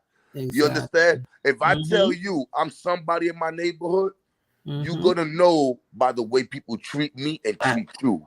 You Fact. understand? I'm not Fact. going to tell you I'm top shotter when I pull up, niggas is clowning me. Right. Right. That was my father. That was my father. Like, you know, the way people You knew him and understand? stuff like that. Yeah, yeah, yeah. But the story don't end there with that motherfucker. Right. Because there's Right. motherfuckers that'll lie to you just to make themselves feel good and feel like they somebody. You know, But you can tell hablador, right? You can tell when they Right. just like blow smoke up your ass. So yeah. I gone to strip clubs. I told them one night, my nigga Fat Joe was there for my birthday at Mhm. Club Ace. You know what I'm saying? In Astoria. Mhm. I don't know if you're familiar with that club. You know, Club Aces. You know, in Astoria, we go over there, boom. Mhm. So I went over there with 5,000 Mhm. with my man, and I didn't spend all the 5,000 there, Mhm. but he took my story and told the girl that he met about Club Ace, how he was around Fat Joe and how he spent 5,000. So I wasn't listening to him until my man said, yo, my nigga, this nigga talk about the night when we was at Club Ace for your birthday. I was like, what you talking about? He like, yeah, this nigga, I just heard this nigga talk about he was at Club Ace on this day. I was like, what? So I was like, damn, this nigga bullshitting people off other Mhm. people's stories. So, you know, sometimes a nigga will tell you a good story, but he Mhm. don't. There's gaps between because it's not his story; it's somebody else's story. But the Right. way he'll say it, it sounds good. But And if you you looking at really him think sideways, like what? yeah, but when you look at it, wait, that's my story. Like my nigga, and not even spent 5,000. You know what I'm saying? I spent 2,600. You know what I'm saying? Because the rest, everybody else bought bottles. I bought a bottle and I didn't have to buy no more. I just got a couple singles, you know what I'm saying? And I just started throwing money and that's it. I came home with most of half of my money. You know what I'm saying? So this nigga told the story the wrong way. That's crazy. So it Trying happened. to impress you, right? Why you telling those? You To even if impress you the got shit, you girl, don't want to not tell me. people what you To have. impress the Friendly. girl he talking to. Ah, okay. So he tells the girl, you know, he start taking pictures from Instagram. You know, you got the Dominican niggas that be doing competition over here in Hunts Point or over there by the Pepsi in East New York by Linden and all that. They be doing all that shit. You know what I'm saying? The Dominicans, you know, they be on it with the Chucheros competition. So on Instagram, he was taking the screenshots, right? And you know, however he was doing it, but he was sending it to Shorty and having her think that those are his cars. So my man said, yo, your man over here capping, and I don't know, but if that's your man's, nigga, I'm not fucking with you. I'm like, yo, my nigga, chill, stop telling me that shit. You know, cause they now they gave me mad, and they tell me that's your man, I ain't fucking with you. I'm like, yeah, they throwing all that shit on you. yeah, now you get what I'm saying? It's a joke, but the joke already get you mad after I read it. Yeah. The dude was doing too much, but the thing was, that's his life. Like that's how he live it with lies. I thought I knew somebody. That's worse for a man too, right? Un hablador. Yeah, and it's sad because you might be chilling with a nigga that you don't know what the fuck he capable of. Exactly. You know what I'm saying? Because you don't know nothing is the truth. Everything is lies. Look, his wifey's Dominican, he's Dominican. So he probably figured his wifey is smart enough to pick up on his game. Like, I'm telling you this from experience. These are facts. My wife is a witness. Me and my wife hanging with the dude with his wife. So we chilling. So we're talking. So he tells his wife, babe, right? I used to carry all that money that he be carrying, right? And the girl didn't want to lie. Like that, I ain't gonna lie, I respect Shorty. I respect her because you could tell, like, she's not the type of girl who just want to sit around and tell lies for her husband because she don't know what the fuck is going on, what he's telling niggas because she don't be in the street. So I respect Shorty for that. She's like, bueno, sí, tú caminas, tú siempre tienes lo tuyo. Yo sé, like, sí, pero dile, yo siempre he tenido como 5,000 o 10,000 pesos en el bolsillo. She said, ay, pues tú estás loco, caminar con todo ese dinero. Tú tienes. So, the nigga get mad with his baby mother. Right. Now he calls a bitch and want to put hands on. Like, chill, my nigga. Like, that's a girl. That's your baby mother, dog. Like, chill. Like, it's not even that serious. She probably don't remember. You know, I'm trying to be humble, not trying to make her go into embarrassment. I don't want to make. I'm like, yo, she probably don't remember. You know, who knows? She probably ask her again. She probably, you know what I'm saying?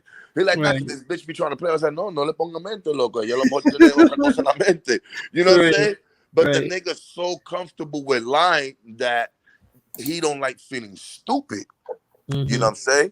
He told me he had all these cars. His first car was a 2013 Impala, but the Impala was given to him. He bought it off his brother for $3,500 because his brother get the old police cars, them shits that whatever. He goes to auction, get them for $500 or $300, right? So his brother goes to the auction because he got the dealer plates and he got like dealer plate license, like he could go to all those and he get them shit. So he goes to the police auction and he get the Impalas, only Impalas or cop cars. He get them for $500, $300, but they be in good condition. Right. So instead of being honest with me, the man tells me that he spent this amount of money for this car. So I'm like, oh, what? So I look at the Impala, I'm believing. I'm like, yeah, this shit look neat. But then I'm like, damn, my nigga, you pay a little too much. I don't think this is worth. I understand the car is nippy, but you paid a little too much. I think they got you a little, you know what I'm saying? Because there's a little. So he like, but I was like, nah, but fuck it. You could get the money back. Don't worry about it. There's a lot of thirsty niggas out there. You throw a chuchero in a base box, and niggas, they're going to tell you how much you want for it, right? He like, word, right? So my brother comes out with a 2015 Infiniti. Wow. So now he want to compete with my brother. He thought his engine had warranty because it's under 1,000 miles. You see how stupid hood niggas think? He destroyed the engine, called the company, the manufacturer, said, yo, he broke an engine to switch the car to get a new one so he could compete with somebody else. The engine didn't have no warranty. You didn't buy it from the company. You bought it from a police auction. You know what I'm saying? Like, my brother, you got to eat that loss. ¿Me entiendes? To find out that was the first car he ever owned because the other cars we were seeing him drive, he was working at a car rental for Enterprise in Astoria, and allá in Astoria by the airport. I was like, no, this nigga didn't. He was working for the fucking rental company and telling all of us those cars. Man. So when he got fired, he had no choice but to buy the Impala. So he had a customer at his job that he used to sell the weed. So the guy called him for weed. So he tried to tell the guy, yo, y'all niggas don't need to be working here. I don't know why y'all still working here. These niggas don't pay enough, right? So them niggas are like, nah, I hear you, right? But they didn't see me in the car because them niggas is not focusing who's in the car. So son leaves and he walks to the office. So my windows rolled down and they standing right by the car, his ex-co-workers. So I hear them niggas make fun of him. They're like, yo, that nigga's stupid. He telling us to quit now, but he was begging a nigga when it was fire. He was like, tell, please don't fire me. I'm telling you, niggas be doing capping, man. Listen, this is why I don't listen and believe everybody. I give you the benefit of the doubt. Yeah. But after a while, I'm gonna be like, look, my brother, between you and I, you don't need to do all this. But why people gotta lie? That's the part I don't understand. Why you gotta embellish, make up these stories and lie? Like, and sometimes people lie to you, like, like you stupid, like you really think. Well, Morena, listen, and I let you bury yourself until that. Morena, that's story. a question I can't answer. That's like, why did my daughter moms said she know how to make up a knee and mango, and when I sleep or and I wake up in the morning after having good sex, I wake up to a blunt, a Snickers bar. I'm like, but there was the mango. She want to buy a ham and cheese sandwich. I was expecting the mango. Wow. Down. Don't get me wrong. I like ham and cheese, but if I got a taste for mango and I'm thinking you can give me that, that's what I want. Yeah, you bragged about it the whole night. I'm like, yeah, when I tear that ass up, that's what I want on mango. I have to tear that up. Friendly, you know I'm in Texas, right? My mother sent me a package. I always call it a care package, like a gel package. Ooh, she had to send me salami. So yeah, but they don't got that over there in Dueca, right? They don't got that over there in Texas. They right? have, and I don't eat in Dueca. I eat I don't even know how to pronounce it. It's HU with the 2 dots on it. ERGAL. The more expensive one. Oh shit, it's red. Yes, I love that one. Got, that's wow. One. I forgot the name of it. That's the best one, Friendly. I'm telling you, that's the best one. They got the red one and the one that look like the Dueca, but they're with the H's. I know what you're talking about. Exactly, with the 2 dots under the U or the E. Yeah, it's like a crown. It look like a I don't know. It's like some weird little dot. It's like I know what you're talking about. They come in a red package. Yes, and that's the only one I'll eat, Friendly. And my mother's like, yeah, I'll buy you, no sé cuánto es ahora porque todo ha subido. But I was like, please, mommy, send it to me. And she sent me like 6 of them bad boys. Yeah. My son was like, oh, I'm eating salami tomorrow. It's coming handy. Yeah, see, my son don't care. He can eat that all day, every day. Mango con arroz, lo que sea. Yo, Morena, she lied to me, man.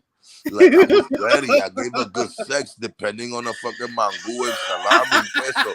I didn't get nothing. I felt like you was thinking about the meal. Yes, I said I'm a worker real good. So she fixed me stuff real good. Yo, I worked her real good, man. Dijo de que yo, you want to smoke your head city, but then blow man, you don't go sticker bar. Yeah, going to the ox store to get you a ham and cheese. Oh, you want a ham and cheese? I was like, no. This is. But I ignored those red flags. Oíste. But you know, Friendly, I think, and I don't know how old she was, but I know growing up, like in this esto costumbre, right? The girls learn how to cook little by little. You learn how season the meat, you learn how making the rice, you learn how frying the plátanos. Like you learn little by little. There was none of that. There was no learning. Wow. So by the time you became 15, you already knew how to make a meal. You was able to cook for everybody. By the time you turned 15, like you could make a 5-course meal. I expected that, man. I was like, damn, this bitch made me look bad. I was like, maybe next time she'll probably, maybe I did put the work on her. She probably didn't have the energy. No, that's what it was. Ella no cocina, oíste. Wow. You could give all the huevo you want, but she's not gonna give you nothing. Una mujer hispana no sirve si no sabe cocinar, yo. If she was Hispanic, that's a yo. She was Dominican. I was so shocked. I was fucking upset. I was disappointed. You know what my son says? My son said, "Y le gusta la blanquita." My son was like, "Oh, ma, you're gonna have to teach her how to cook. Like whatever woman he get with." I was like, "You better look for a Hispanic woman, a Caribbean one at that." I said, "Porque la blanquita no saben cocinar eso." Privilege. My Nada de cousin eso. deal with one. Look, my cousin got a white girl, and he calls me every week or sometimes 2 or 3 times a week, right? Mhm. And he was like, "Está cabrona," because he's my cousin from my Puerto Rican side. He was like, "Yeah, está maricona. No cocina, está pendeja. Lo que me hizo un hamburger, papa frita, y yo estoy cansado de eso. O hot Yo, dog." you be laughing how you switch from a Dominican accent to a Puerto Rican. Yeah, because that's my cousin. I'm telling you about my Puerto Rico, so I gotta keep it on the Puerto Rican level now. You know? So I'm like, yo, hold up, what you mean que no te cocina así? I'm like, but damn, no disrespect, cousin, but ¿y cómo ella está tan gorda? No, so I don't, that's my cousin. So we speak like that, no shit. So I said, damn, but porque ella está tan gorda entonces. Y dice, no, porque lo que come bizcocho el día completo y papita, porquería. I was like, oh my God.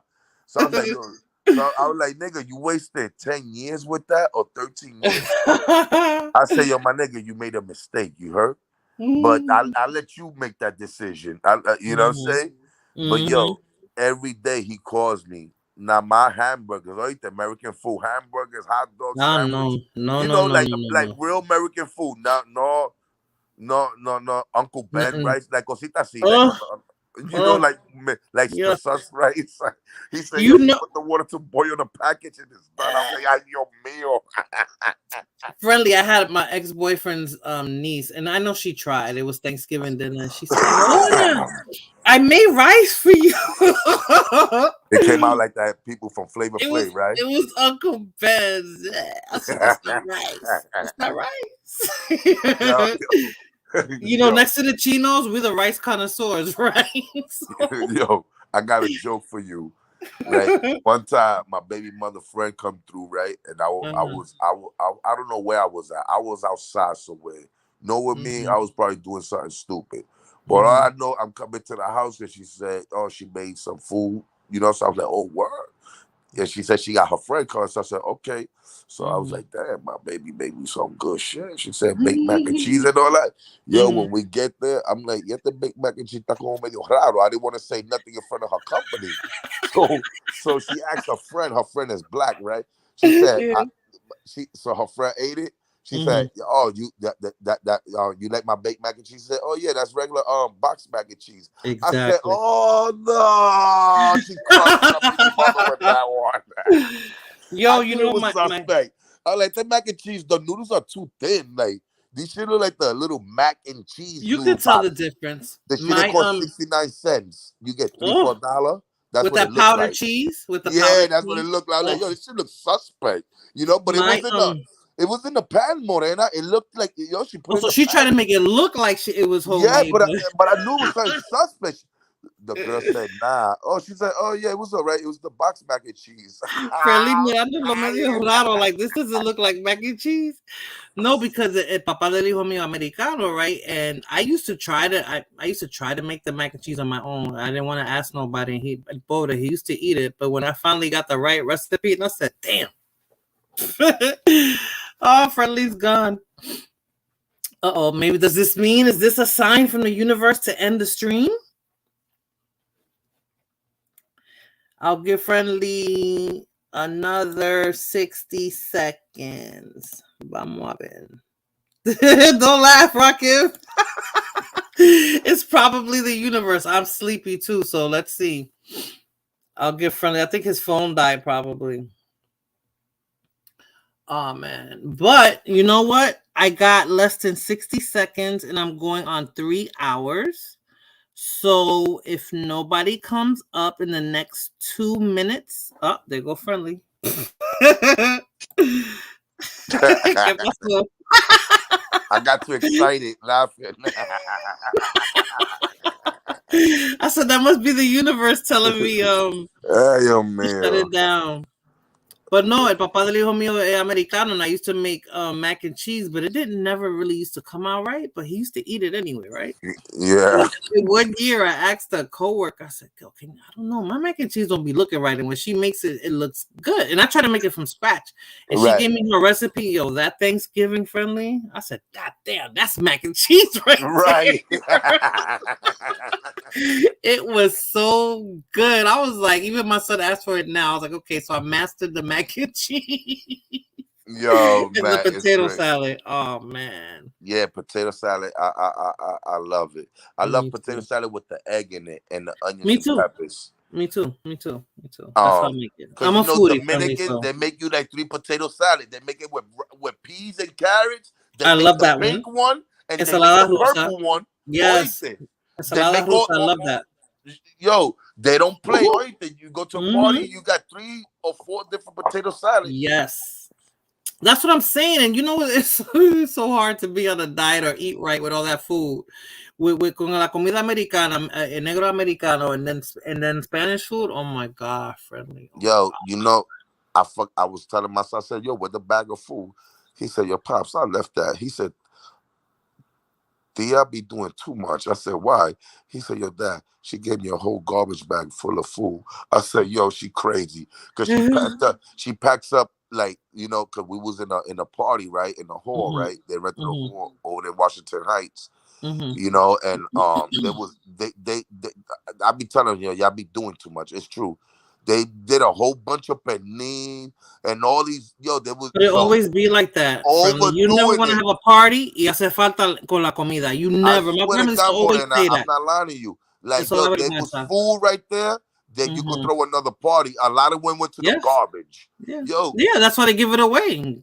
Where my plates at? Búscame mi plato. My son said, yo, Tia, she took one of those pans, split it, she pushed some penne on the side, and she filled up the other side with rice, and then she filled up with all the different potato salads. And the next 3 days, you eating that shit for the next 3 days. Then he said that she put the chicken in there, everything in the pan, and then she tied it up in the black plastic bag, but the garbage bag type.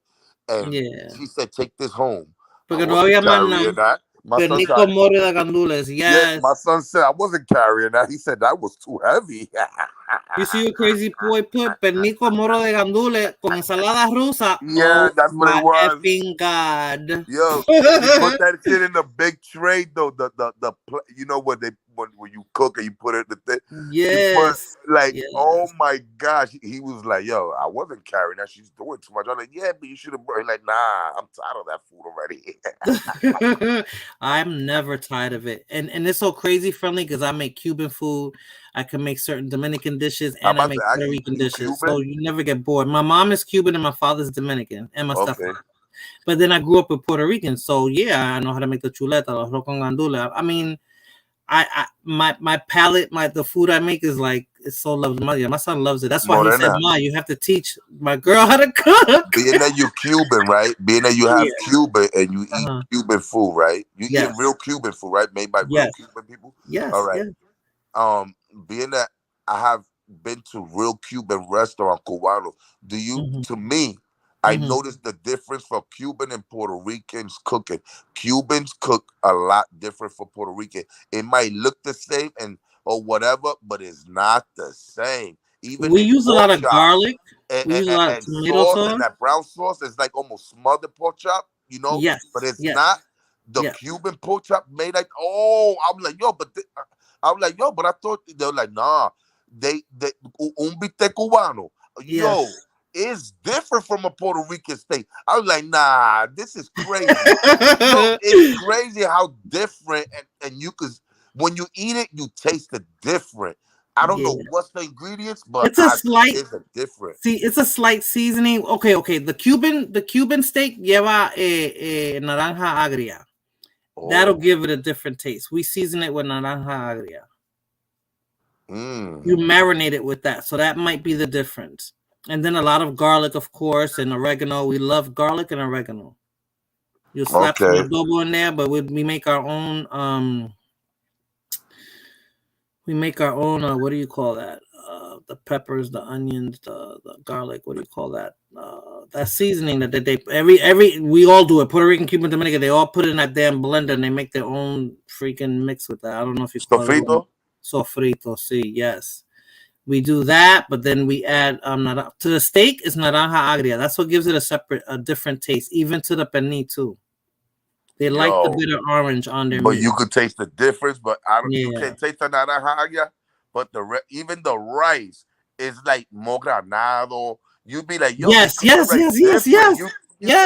I love it like that. I can't get it like that all the time. yeah, but Cuban food is automatically like that. No, it's not like stuck together like most Dominicans and Puerto Ricans do it. Cuban el arroz granado, it falls apart. The grain, yes, you see the grain, you be like, yo, this rice looks suspect. No, but they cook a certain way. You know what I'm saying? But they know how to cook. You know, they cook the rice good. But all three is good, friendly. I swear. If I go to a Puerto Rican restaurant, I love it. Dominican, Cuban, I love it. I can live off of that food. I can live off of that food. I could live off of it. Like the Cuban sandwiches. Look, a Cuban sandwich. A Cuban will make it a little better than a Dominican restaurant or Puerto Rican restaurant. I'll tell you this. I was in Patterson one time. Me and Fulana's sister, we went after a club. We went to a restaurant. It was a Dominican restaurant. They said they had a Cuban sandwich. So we was like, oh yeah, let's get a Cuban sandwich. You know, we Cuban, right? Right. They were preparing that sandwich, and when she pulled out that yellow cheese, I said, wait, what you doing? Oh yeah, they did that. So I'm making you the Cuban sandwich. A Cuban sandwich no lleva queso amarillo americano. No, they did that shit to me like 2 weeks ago, a few weeks ago. Listen, but they wasn't putting the American cheese. They was putting lettuce and tomato. I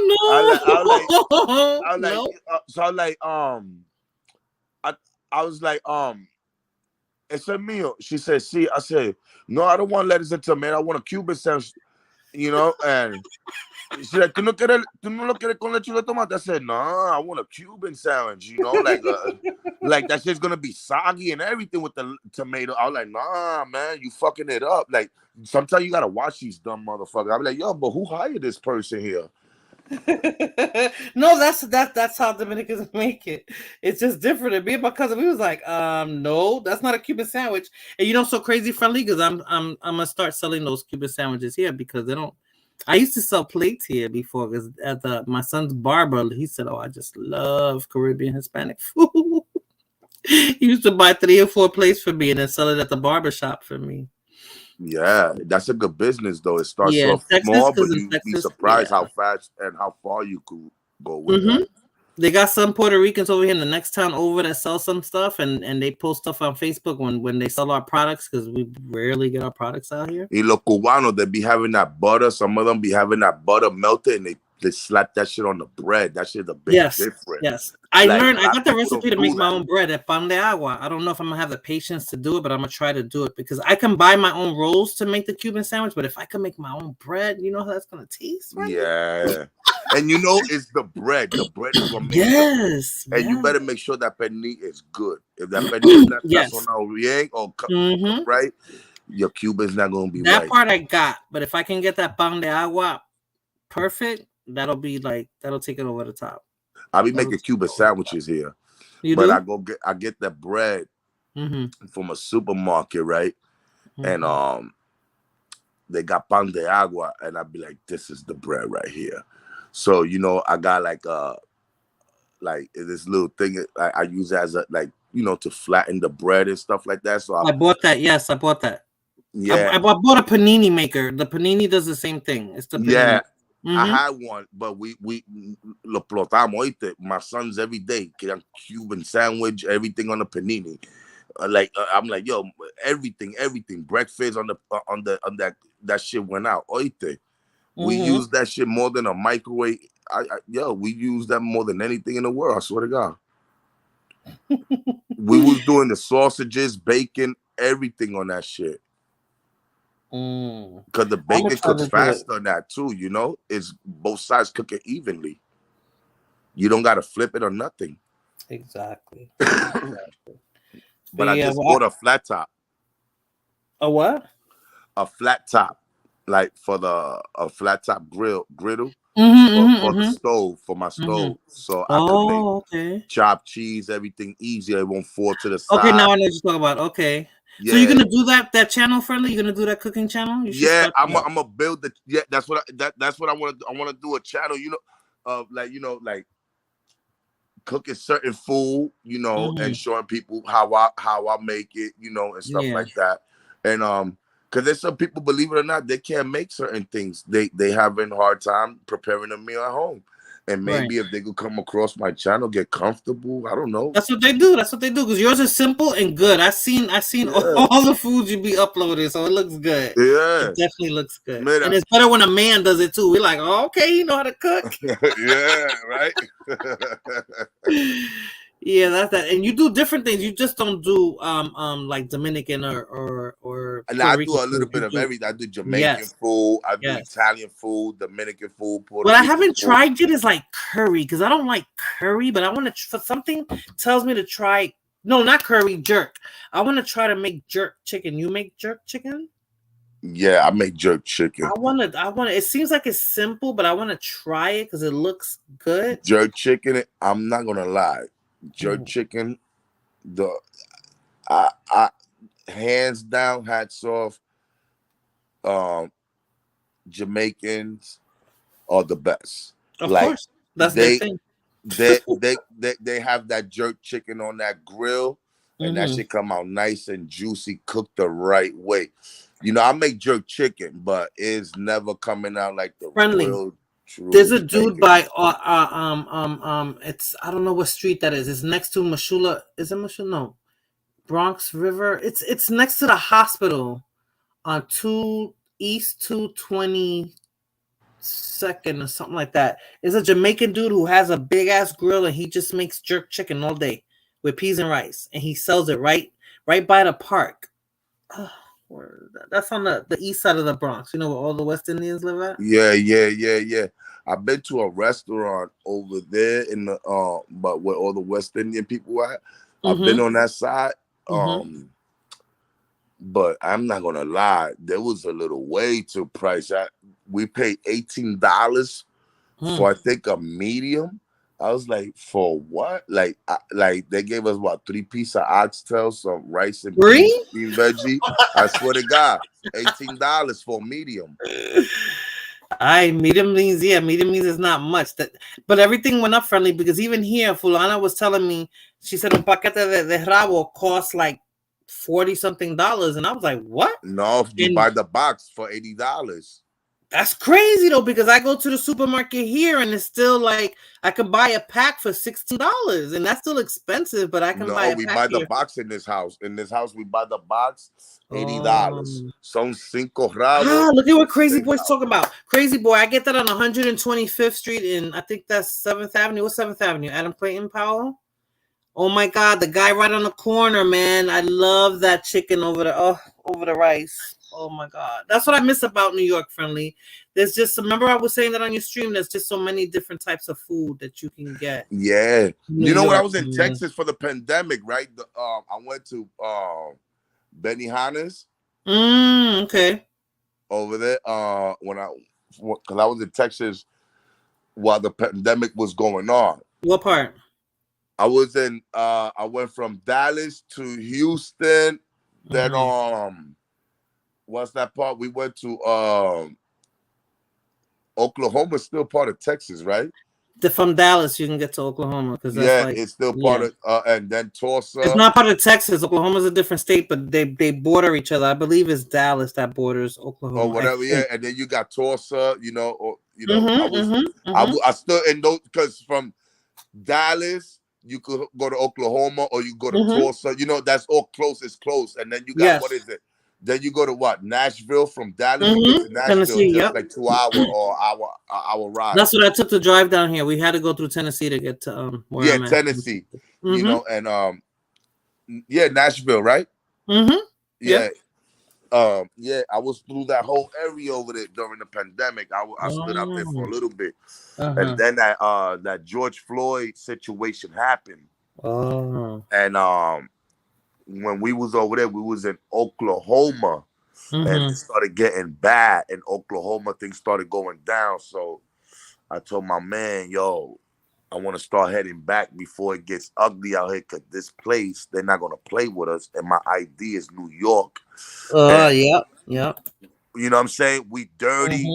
And I get, you know what I'm saying? Like, I wasn't even supposed to be here, nigga. You know what I'm saying? They don't play. I shouldn't even listen to you. I just want to get home safe. Yo, my ex said the last place I want to get locked up is in Texas. Yo, I didn't want to be a gangster no more that day. You heard? Yeah.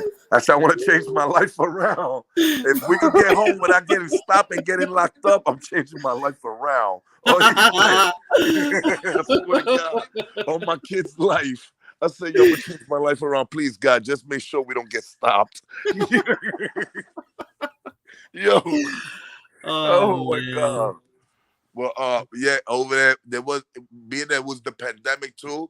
There wasn't much. I remember when we went to Benihana's, it was the only thing open. Benihana's, and there wasn't many restaurants over there. Everything was really shut down.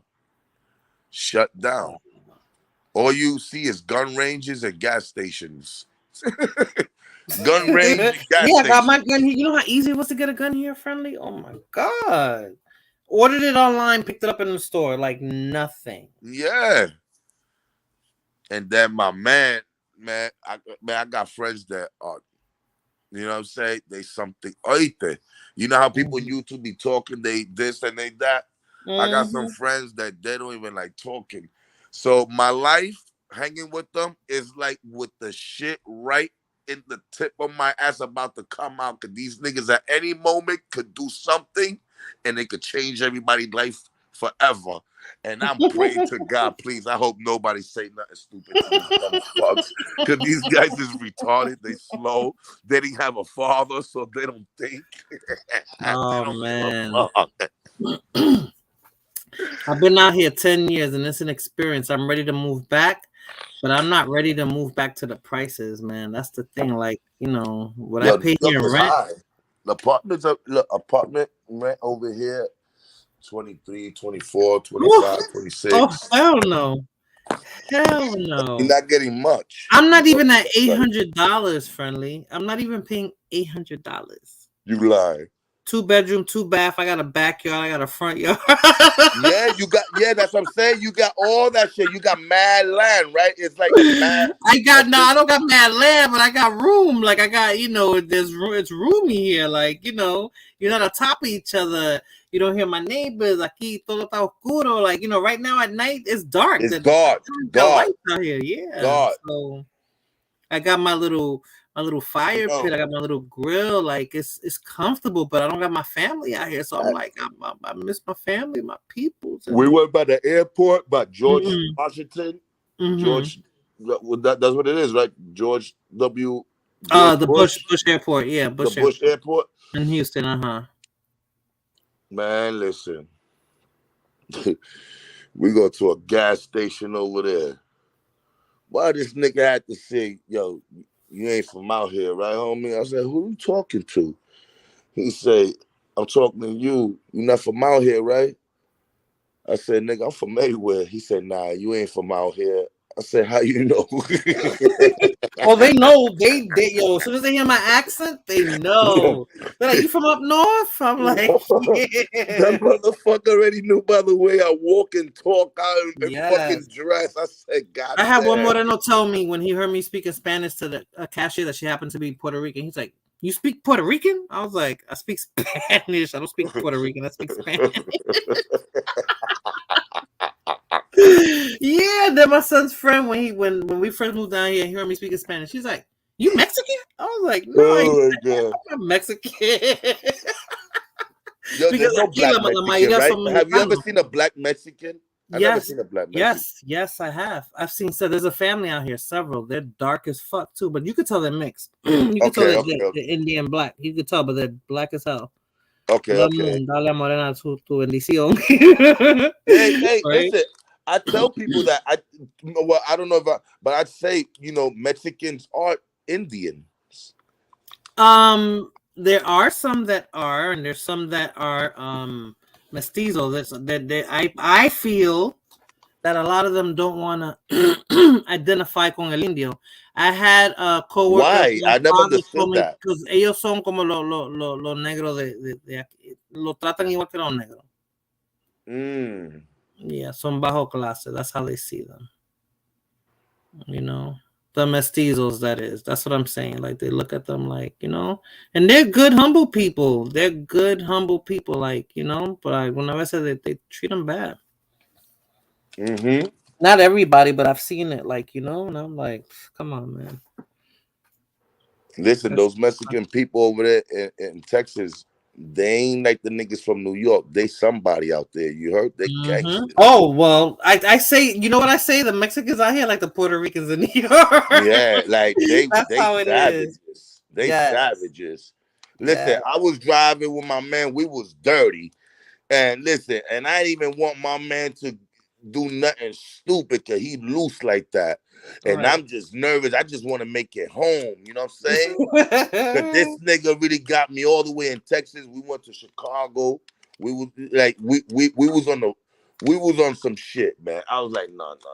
I thought Chicago I was ready. too? That's Rakim's stopping Yeah, ground. we was in Chicago. We We went to Illinois, and then from there on, we went deep in.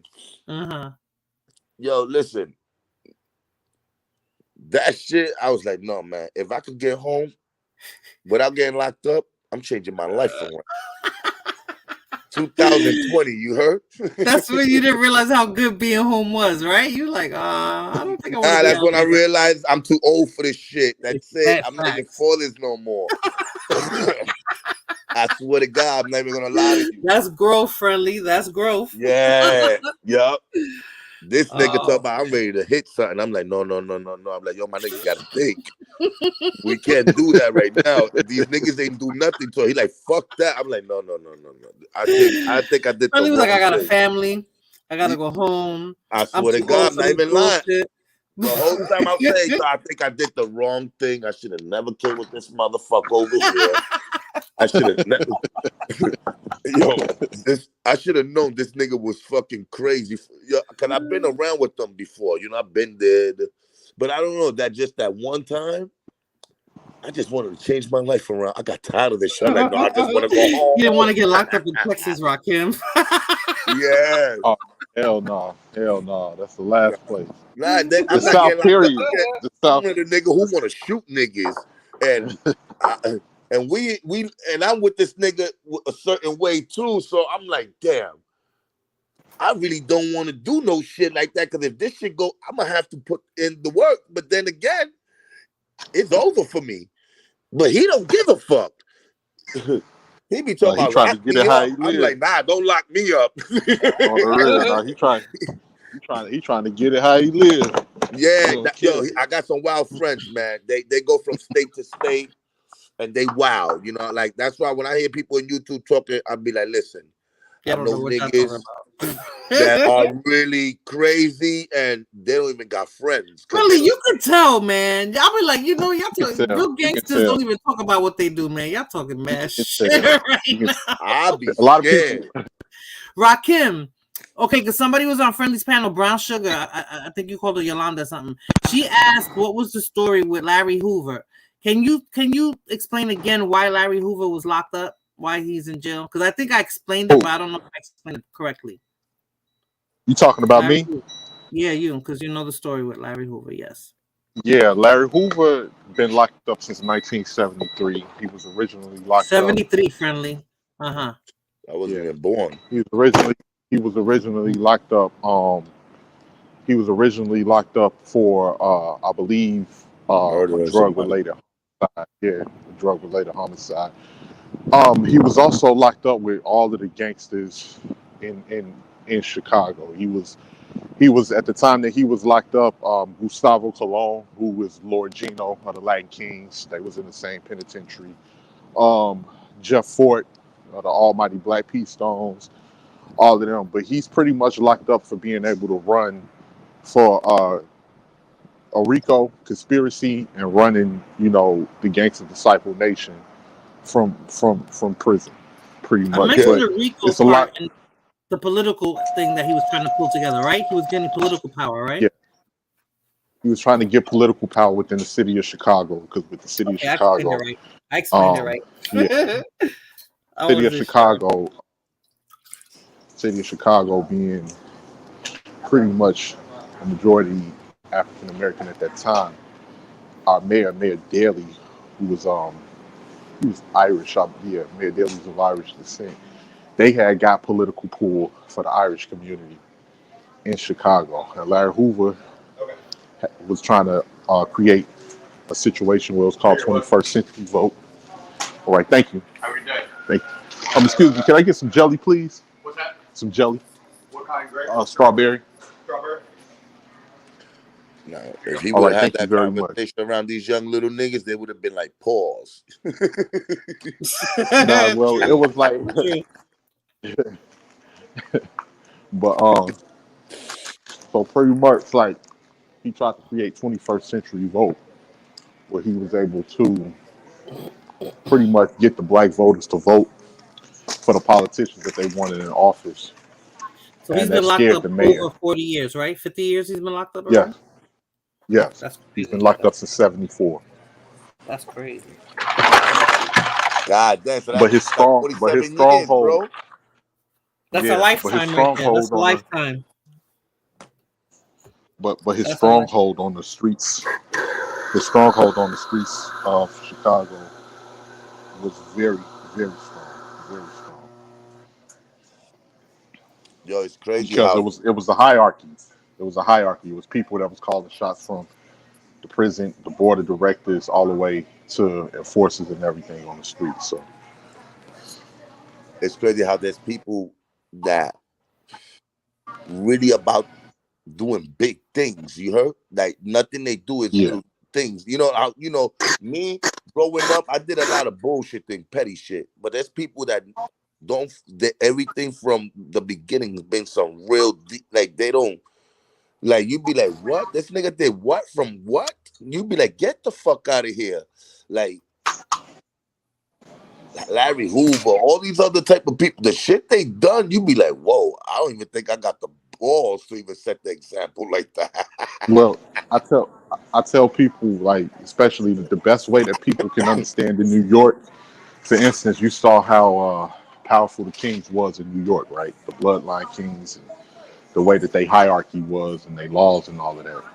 They got that from Chicago. That's how every Black and Hispanic gang moved in the city of Chicago. That's how it originated from Chicago, the Latin Kings, all that other shit. Yeah. You know. So that's pretty much, and because all of them got their blueprint from the Italian mob, the Italian and Irish mob. So they start doing that to, get, strengthen leadership in their own communities.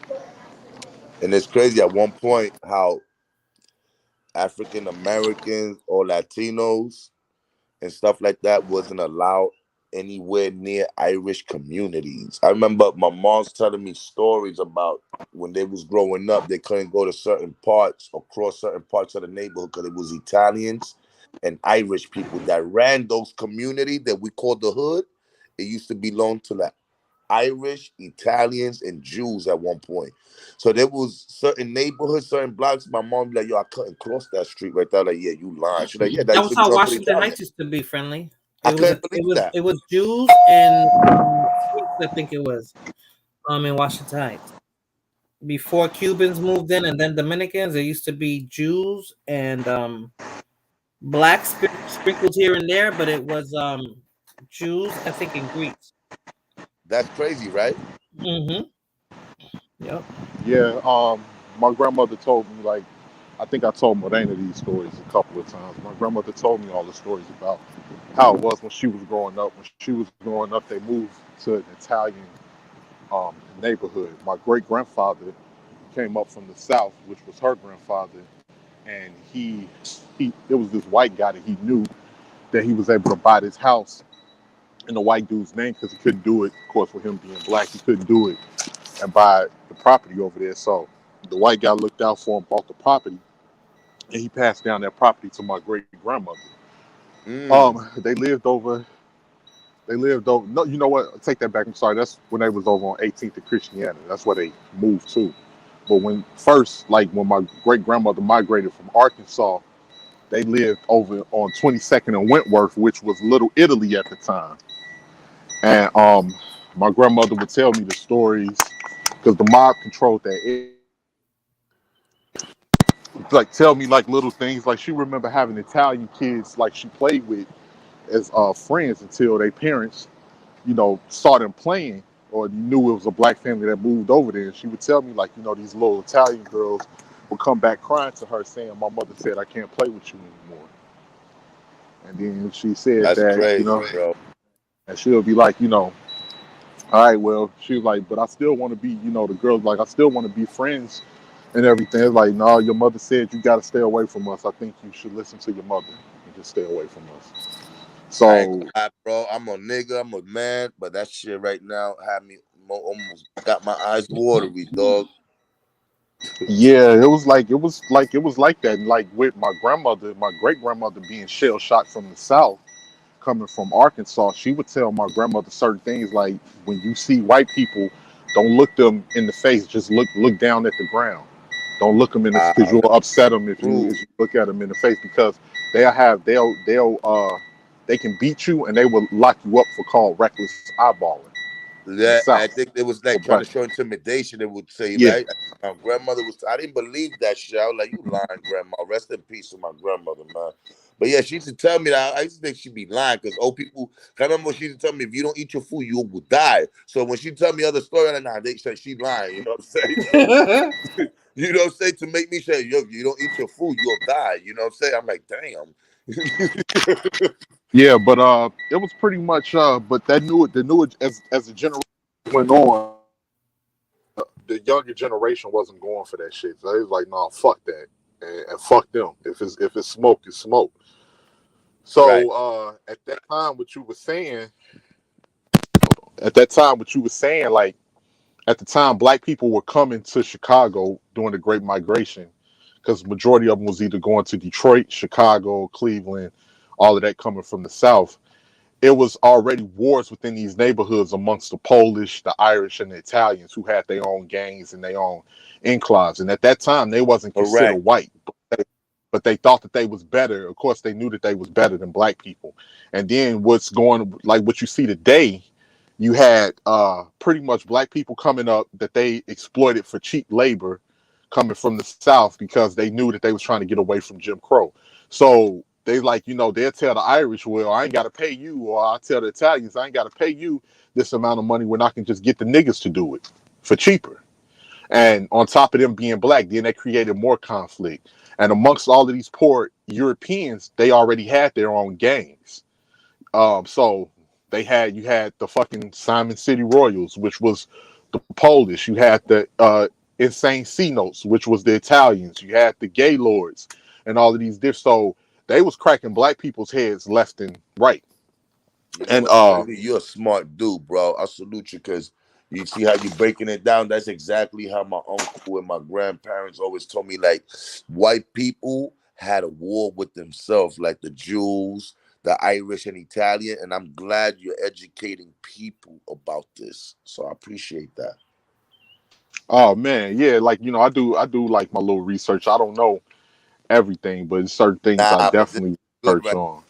Rakim told me the story. That's why when Brown Sugar was asking about Larry Hoover, remember, Friendly?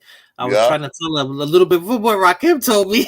So I was like, Rakim, can you say it again? Right. Yeah, you got kind of stuck. You got stuck. You're like, I don't know. Whatever.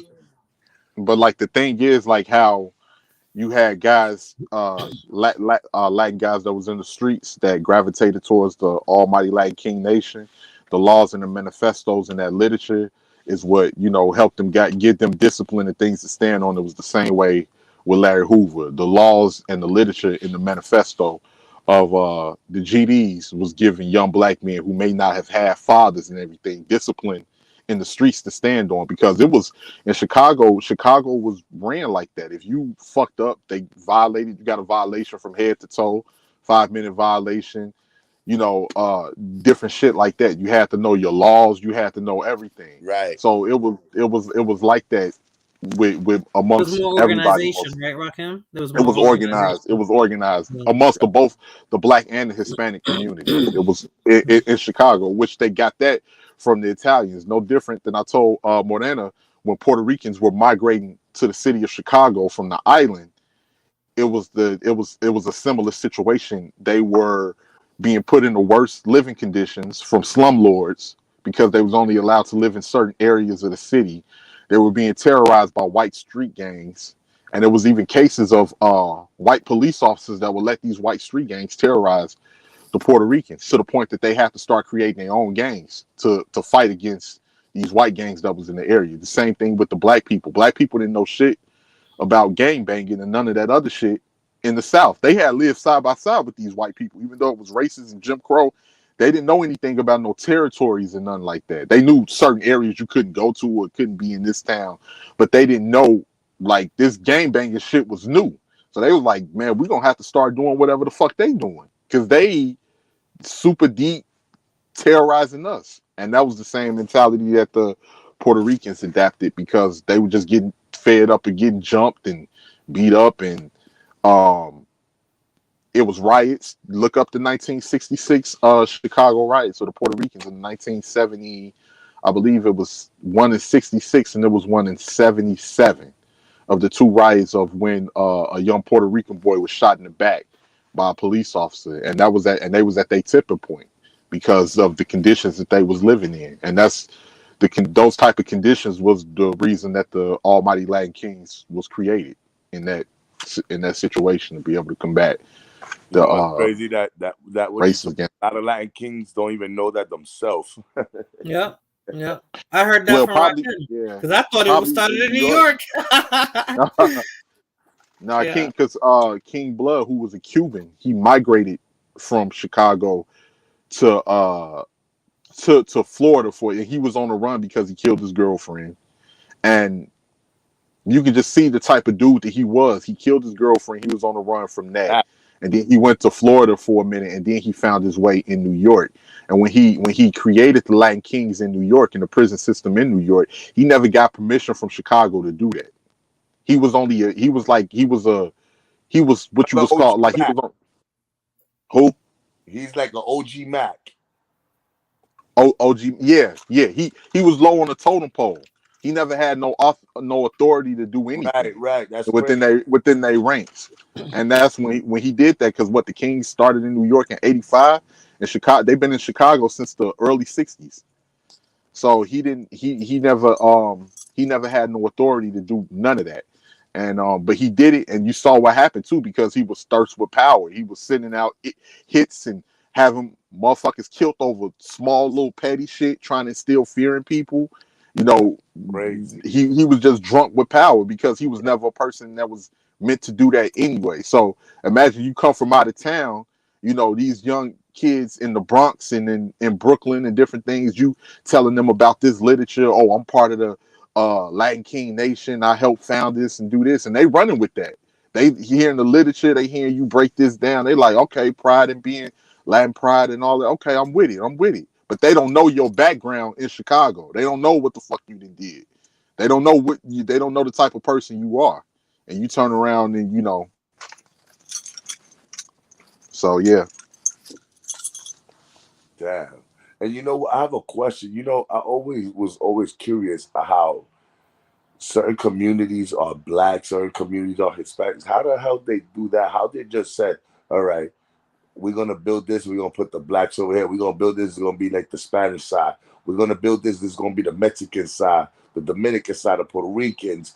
And, if you ever notice, like, no matter where you go in the States, it's broken down to certain communities. It's certain types of people of certain culture, of certain background, more of a population through certain parts of the city.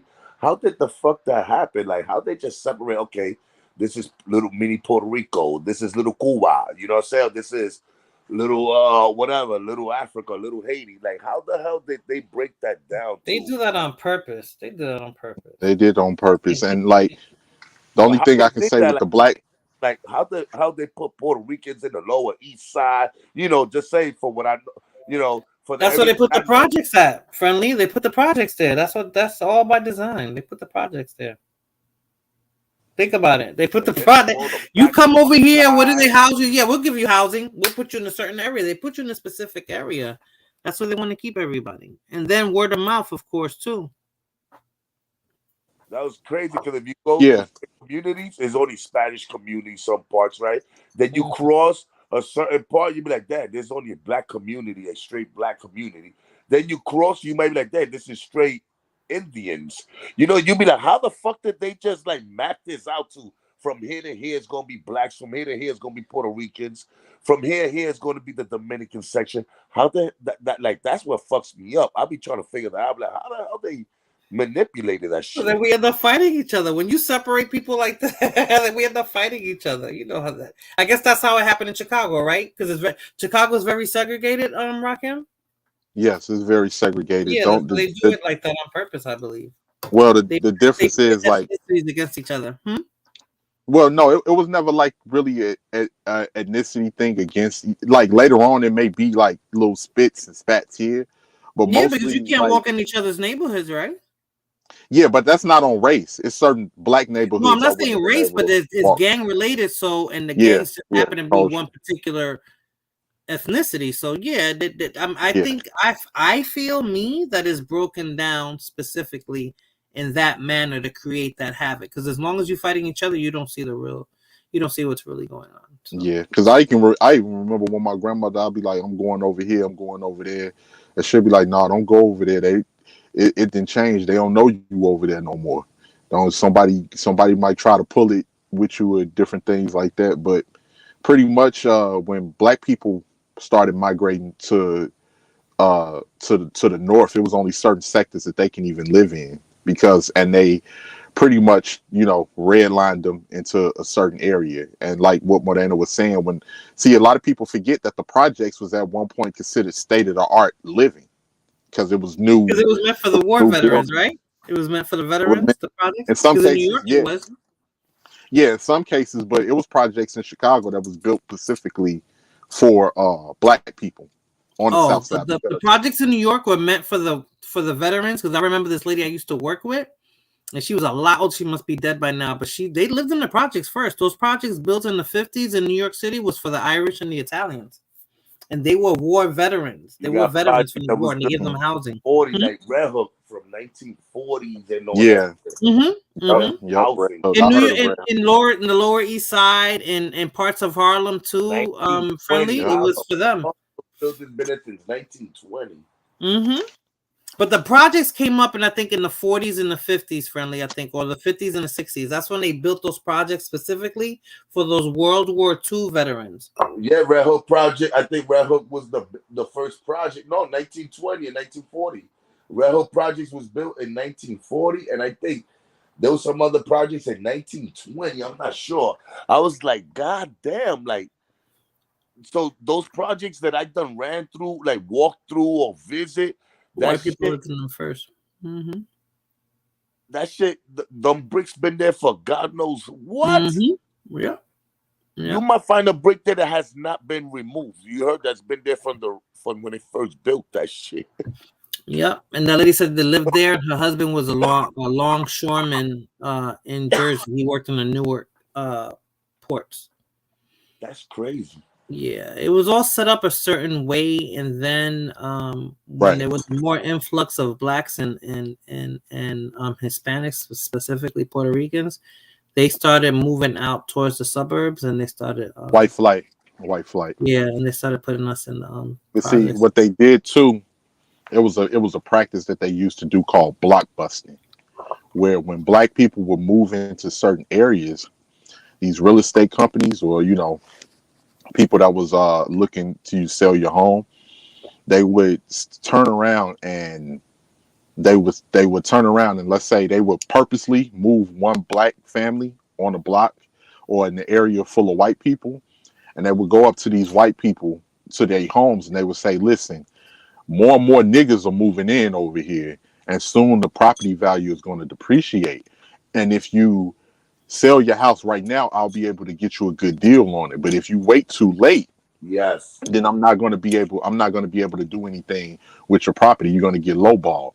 So they would incite fear in these white people and turn around and have them sell their property at a low value and then turn around and sell it for 3 times that much to another black family that they will put in there. Yes. And that was called block.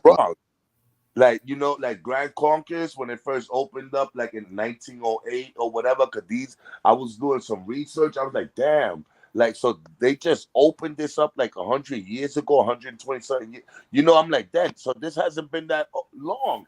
You know, since I was like, I was reading about how the Grand Concourse area, the Bronx, this part of the Grand Concourse and Fordham Road, that area was the Jews and the Italians, right? Yes, Friendly. And you had to have money to live in the Bronx back in the day. Do you know that? At that time, you needed money, right? So it's when they crazy. people you live in the Bronx, they thought you had money.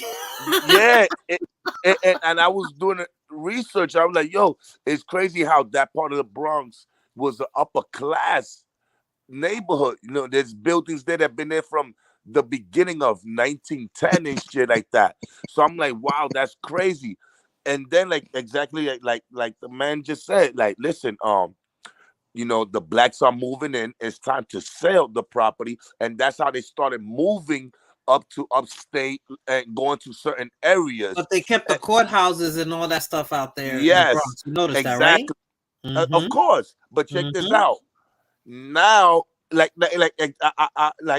this dude is smart though, because I listen. That's exactly. I was like, yo, hold up. So they sold the property. They got a good deal for they could move somewhere else where they still gonna live good and away from the minorities from us. You know, we consider like minority, and the value went twice as up more, and then the owners to the property was living. You had people that had own property in the Bronx, but with slumlords, and they was living in other parts of upstate New York, living good, and the tenants had no heat, no repairments. So people up on their own in the community started taking actions on their own and started repairing it. Some abandoned buildings, because some people were just coming to collect the money, the rent money, but wasn't fixing. I was reading about but that. Friendly, Like, you know who those Jews sold those buildings to? Adivina, ¿a quién se lo vendieron? That all belongs to the Jews. No, they don't own it now. Who did they sell them to? Huh? What buildings? Most of the buildings in the Bronx now are not owned by them. They sold it to a specific group. That you might find that, to be honest. You don't know. They still owned by even Asian people owning these buildings. Nah. You know, Albanians, Friendly Albanians. They own those buildings now. Pay attention to the landlords. Those are Albanians now. And I just wanted to say something really quickly. And then the reason that was the reason for the suburbs. The reason for the suburbs, like look up the documentary on Levittown and different things like that. Who Levitt, I forgot his first name, but he was a racist. That it was part of his design to create the suburbs because white people did not want to live around Black people and other minorities within the city. And then when they moved into these suburbs, they bought these homes for cheap and was able to, build up equity within these homes over time, which is what created some of the generational wealth where they was be able to send their kids off to college and different things. Because in the beginning in Levittown, Black people and other people were not allowed to live in these suburbs. For instance, my grandmother moved to Calumet City, which was right outside of Chicago, about 20 minutes away, and she was the second Black family on that block in the 1980s. So that's why when a lot of people, and that was a funny comment, by the way, Blood Moon, that was pretty funny. Yeah, you got a love-hate relationship with Blood Moon, right? that was funny. I can't get back because old boy he came first and she came with a comeback, and that was funny.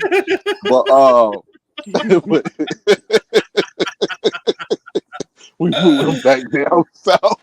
I'm telling But you. I'm telling you. but Yo, what those you Jerry call it? curl Dominicans, Rakim. Yo, they were no joke, man. No, I already know. I They already were heard. no I freaking already joke. heard. They were making fun of those. There was like these fucking Hickses and that. These Hicks was like, really? Rest in peace, my Get out uncle. Ready to put in Rest work. in peace, my uncle Max. That nigga used to have a paper towel on the back because that nigga had a button-down shirt and face showing, and he had the fade on the side and the rest of the hair long, Jerry curl, ripping like No, a they just called it Jerry curls. Yo, Friendly because they listen. had curly hair. Yo. They look like Jerry curls. No, listen, that shit look like a mess. And if your shit wasn't dripping and your shirt wasn't wet, your Pero shit ese era un was pelo weak. rizo natural, tú, eso no Yeah, fue. yo, And you know what's if crazy? the back of your shirt wasn't wet, your shit was bogus. You heard? And you know what's crazy? Eso You fue know what's uno crazy? rizo natural. I remember as a kid watching, and I didn't know, because you know we was kids, we didn't know. I mean, we seen people with Jerry curls, but we didn't know what they put in their hair to make their hair like that. And I remember watching, what would you call it? The Michael Jackson movie, The American Dream, the Jackson 5, when he was performing in the Pepsi commercial, and that spark got in his head and caused his hair to fight. And I just remember my cousin. They're bringing the Jerry curl back. They're calling it. Get out of here! Yeah, because I see it on TikTok, and I seen these women. They're getting this thing done in their hair, and then they wear these perm rods, and then the hair comes out curly. So now they look like they got naturally curly hair. So I was like, oh, this is the Jerry curl reinvented. This is Jerry curl 5.0. Like, because like I remember watching, like we didn't know it was called Activated. So like when I was watching on TV with my cousin was like, "Damn, man, he had too much Jerry curl juice." Yeah, man. But they reinvented it now. They're calling it something else, but it's been reinvented now. It's something else now. My uncle used to come out the store or the crib, wherever, even in DR or out of his car, no matter where he coming out from, but when he coming out and acting like he said he a wild guy or fucking Johnny Ventura or motherfucking Fernandito Villalona, you know, those are oh my Fernandito. He used to swear he was them niggas, and the world love him when he come out, shake his hand, all that Jerry curl juice is splitting, splashing all over the place, staining niggas' windows and everything. You're really stupid. You like, yo, this motherfucker just stained my new shirt with that bullshit.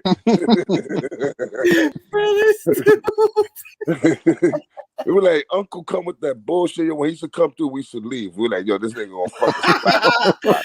Oye, volarme la sofá porque tú sabes que tío son se va a dañar. No, the problem was that you're gonna be tight if a nigga be like, yo, but it's a Jerry curl tan heavy. Because now if you give that nigga a compliment, he gonna be like this. He gonna shake his head, oh yeah, and all that Jerry curl juice gonna splash him. Oh man! Look at after MJ got burned, everybody went back. Yo, Dominicans are hicks, you heard? Niggas, yo, my uncle used to have a button-down shirt, right? And he used to have 3 or 4 buttons off, right? And having 4 buttons off on your fucking button-up shirt is like almost you can tell nobody nothing. Up. And you see can his tell gold nobody chain, nothing. and he's like, hey, I was like, this nigga. Yo, look, friendly. The Jerry curl crew back in the day in the Heights wore their hair curly like that. They drove the RX-7s and the Supras. That was like a whole vibe back then. That was the shit. You crazy? They button down shirt had to be the RX-7s and the Supras, yo, the Toyota Supras, yes. Yo, the motherfuckers used to have a motherfucking towel sometimes before their shirt don't get damaged. I'm like, yo, so nigga, just don't put it on. Hey, you gotta be Pacific though, friendly. The button down silk shirt. Shirt. These niggas thought they used to dress looking like Scarface and shit with the button down shirt. Friendly, you know that gangster life was real. That was 1000%. They was Tony Montana in real time. They used to wear an orange shirt with a pair of brown slacks. I'm like, no, but that was the shit. Girls used to love it. I'm like, oh no. You got to see their pictures. I look at those pictures, but in those pictures back in the days, they was the man. You heard? But where did they come? Didn't they come from a specific area in DR, friendly? Didn't they come from a specific area in DR? Those Jerry curl guys. I don't know, but wherever they came from, they came out squishy. That shit was fucked up. I remember reading about one of them things, man. They had $1,000 rock silk shirt. You couldn't even lay your head on the couch. That shit got fucking Jerry curls. No, you talking about that movie, Friendly? Stop it, Friendly. You talking about Coming to America? That was Dominicans, man. They were black. No, that was definitely with black folks. But I watched this little bit of this documentary. It's talking about hip hop in New York, and IQ was saying, he was like, man, when we first went there, the motherfuckers in New York booed us, man. I guess they just saw our Jerry curls and automatically just started hating on us in New York, man. I try to tell Rakim that New Yorkers have ego. We have huge egos, right? And the fact that hip hop started in New York, of course. Yeah, so anything outside of New York, we're looking at it side eye if it ain't like hot, right? So yeah, you saw NWA, and they have a bunch of Jerry girls. they seem country, Rakim. That's what it was. They seem country. So all those jackets back in the days was stained on the top of the back. You heard they had to go to the cleaners, obligado. So they could take them stains off. All that gel stain. Yo, I used to see my uncle. Friendly stuck on the stains, Friendly, get away from the stains, this nigga, my uncle used to be sitting on the chair. They used to put that shit, like, when they go and cut your head like the Bob and the Cape. They put that shit on him, and he used to just be sitting there, and they doing the perm. I'm like, this nigga here looking like a bitch getting his hair done. But you know what? Now I understand it more as I've gotten older. Because I remember, I remember that feeling when I got my first Pelly leather. When I got my first Pelly leather, I'm like, ooh, you couldn't tell me nothing. You couldn't tell me I wasn't. That's a fact, wasn't that nigga, man. You couldn't tell me I wasn't fresh. You couldn't tell me. Pelly leather, some fresh construction Timbs or some black Timbs. So you understand now, Rakim? So you understand, Rakim? You understand? Yes, I understand. Ego's there. It happens with the men and the women. The ego's there, yo. Lord dissed my video. He said New York City created the first trans woman. I put that video up of that Bronx chick, and I'm like, come on, man. Yo, I'm tired of hearing that shit. That's just how we are, man. That's just how we are. We get a bad rap, Friendly. I mean, what the fuck? No, somebody said, we dirty. We from the Bronx. I was like, what did she say on the verse? Yeah, I'm like, come on, man. We both from the Bronx, so I know that you dirty. Yeah, some shit. I'm like, what the fuck? Nah, man. There were certain parts of the Bronx that was dirty, Friendly. I mean, I lived not too far from Burnside, so yeah, Burnside was Burnside. It was a miracle that it named it Burnside and it looked all burnt the fuck up. But I lived up the street, and it wasn't that bad. I had a beautiful childhood in the Bronx, yo. Beautiful. I remember looking in the Bronx when I was young, because I used to always be out here as a kid. Mm-hmm. I remember there was blocks that used to be empty. So as I started getting older, as I started, little by little, and sometimes as a kid, what's crazy? The things you don't pay attention, you see in life, you're around in life, you don't pay attention to. When you come to realization, you'll be like, yo, but what happened over here? And you didn't pay attention. Time went by you, and now they just rebuild something. It's something that's been standing there for God knows how long, and now you realize that what was there before or what wasn't there, now it's something there now. You know what I'm saying? Like, you know what was bad when I was growing up, Friendly, in the Bronx? Burnside, Tremont, Park Ave, Webster, like those were the real shitty parts of the Bronx, and parts of the South, Crotona, like I was like, all of the Bronx don't look like that. Like people only focus on the real shitty areas, and I'm like, most of the Bronx. My family used to own the store 182nd Crotona, ABC Supermarket. Oh yeah. Oh okay. Then my uncle no good. Cause we got an Uncle, and then we saw the movie when they said Uncle No Good. Me and my brother fell in love with it. And they said, "Yo, we got an Uncle No Good. That's our uncle." Yo, the nigga spoke with the nephew and everything. Like, yo, that's our uncle. He's no good. So we used to call him funny Uncle No as a Good kid, before but you we seen realize him in he the earned movie. that name. Like it was something about him. Yo, It everything was something changed about though. that They name. took away do they still have Lowe's on Grand Concourse, or they took it out? Is the Lowe's? Lowe's still there? Mm-hmm. I don't even know. No, I don't think so. Yeah, they took away all the good movie theaters. Oh The yeah, Bronx- that's gone. That's gone. That's gone, right? They used to have concerts it. in there. They used to have movies in there. They had the RKO on Fordham Road. They had the Capri. They had Lowe's, Capri, RKO. What's the one on the Grand Concourse? We had like four. I lived in the Fordham Road area of the Bronx, so and it was cool. St. James Park was beautiful back in the day until crack hit and crack made it disgusting, and those were still different areas. I went to Catholic school out there. I used to see the trees and the flowers blooming and blossoming when I used to walk to school. It's not as shitty and rat infested as it looks now. There's a Chinese restaurant, Morena, on 183rd in Crotona. Mm-hmm. Yo, since I was maybe like 5 years old, that I can remember, I've been going to that Chinese restaurant, and guess what? That same Chinese restaurant is still there. It's different owners, but I'm like, yo, that's crazy. Like, I remember in certain blocks over there wasn't even a building. I remember there was only one building over here or two buildings on that side of the street. And now I'll be like, yo, this house look like it don't even belong here. Like, they just put this here next to this big ass building.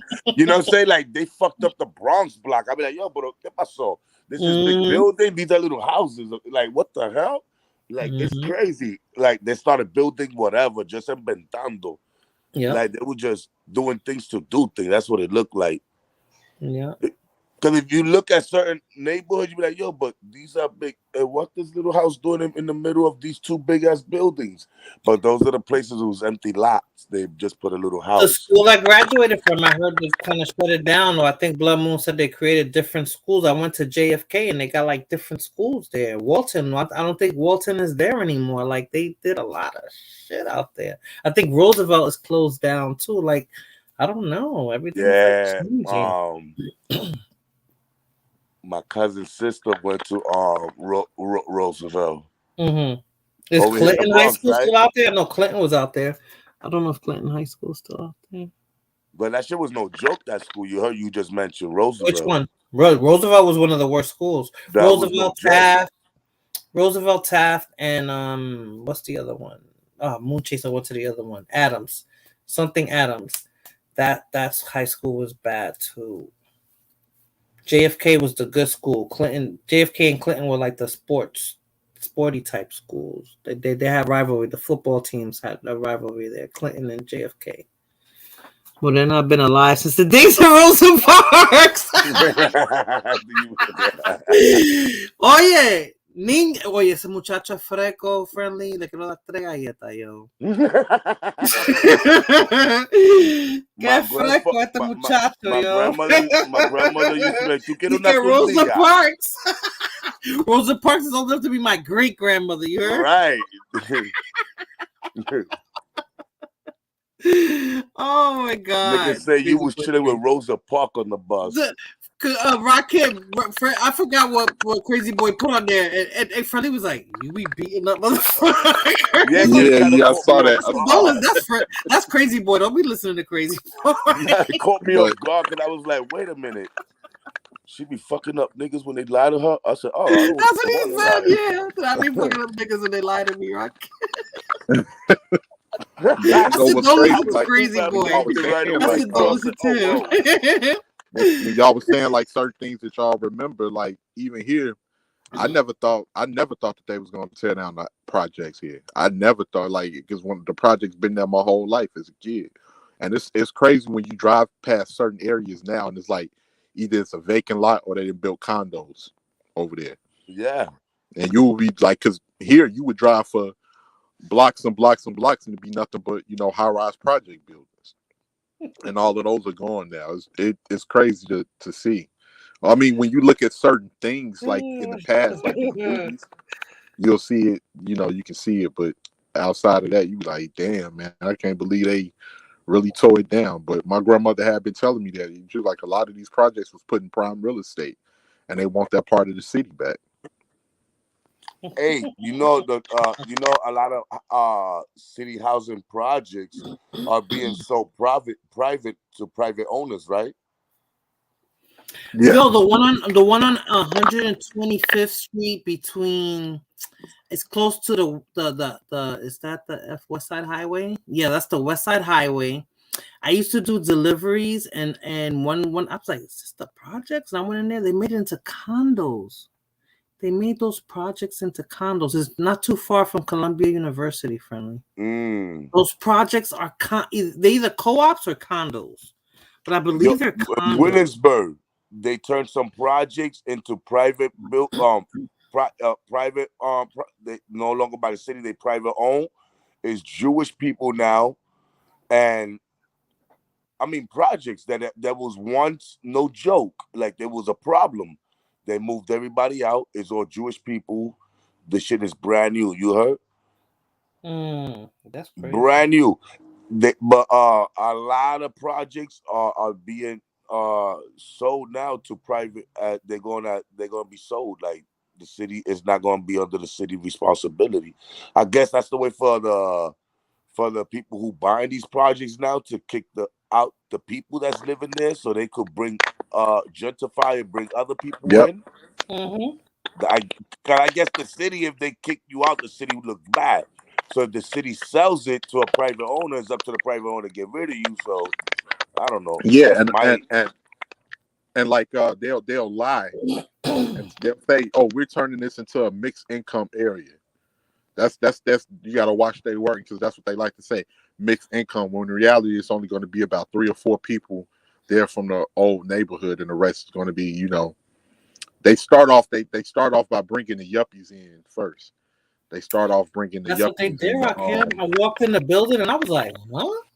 You saw a doorman, everything. Right. You say projects, like the outside looked like a project. It used to be shootouts and homicides over here. Now it's like, I seen Jewish people walking out chilling. You heard? Yeah, on the real. That's what you those projects, because you're going to jail. I was like, oh no, I was like, you know what? Let's just get out of here. I felt Friendly.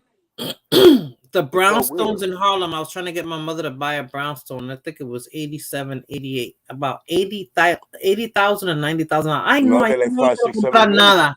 Yo no quiero comprar nada. You know, it's worth a couple of $1 million right now. Has she bought it? Yo, listen. There was a property that was worth a couple $100,000, right? I'm not gonna lie. And now in the city is worth like 50 or 40 million or $20 million. From 20 to $50 million. It's a home in Manhattan, the Lower East Side or in the Village. It was worth $100,000, and now it's worth like 20 million or whatever. But it's in the city. Like I'm like, and there's a person who owns it. I'm like, but why would he spend 20 or 30, 40 million on that when that's just a regular building? But the way he got it, the inside, it's amazing. But still, with all that money, you could have buy a house with all that and more space in the outside. You still stuck in the Village in the city.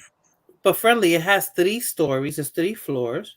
Yeah. In the basement, in the backyard. That's a lot. That's like dope. Stuyvesant Road is the only one that stayed the same.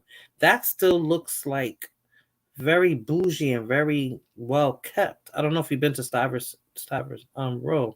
It's beautiful over there. Where Bedford Stuyvesant? No, Stuyvesant Road is like that's on 7th Avenue. Oh, Stuyvesant Road in Manhattan. It's beautiful there. But every brownstone building worth money.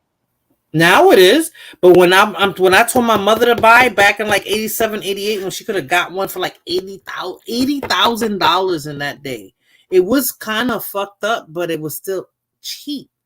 That in less than 10 years, it would have been worth $4 or $5 million, even as a piece of shit.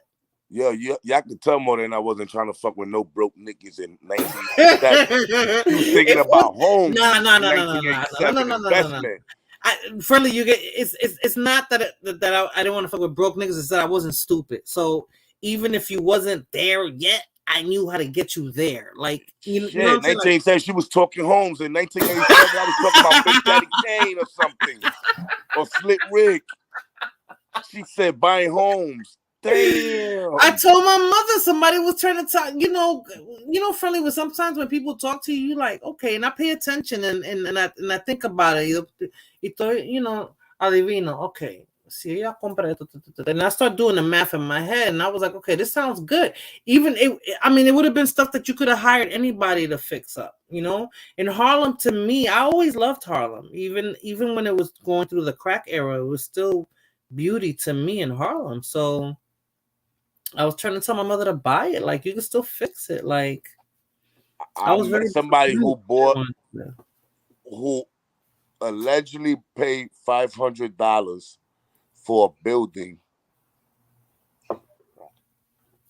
500,000? No, $500. Oh, $500? Yeah, like years back, like in the 80s, he paid like $500 for the building. He went somewhere and he bought the building for $500 or whatever. He, you know, I may not be saying it, but I know it's $500. He bought it. I think it's 500,000. Okay. No, like $500. No, $500 for real. Okay. Like for $500, he bought the building. I don't know what it was called, but it was like an auction, something there. But the building was already torn down. It was like really bad shape. But he bought it. He bought the thing for $500. The building now is worth maybe more than a couple $1 million. So I'm like, no, but there's people in life who just went out there and took a risk and made it happen, yo, for real. Because $500, like during the crack era was the time to capitalize, and I noticed that during the crack era was the time to, like, if you had a couple of bucks to buy real estate, that was the time to do it. And some people were smart and savvy, and some people didn't, you know, they weren't paying attention.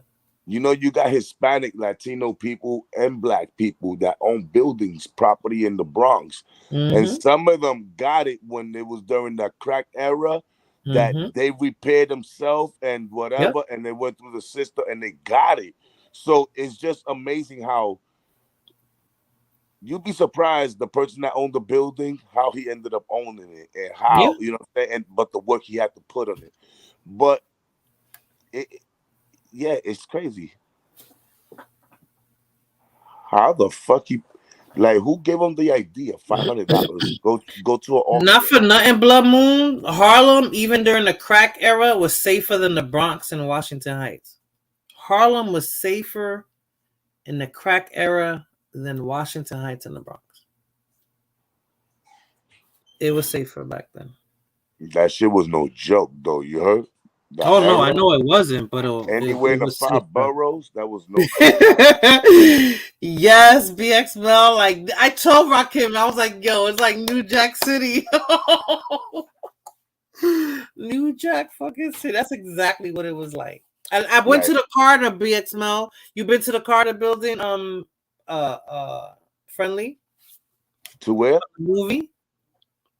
Blood Moon. No, it wasn't. No, it wasn't. No, it wasn't. Where? No. The Carter. You know what it did? New Jack City. The movie. And they did they had the building called the Carter, the one that they took over. Right. Yeah. Have you been there? Like I was there. Like after all that. That's in the city. That's in Harlem. Yeah. In Harlem. It's a real building. Yeah, it's a real Carter building. I'm saying, have you been there? I ain't been inside, but I've been around. Like I've seen it from outside. I looked at. You were comfortable, Blood Moon, but there was a lot of shit going on back there, and when crack was at its peak. Well, everybody was going to the heights to get crack. Yeah, it was. I can only speak based off of New York culture, from what we've seen on the outside looking in. All of the movies or the documentaries was in one of 3 places. It was either Harlem, the Bronx, or Brooklyn. So when we used to see a lot of the movies. Or a lot of the documentaries. Brooklyn and Queens. So whatever you talk about Brooklyn and Queens, I don't got nothing to do with that. I'm from the Bronx, like in Manhattan, the Bronx. I don't want y'all I don't want y'all to take offense to this, but I would say that the best rappers came out of Queens. I'm just gonna say that. No. Oh, yeah, I'm not even going there with I'm you. not gonna You know I'm lie, not going yo. there with you. You know I'm not going there with you. Yo, I ain't going there with you. I ain't gonna lie. I don't know why you Queens- try to circle back. Look, I'm not gonna lie. He's right about that. Look, the No, Bronx he's might have- not. He's But not yo, friendly. Oh yeah, Queens. I'm gonna not shut the and live I'm from down now. Brooklyn. That's I love it. my That's Brooklyn it. I'm rappers. shutting the live down. No, That's don't it. do it. No, Shutting the live I down. got to. Yo, I'm chill. shutting it down. All right. The Bronx got the best rappers.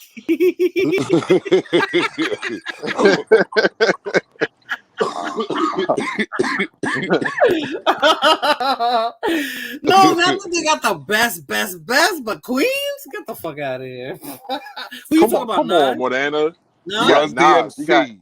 You got Run Run DMC. DMC You got just made it LL mainstream. Cool They J. weren't the J. best rappers. They were the ones that they wanted to make the face of Cool hip G hop. Rap. Friendly. Stop it. Cool G Rap. They all platinum artists. Cool G Rap. Rap. I never liked him. That- I never liked him, so I can honestly say that I'm more mainstream. You know me. I'm not. Mobb Deep. I heard Cool G Rap, yes. The whole Queensbridge, bro. 50 Cent. Queensbridge alone is like 50 rappers. Friendly. I rep the Bronx, so fuck that. Okay, and with the Bronx, Morena, the Bronx had only Fat Joe. In the Bronx, I mean, Fat Joe. No, I don't count Fat Joe in that. Unless you're only talking about lean back. No, people don't give Joe his props. Jealous Ones envy, and Jealous Ones still envy a classic. People don't give Joe his props. Joe, I don't know. Big Pun. I don't know. KRS-One. Big Pun, yes. KRS-One for sure. That him alone, that's it. Him alone. Just him alone. Okay, I give Grandmaster Flash and the Furious 5. And then I'll venture out to my baby daddy, Method Man, and then that's it. That's it. You know what's crazy? Because y'all really shit on Staten Island, but like out of Staten Island came the hardest group. I'm not a guy though. I'm not a guy though. I'm a girl, so I got different feelings for that. So you gotta act friendly. So, yo, I think anything that's trying to top that comes from Staten Island that try to top the Wu will be a failure movement. For real, look, the Wu-Tang sign he is alone. Now BXML, he's a Miami dude now. The Wu-Tang symbol alone is like a nigga holding the American flag, a Puerto Rican flag, the Dominican flag, like holding a flag with pride. That Wu-Tang shit holds weight. That's like you go to court and it says "In God We Trust" and all that. That Wu-Tang is that's a problem. Don't be surprised if you find that shit on quarters. They be in the back of the quarters. They were dope. Yo, let me get a woo. Nigga, give you a quarter. I can't believe that you guys are not gonna let me sleep. Yo, I was like, I'm gonna go to sleep at 3 o'clock. ¿Qué hora es? Why? I stopped at a truck stop to get some diesel and all of that. I'm just pulling off right now. But yeah, that's the places that I remember, like all of the movies and all of the HBO documentaries. It was either about the Bronx, Harlem, or Brooklyn. Those was the three. And the five boroughs, Rakim. You saw the 5 boroughs. That's what it is. Yeah. I mean, there's rivalry everywhere. The only reason why the Bronx talks shit is because everything started there. That's ego again. It's not who's the best. I'm sure the best might have been Queens, but since it started in the Bronx, we can rep that. So it started in the Bronx. Blah blah blah. Like from the outside looking in, Brooklyn had the worst reputation to be the worst out of all of the boroughs. That was considered. You think so? No, I mean just from what we saw here, like it always looked like it was Brooklyn, and it looked like the other boroughs was very cautious and nervous of Brooklyn. I think every borough had their couple of rappers that gave them, props. I think so. I think each borough, they had their own. I mean, you mentioned the Queens rappers. I didn't even realize that when those things was happening. When those things was happening in the in that type of era, when there was in those. I was a kid, but I was hip to the music. I was already on it, but I was too young to even go anywhere to do, you know what I'm saying? Because my parents wasn't trying to hear that, you know what I'm saying? So nobody's parents were. But you know, some of these kids, you hear their story, how they was around, you be like, Dad, your mom just let you do whatever you wanted to do at that age. Right. You know what I'm saying? For real. So shit, you better know most of these artists and been around these labels. You did all that, you know what I'm saying? So I had but man, like I be like, yo, how the fuck this kid was just, but you know, some of these parents just, I don't know, just allowed them to do what the fuck they wanted to do. Like I snuck out did few things, but when I listen to some of these stories, I be like, oh nah, y'all took poor and poverty to a whole different You know what it level. no, to, because like, you know what it not was, giving a Friendly. fuck. Most of our parents worked.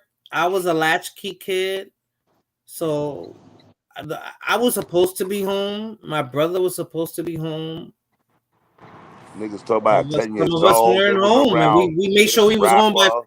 by 6 o'clock. You know, when they went and turned that key to make sure we was there. We did our homework, but you know, Right. we were on our own until our parents got back to the house. Right, but you know, but I'm talking about some of these kids. When you listen to some of these people when they was young, you be like, wait a minute. So you was out there where to what time, and your parents didn't care? Like Oh no. Okay, you're talking about that night in La Calle. No. Yeah, like being like really be. I'm like, oh no, like this shit is different with you guys. Like shit, y'all had to become something. If y'all didn't, y'all would have been a bunch of lowlifes. Yeah.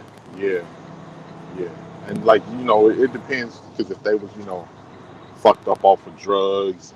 Yeah, a it lot was of that work. other A stuff. lot of them. them Yeah, kids. that's sad to hear that some of their parents was hooked on drugs too.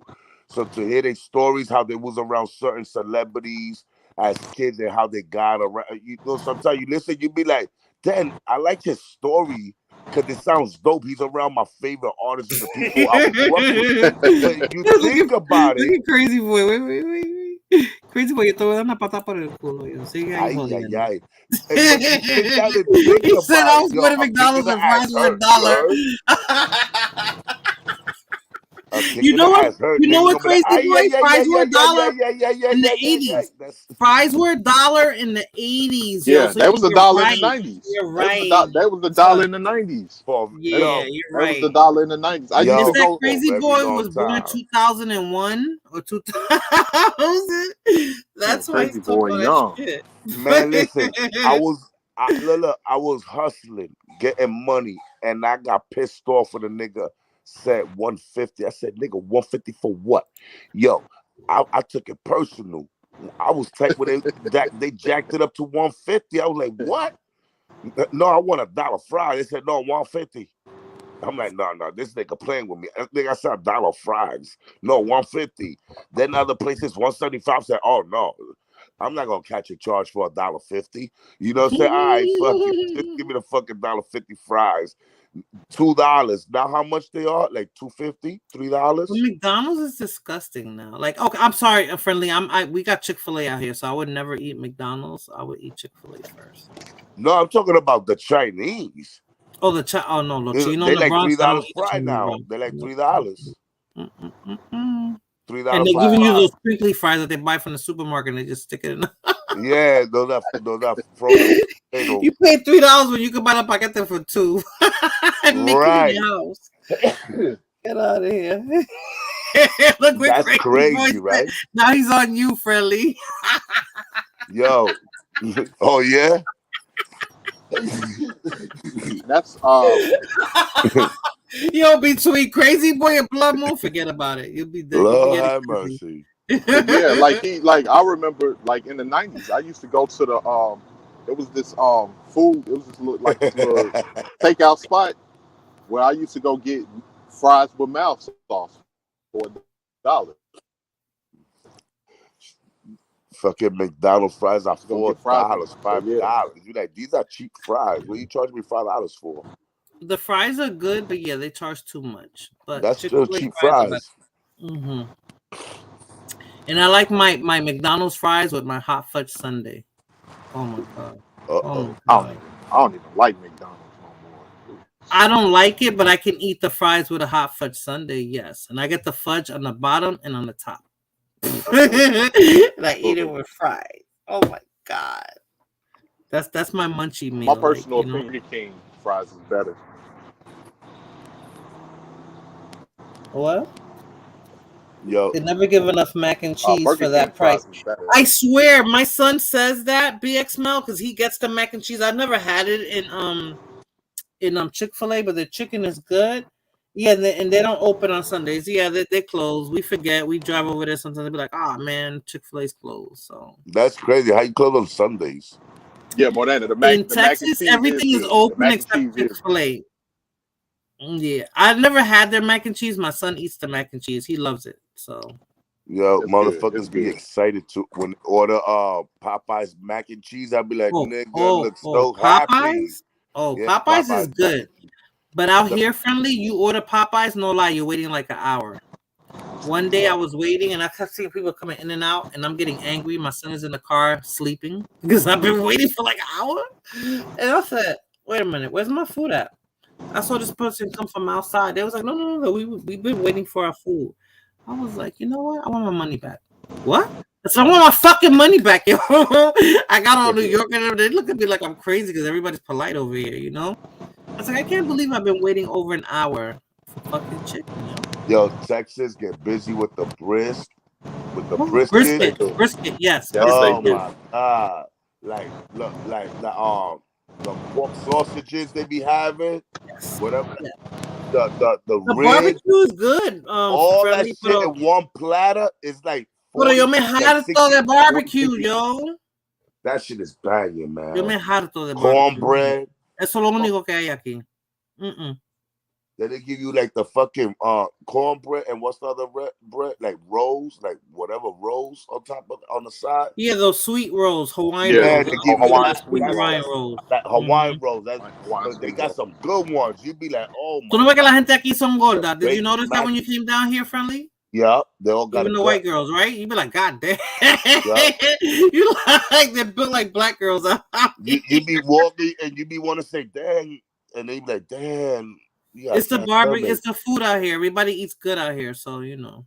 You be looking like I ain't gonna lie. I saw that when I was in Iowa. When I saw how them white girls was built in Iowa, I was like, damn. Iowa? Yeah. No, because in Texas, the white boys out here and the white women out here like the black people. They're the same. They're the same. I remember you were saying that. They're the same. They're the same. Everything is the same. I guess crazy. God said, let them starve on Sunday. Yes, because they're definitely closed, but it's a Christian restaurant, like a Blood Moon said. Definitely Christian. For sure. Yeah, I love Chick-fil-A. That's my spot.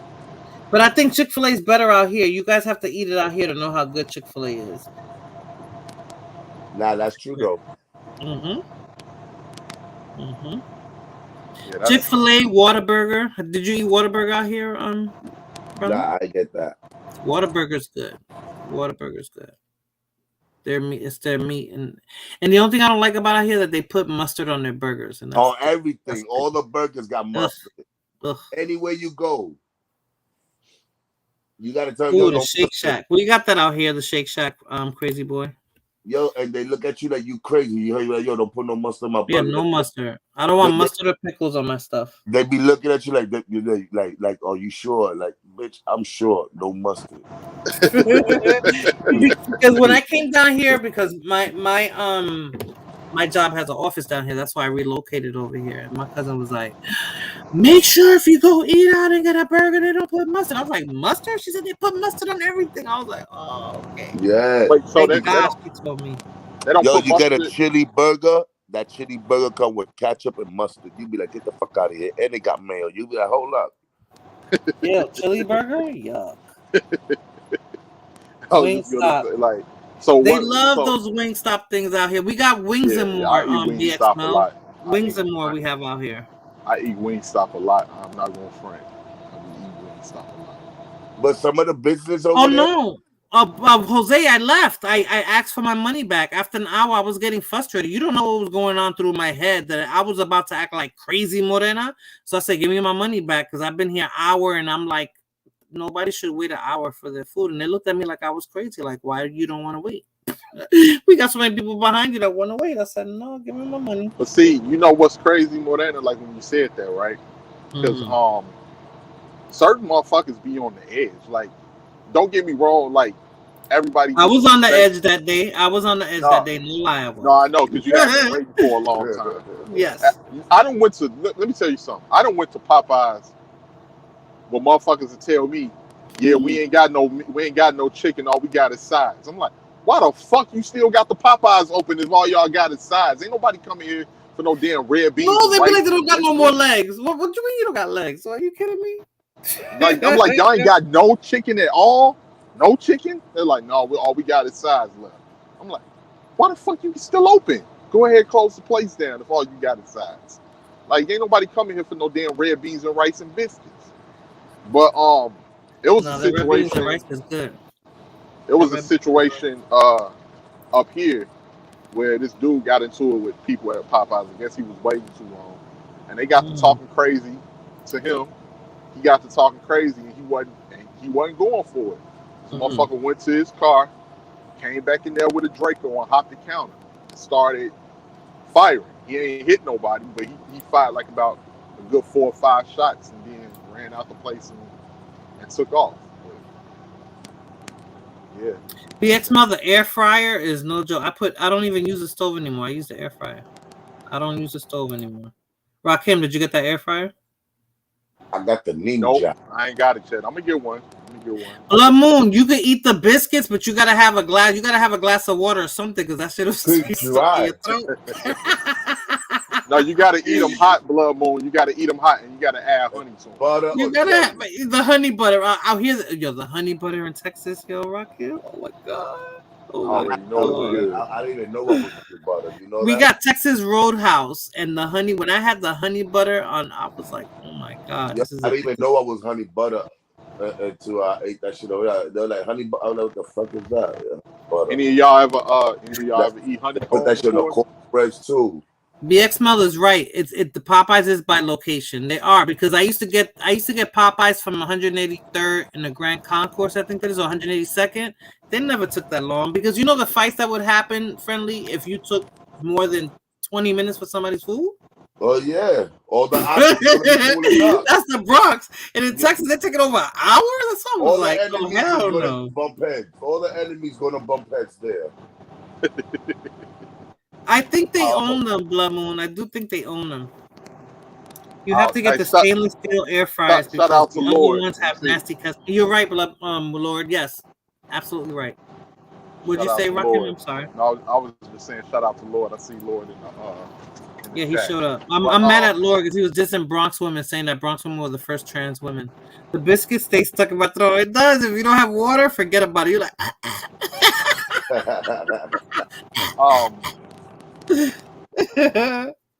and for the longest, I guess we didn't got so used to Popeyes. For the longest, I did not know that Popeyes was a creation out of Louisiana. I didn't know it came from New Orleans. I didn't know either. Yeah, my grandmother told me she went to the first Popeyes when she visited New Orleans when it was first starting. Oh, they still got the first Popeye. You know that, right? They still do? I didn't know that. No, I think there's some place. Is it the first Popeye? I know the first one of the. I think it's one, and then the color's different too. It's to the. I think it's white. The it's like white. It's okay. Like it's the original color. BX Bell is Dunkin' Donuts Dunkin' Donuts / Baskin Robbins. He said, I think all the Indians who failed medical school work at either BP, yeah, that's a gas station, Popeyes, or Dunkin' Donuts. He was absolutely right. It's in every commercial saying it's Louisiana or some shit. Oh, he's dissing y'all. Y'all didn't know? I need to sleep. Oh my god, you guys are funny. Oh, you guys are funny. Lamoon doesn't like the chicken. I like the chicken. She likes the dry ass biscuits. Yeah, I don't understand you. Yo, if you don't eat them shit while they warm, you gonna choke. Oh yeah, warm, cold. It gets stuck, Friendly. It's moist. It'll be moist and stuck in your throat. You need something to drink. You need something to drink. Wait, what Lord said? Hold on. You guys are having an academic conversation about Wait a what minute, about Lord. bipolar? What about Lord, bless bipolar? the panel for a few minutes before I go to sleep. Where's bipolar? He don't be up late night. Bipolar came because my cousin she did a stream for the first time and he went there, but then he didn't come here. I told him I was gonna go live, so you know qué pasó. And what about Royal Loyal? I don't know. He was here harassing last week. I guess he's sleeping or he's doing something. He still be online? Yeah, he came on. I think he came on my stream last week, and he was on somebody else's stream. Yeah, I've been seeing Royal around. Royal's still alive and kicking. Okay, that's what I'm talking about. Suburban taste. He's gonna try to diss us because we're having he said an intellectual conversation about Domino's Pizza is disrespectful. Facts. Nothing like regular. Please, BXML. I had one pizza shop here that it was called Pizza by the Slice, and it tastes exactly like a New York pizza. And they shut down, man. I'm so upset. Yo, don't you hate when you go to a place, it says Italian pizza, when you go inside it's a bunch of Mexican? You like nothing Italian about that? Don't get upset, friendly. Every restaurant you go to, if you go to the kitchen, that's what you're gonna see. Greek food, Jamaican food. No, Jamaica's no. Greek food, Italian food, Thai food. Ellos todito están ahí. So they know how to make everything. And they're not even making Italian sauce, they're making taco sauce. They know how to make everything. So I'm just like, y'all need to stop bitching because they're the ones in the back making y'all food. Say Mexican pizza. Yep. That's it. Don't say Italian. When I walk in there, nobody's Italian. Nobody. Ustedes son malos. No habla de mi mexicano because I'm surrounded by them here. I love them all. Everybody only speaks Spanish. I love them. No, aquí no hablan español. La mayoría no hablan español. Dos pizza. They'll be like, dos pizza. When I came back to New York, no. Quiero un taquito, un burrito con eso. I think it was before I moved to Texas. I think I was telling Blood Moon. It was a Greek guy that owned the pizza shop. He was Greek, but the pizza was, I loved it. And I went there and I saw the Mexican guy there, and I'm like, I said, you guys changed owners? He's like, no, we didn't change owners. I'm like, yes, you did. I was like, this ain't the same pizza. I know this ain't the same pizza. Just like the Cuban Chinese restaurant too. They was there too with a regular looking Chinese menu. I was like, nah, this ain't the same. Y'all changed it up. French pizza is pretty good. Who? French. Yeah, pizza is good.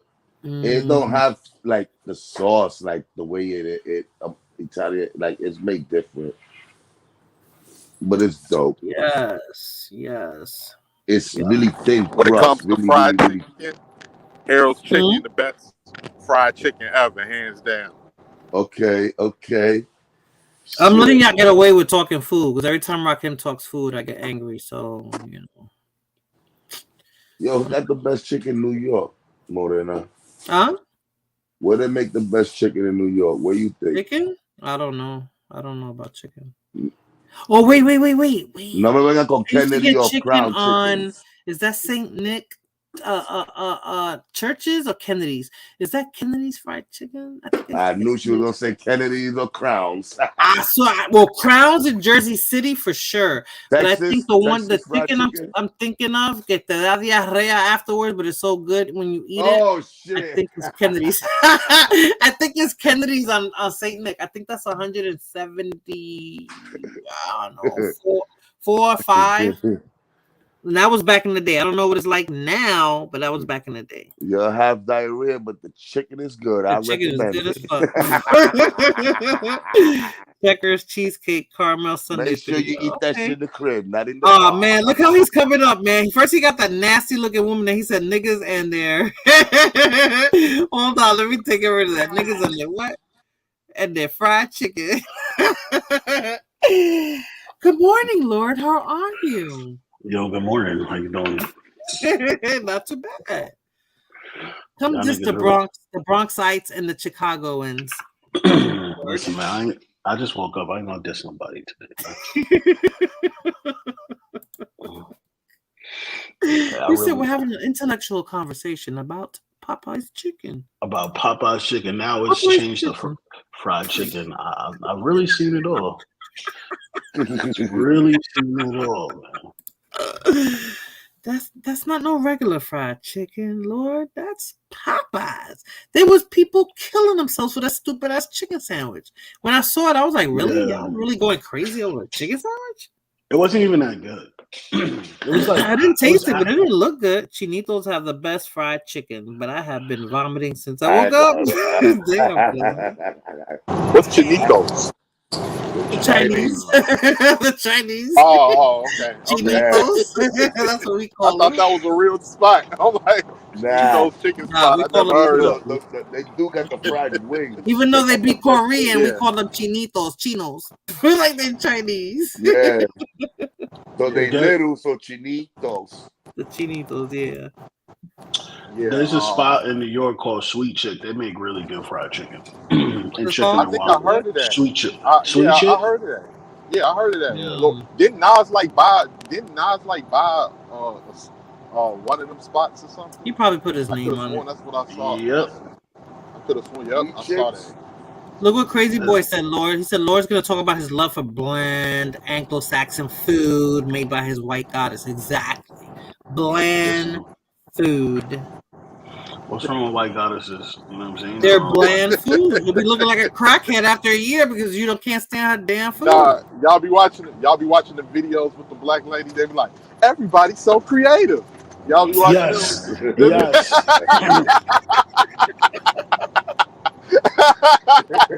Hey, them be hilarious. I am not. Hey, she be having me dying. She be having me dying. She was like, okay, I see you didn't bake the macaroni. Just go ahead and add the cheese on in there. Because it don't go down easy if it ain't cheesy. Oh my god. Yo, her videos be having me rolling. But, Y'all don't watch the Jamaican dude who be doing the view. He be like, let me see, man. Let me see. Yeah. I see him. Lord I see him. God. Yeah. What? Let me get some. Give me 3. Give me a dozen. Blood clot. Oh man. Let me see you cook the oxtail. Let me see. Yo, the oxtail and peas and rice be the shit, yo. No, hold the cabbage. No The cabbage, ketchup? plantain. Yo, you know what? Oxtail, For the peas and longest, rice, hold the cabbage, plantains. I swear to God, for the longest time, it took me forever to know that peas was actually beans. Well, they put pigeon peas. I mean, at least where I used to get them at. Yeah. I thought when they used to say peas and rice, I thought it was like literally like green peas. Yo, right? No, but one thing is, to be honest, don't be in the kitchen with a Jamaican person and asking questions because they're going to give you the signs. You don't have to go to the kitchen. You just be at the counter. You don't have to go to the kitchen. They're going to say, well, man, the oxtail must be cooked like this. You understand? Because these herbs and spices flavor. BX Bell is nasty. And it does you right. It's good for the soul. And they start breaking all this shit. Like, God damn, all that from just asking how you make it brown like dark like that. And I used to go, when I used to live in Jersey, I used to go to the Jamaican bakery on, I think it was 227th in Boston. Was that Boston Road? Oh my God, the best beef patties and cocoa bread. OMG, the cocoa bread melts in your mouth. The beef patty was hot as fuck, but I tolerated it because it just tasted so good. They all tell you the same thing. Yeah, man. No one make oxtail like this. You see this thing right here? You see? You watching? You see this? But the owners of that Jamaican bakery I went to, Friendly, they didn't even look Jamaican. I was like, they look white. That's why I was like, y'all own this bakery? Yeah, it was on the corner. I was like, their stuff was good, and they just made pastries and they made the cocoa bread and beef patties. You might as well say, let's go to Europe and get some Jamaican food. Blood Moon, you gotta taste Jamaican oxtail. The oxtails are good. I gotta say that the oxtails. If you want something a little different, their oxtails they are good at making their oxtails. Yeah, they definitely are. They definitely are. Yes. Jamaican food is really good. Trini food else is really good. I don't care for Trini food. I had what is that thing? That roti?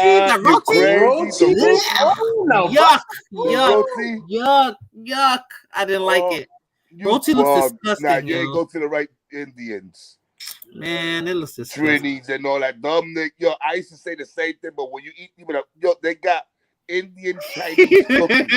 Yo, you can't even go wrong with that. I'm like, yo, Indian you're Chinese right, cooking. crazy like, boy. Get the fuck out. Indian Chinese food. No joke. I don't know. I don't like Indian food. I don't like the way it smells. Now I like their rice. I like their chicken, their garlic chicken, but anything else, I don't want to eat it. No. Nah, I'm sorry. This is the real ones, the one that call your mother skunk. They cook.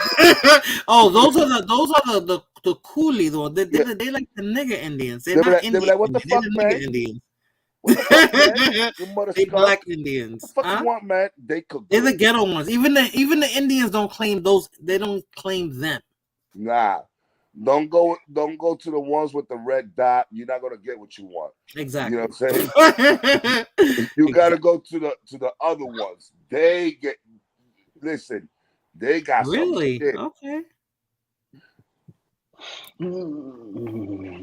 Even chicken katsu. I think that's what it is. Yemen people, them niggas. Chicken katsu is Japanese. It's Japanese? Okay, then that's not what I'm saying. Nothing like a New York City. Yeah, bacon, egg, and cheese. But you guys eat chopped cheese now. Now, when I moved down here, before I moved down here, chopped cheese wasn't a thing. Chopped cheese, and I looked at it. And my mother's like, what's chopped cheese? I said, that's picadillo with cheese, mommy. It looks disgusting. I don't like chopped cheese. It's basically it's a poor man's Philly cheesesteak. That's what it is. It's a poor man's disgusting. That's what it is. Oh, my God. Crazy.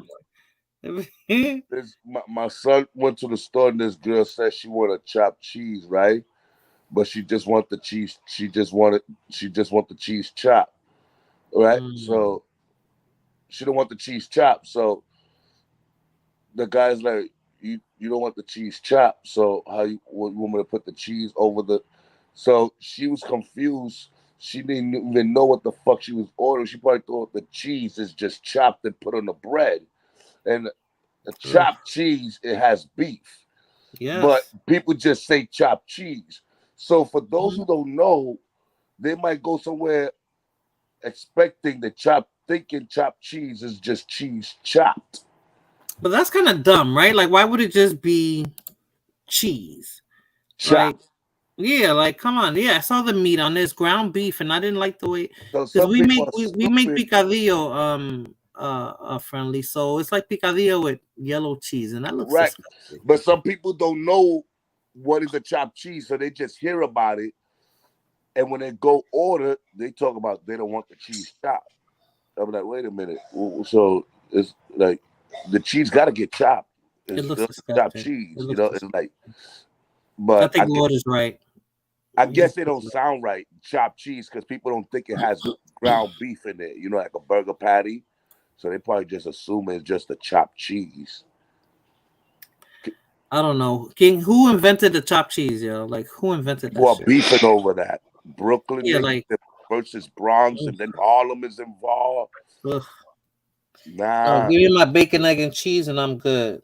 And they all claim it's exactly. Blood Moon is disgusting. It's disgusting. That's why I'm like, oh, I don't know, but it's big, right? Because everybody talk about their chopped cheese. I'm just like, well, I don't know. Maybe I'm not New York cheese. Anymore. Just watch my videos, but my chopped cheese. Oh, you have a chopped cheese one? Yeah. I didn't see that one. Check out my shorts. I did a chicken soup. I did a chicken soup the day before yesterday. Is a cheesesteak chopped up? So it's not ground beef, it's a cheesesteak? No, it's ground beef. I thought it was ground beef with cheese. Okay, that's what I thought it was. But BX Mel said no, it's a cheesesteak chopped up. No, that's a Philly cheese. Yeah, and I haven't tried a Philly cheesesteak. I haven't tried that. Lord, I know you're rolling your eyes right now. But I don't get why niggas in New York No. say, "Let me get a Philly cheese." Nigga, that's not from Philly.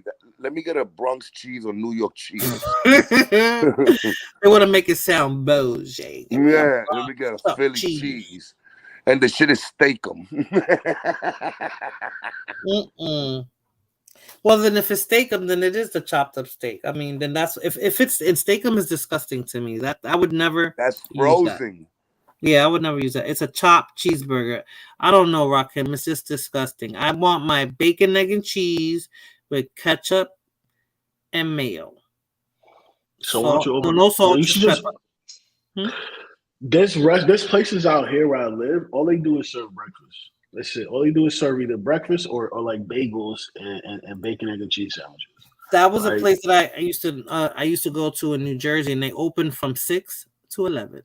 Yep, same out here. Yeah, that's like they open from 7 to 2. Yeah. Or You know they're 7 to 1. making money. If they're not open past 12 or 1 o'clock, you know they're making money. Yo, who said mayo is disgusting? Listen, first of all, mayo tastes good.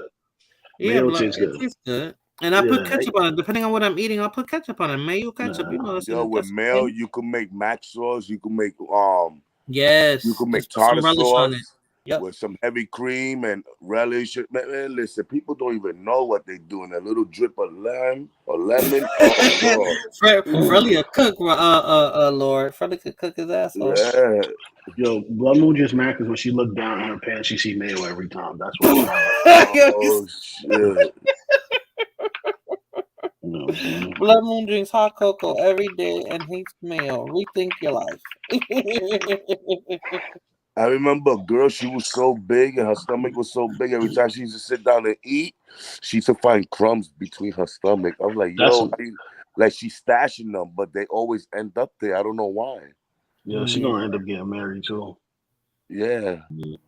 So like a diesel guy. Like for some reason, like big girls always get either muscular dudes or skinny guys. It's like, yo, damn, where y'all self-esteem at, bro? Like muscular dudes or skinny guys? Yeah. Like, yo, you barely see big girls with big dudes. You see big girls like you'll see like big guys can't get chicks, right? But big girls could definitely pull a dude. And I'm just like, yo. But it's difficult. So you think it's the Lizzo effect? Would you call that the Lizzo effect, Lord? No, it's just that some guys either have a fetish or have low self-esteem and they'll date a big girl. Because don't tell me look at ones that date a big girl, they got low self-esteem. Yes, of course. Self-esteem comes from within. Just because you're attractive as a male doesn't mean you didn't get touched as a child. Doesn't mean you don't have internal issues, right? As a human being, humans are complex creatures, right? Yeah. A lot of people who are really attractive have low self-esteem. I think they have. I don't think it's low self-esteem. I think they are they have low self-worth. No, I think people like they don't fuck with them because they think maybe they look so good they don't want to fuck with us. Like no, that's kind of because people gravitate toward good-looking people more. People good. Okay, women don't gravitate towards other really good-looking women because they think that. That's not true. Ugly. If a woman is a basic girl, right? She wants to get with pretty girls because that increases the attractive men that she can get. So basically, she can orbit around that attractive woman and pick up her scraps. That makes sense. That makes sense. A halfway decent looking guy will have a. Well, dudes don't really give a fuck about other guys' looks. We hang out with anybody. Women are more self-conscious about the looks of their friends. Right? And stuff like that. Like I heard women say, I don't hang out with ugly girls. It's like, bitch, you're ugly. Like you're the ugly one in the group. That's why you don't. Yeah, what he said? Hold on. He said Lizzo needs to. Where's Big tomorrow? Well, I don't see a Lizzo comment. This is the queen. Acceptance of bitches who just want to be fat. Lazy is crazy. It is. Who wrote that? I can't see it. I don't know why my thing is not going. Because it hasn't come up yet. That's probably why. Oh my god! I'm looking at my cell phone, so I can see the comments on my cell phone. Oh, so it's probably lagging behind. Yeah, I don't like chicks. These chicks really just want to stay fat. Okay, so like I don't believe in fat shaming, but when you're as big as Lizzo, it's like, I mean, fat shaming, like, okay, you gain some weight and you want to be comfortable or you want to be healthy, right? Lizzo, no, seriously, but Lizzo is too big. Like, the fact that you're pushing that as normal, there it is not cute. They even invented a cute little name for it, Baby W. Oh man, fat guys hang out with anybody. Yeah, that's what y'all say, but that's okay. No, we do. We don't give Lord a is fuck. the type. Okay, Lord is the type to break his girl's self-esteem by telling them their food is trash. Lord is an evil, mean dude, crazy boy. He's evil. Well, like part of your job as a guy is to break your women down as much as possible. You hear what he's saying? It's like that's why Lord means Toxica 5.0. Man, get the fuck out of here. Break her down to build her back up. It's like boot camp officially. You know what I mean? When it first started out, like she coming in with that. Listen, if her food is trash, I have a thing. If I cook better than you, right? Like you're not getting too far. Like I'll fuck with you. We can be cool. We can have fun. We can do all types of things. But if I cook better than you, and here's the key, and you don't want to get better, you'll never get it. You're just lazy at that point. I want to be around Lord crying, thinking of ways to stab this shit out of his. I be just my fucking food. Nah, but it does make sense. Like it makes sense when he said it. Well, you talk about your mongoose, so she couldn't even make you mongoose like that. That's crazy. Nah, a snake is right away. She's a fucking 1 minute seal. meal. Just go in the pocket, pull that shit out here. Bitcoin, build a bitch. Yeah, man, that's crazy. You do gotta build a bitch. You do gotta build a bitch. And it's not even okay. Yes, Lizzo is really heavy, but it's what she wears. Like, dude, I know. Just the whole saying is true. Just because they make it in your size doesn't mean you should wear it.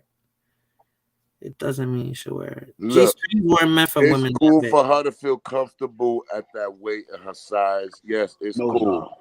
But at some point, you got to get with the program and really want to, like, not too many people going to find themselves comfortable with that. You understand? She's promoting the wrong thing because once you're too big, it's not healthy. You can say what I actually don't think she's promoting it. She is promoting it. Not much you could do with her neither. So it's these kids are very impressionable now, and she's promoting it.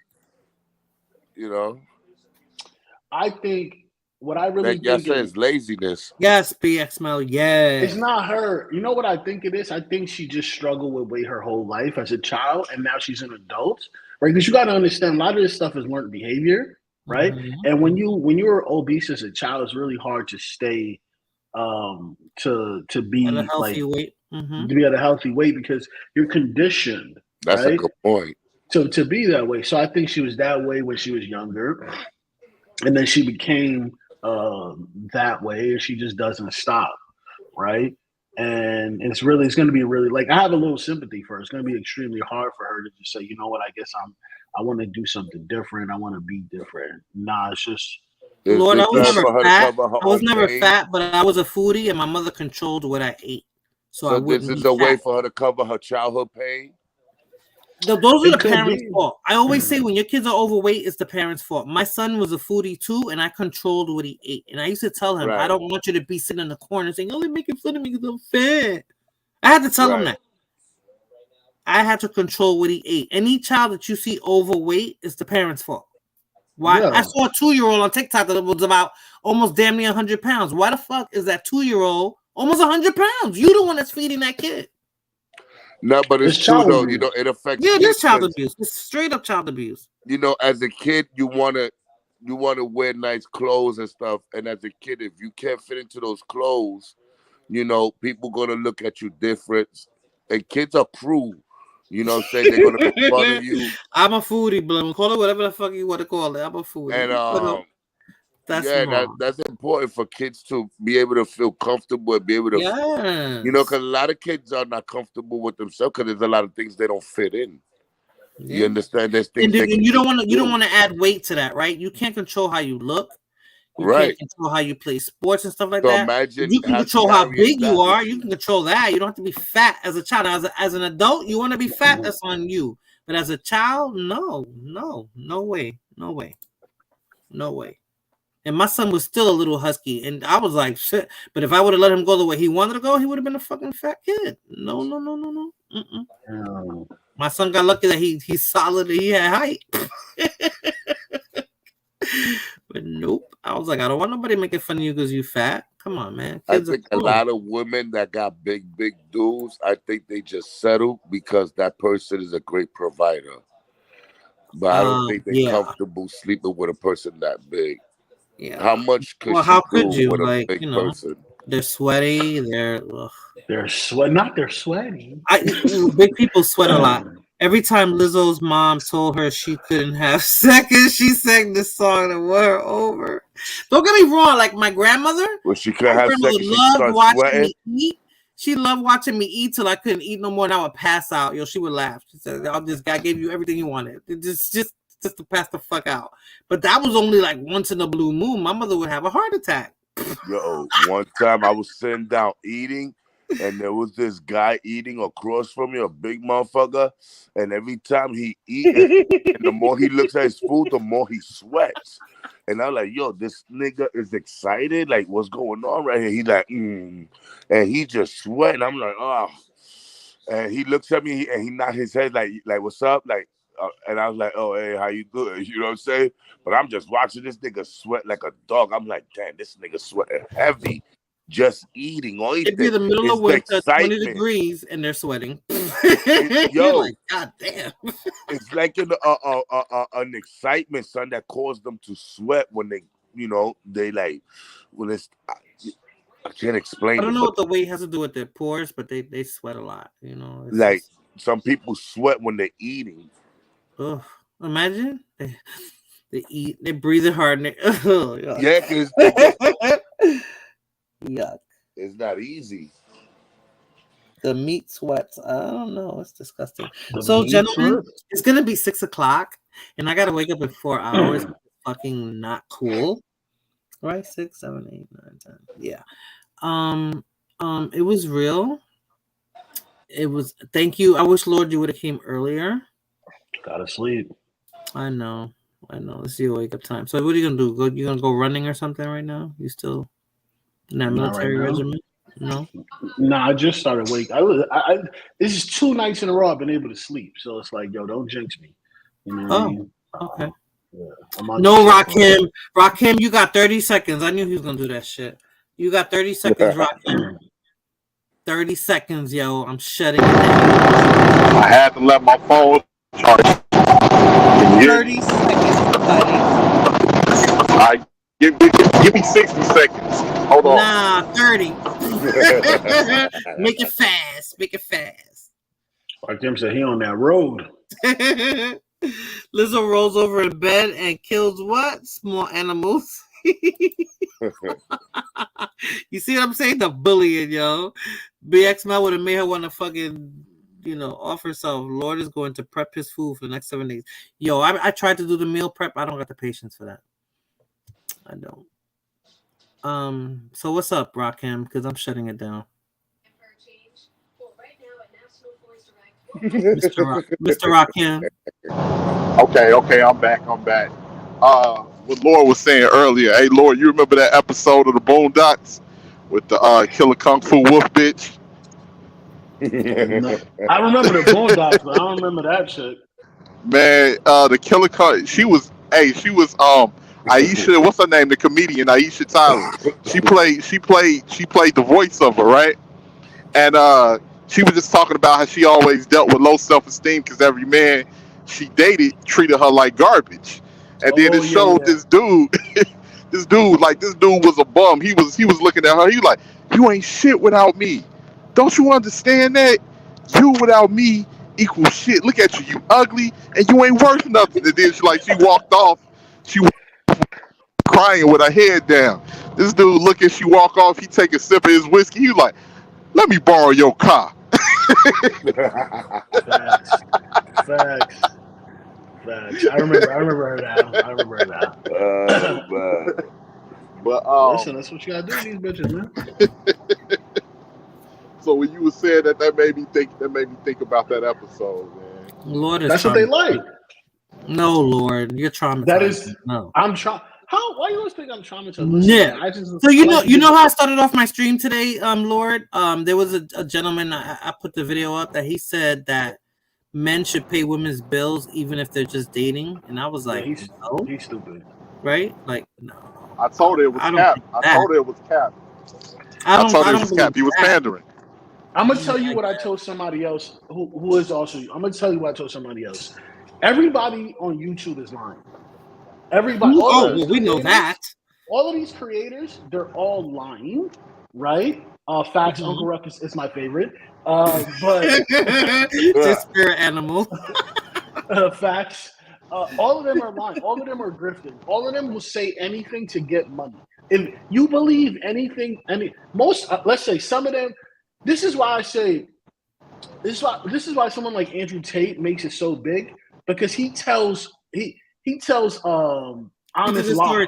He tells honest lies, right? He's really good at storytelling. So he tells a story which is truthful in a way, but it's part lie, right? He's really good at that. And you can go back and look at some of his accomplishments, right? So this is how someone who basically, I don't know, did some pretty fucked up things in his life, right? Pimp women and do all this shit. His words, not mine, right? Can make it that famous is because of authenticity. It looks more real than everyone else. Look at Derrick Jackson. Nigga cheated on his wife, not once, not twice, but 1,000,000 times, got a bitch pregnant, and then bitches are still signing up for this nigga's seminar, right? I would have went psycho on his ass, and nigga would have been like, don't fuck with Derrick Jackson no more. Fuck that. Mental state. That bitch is crazy. She is, Lord, yes, you the only other person that said that. I see her on IG. Yeah, I forgot about that.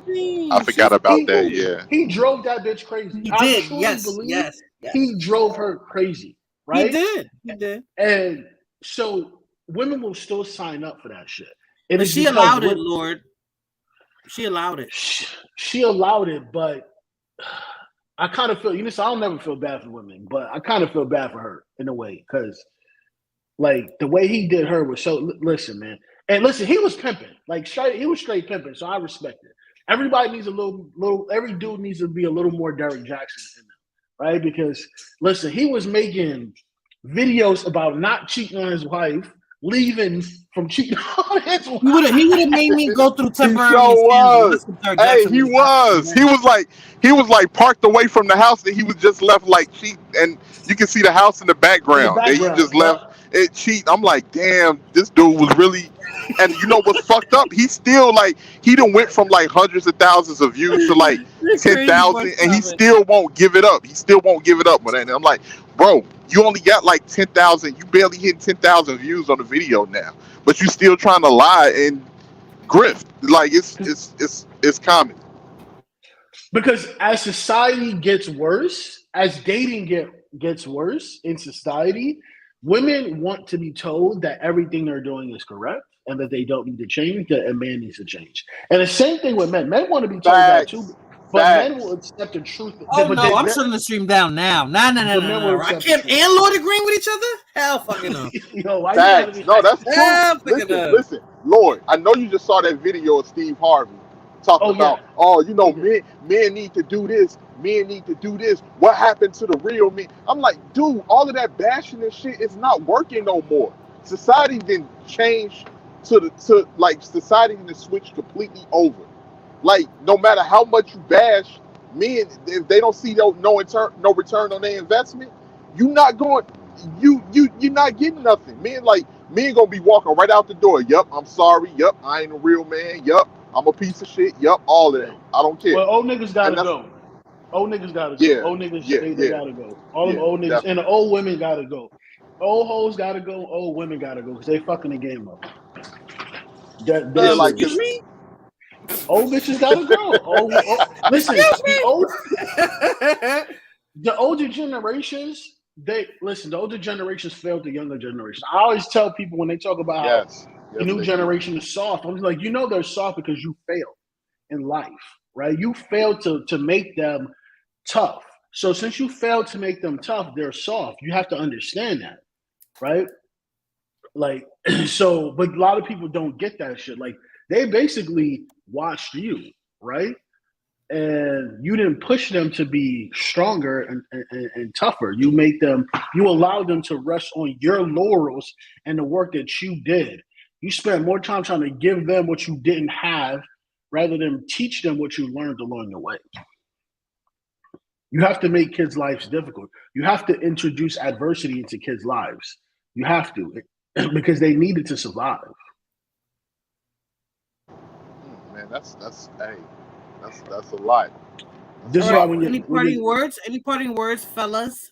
Yeah, I just want to say when your kid acts up, you don't beat your kid, you beat their mother because you know the mother. Shit, no, he didn't. Hey, Lord. If you Lord fucking did it, yo. Hey, Lord, if you stick around, I'll chop it up with you for a minute in the back. All right, man. In what back, Rockhead? Yo, in the back of your street? Your back. Your back. Back in your screen. You gonna play me like that? Thank you, Jose. Jose, drop your link, Jose. Yo, y'all crazy. Yo, my alarm is going off. You heard that? Yep, you sure did. No, you don't need to go to sleep. Sleep is overrated for old people like you. Yeah, okay. I'm smoking right now, so I'll go to sleep for a good 4 hours straight. And then I'll wake up when I need to. Lord, you better stop it, because you're not that far from me. Listen, man, I'm a young man. I'm a young whippersnapper. All right. Yeah, okay. As soon as you're gonna blink and you're gonna be 50, buddy. Keep it up. Listen, I gotta get a couple women pregnant before I'm 50. I gotta get a couple of these women pregnant. Blabu said a bonnet is supposed to be cute accessory to them.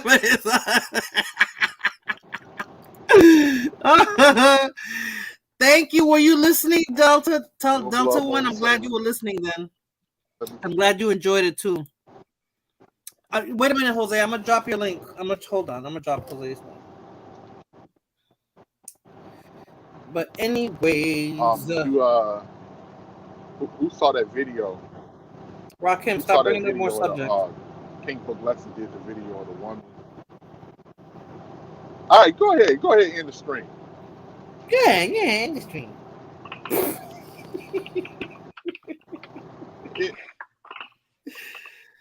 I want to go to sleep, man.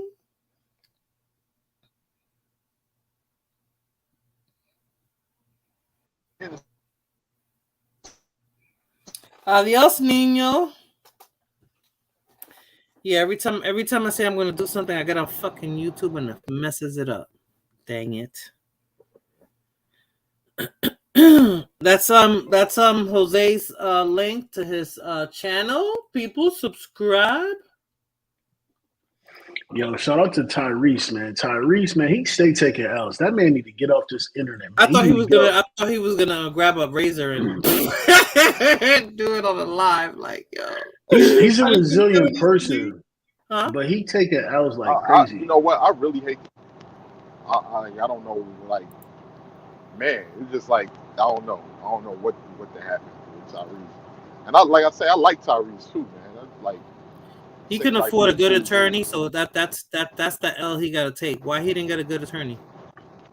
It's not even like a good attorney. You need to before you get a good attorney, you have to think steps ahead. Why isn't your money in fucking trust? Why isn't your money tied up? Lord, we're Scorpios. We think ahead all the time. We think of just in case shit happens, right? I'm trying to get my son on that. Yo, then again. You have to have a plan B, buddy. Always. But you're gonna say, Rocky? Another thing, it's something with the laws in California that work in favor of the woman. Over the state of California, he should have never. It's a community property. Got married in California. He was in Atlanta. Oh, okay. He was in Atlanta. Oh, gee. Oh. Yeah, he was in Atlanta courtroom. He's acting. That's an act. No, that money he gotta pay. That money he gotta pay. Blabu's an act. He gotta pay real money.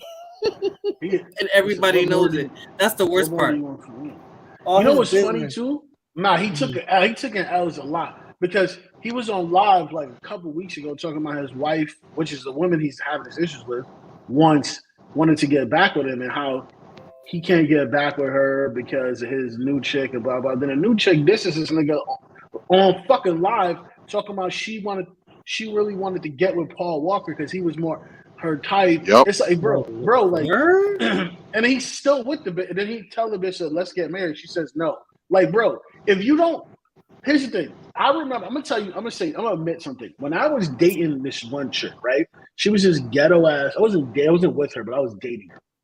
Right? Meaning I was smashing her. She was a ghetto ass Jamaican chick, right? Ghetto as fuck.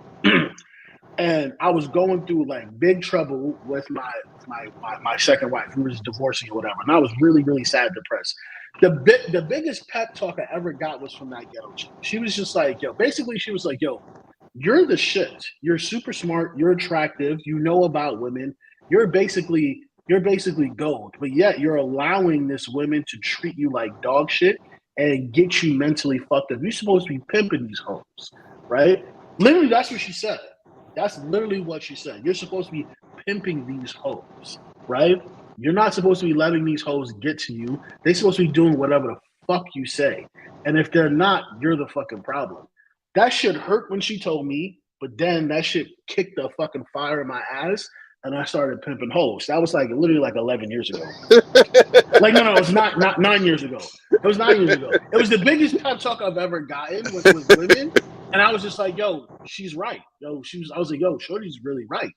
And she was like, yo, you're the shit. And you don't even understand that you're the fucking prize. This is a woman saying this shit, right? She's the best sex I've ever had, but that's besides the point. You know what I mean? And I started pimping these hoes ever since. You know what I mean? Like, yo, for real. So Tyrese is a fucking multi-millionaire, but he's letting this bitch that comes from fucking nowhere talk to him like you fucking with the help. And you letting the help tell you to go clean up. Nah, bitch. Fuck that shit. You're a whore. Yo, Lord Wild. Hey, Lord Wild. But Lord was dating a black. Listen, first of all, I've dated many black women in my life, and she was actually really, really light skinned. So, like how he said, a black. Crazy boy said a black. They black. Dated many of black women before in my life. But yeah, that's the, like, you definitely got a point. You definitely got a point to that. As far as you can't allow nobody. I don't know what maybe Modena can tell us because she's a woman. What is it in women that make certain women treat men that are good or that's good to them treat them in a negative way, but then turn around and complain, saying that they can't find anybody good, or if they get somebody good, they treat them foul. What is it? What is that? How would I know that? Because you're a woman. Yeah, but unless I wanted to treat a guy like that, how would I know what that's like? Well, they smell the bitch in you. That's what it was. I can tell you, they smell the bitch in you. If a women are like predators. If they smell weakness in you, they'll pounce on your ass, right? So they smell like some guys. I have friends who just won't walk away from women. It doesn't matter what the bitch does. They just be like, I want to fuck one more time. That I want to fuck one more time is killing niggas out here. But, like, the pussy is not worth it. Let this bitch die on the cross. Like, come on, bro. What are you doing? And then they be like, why she don't respect me? Nigga, you don't respect yourself. I wouldn't respect you either. Like, what the fuck? Right. Like, yo, chill. Let this girl go. I mean, you know what? You seen it now, Lord, based off of like, I mean, look at all of the like, you got all of these men speaking up on the Passport Bros, and they like they trying to get brownie points or something. I'm like, yo, my man, no matter what she say, if you listen to some of these lives, I'm like, no matter what you say, she ain't gonna respect you, my dude. I'm like, look at you. I'm like, you talking about what the Passport Bros should be doing and what they shouldn't be doing. You got a bird chest. You speak with a nasally ass voice. That's not gonna get you no action. So you need to You need to cut it out. But it's a lot of these dudes like that. Yeah. It's a lot of these dudes like that.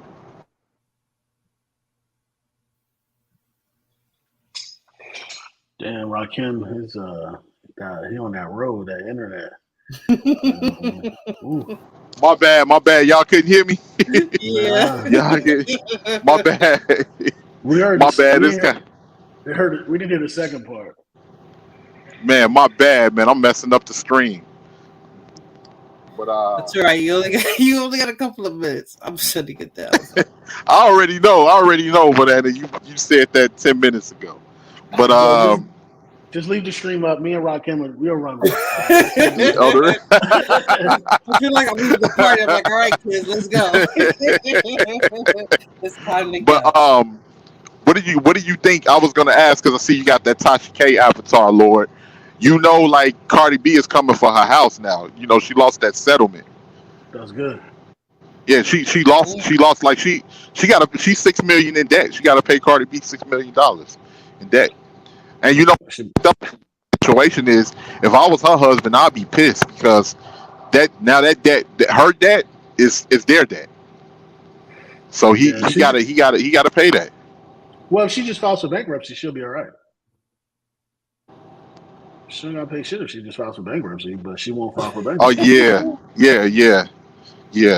And see, all of this happened because you had too much pride to take a video down that you lied about. You lied about this video, and you don't have enough pride to take it down. A woman gave you an out. She said, "Yo, swallow your pride. You lied about me. I'm suing you for defamation. If you don't take the video down, I'm gonna go further with the lawsuit." She didn't. You wanted to talk shit to your followers, and now ain't none of them followers gonna help you pay that $6 million debt. And even when you do file, if you file for, let's say, what you gonna file for, what, Chapter 11?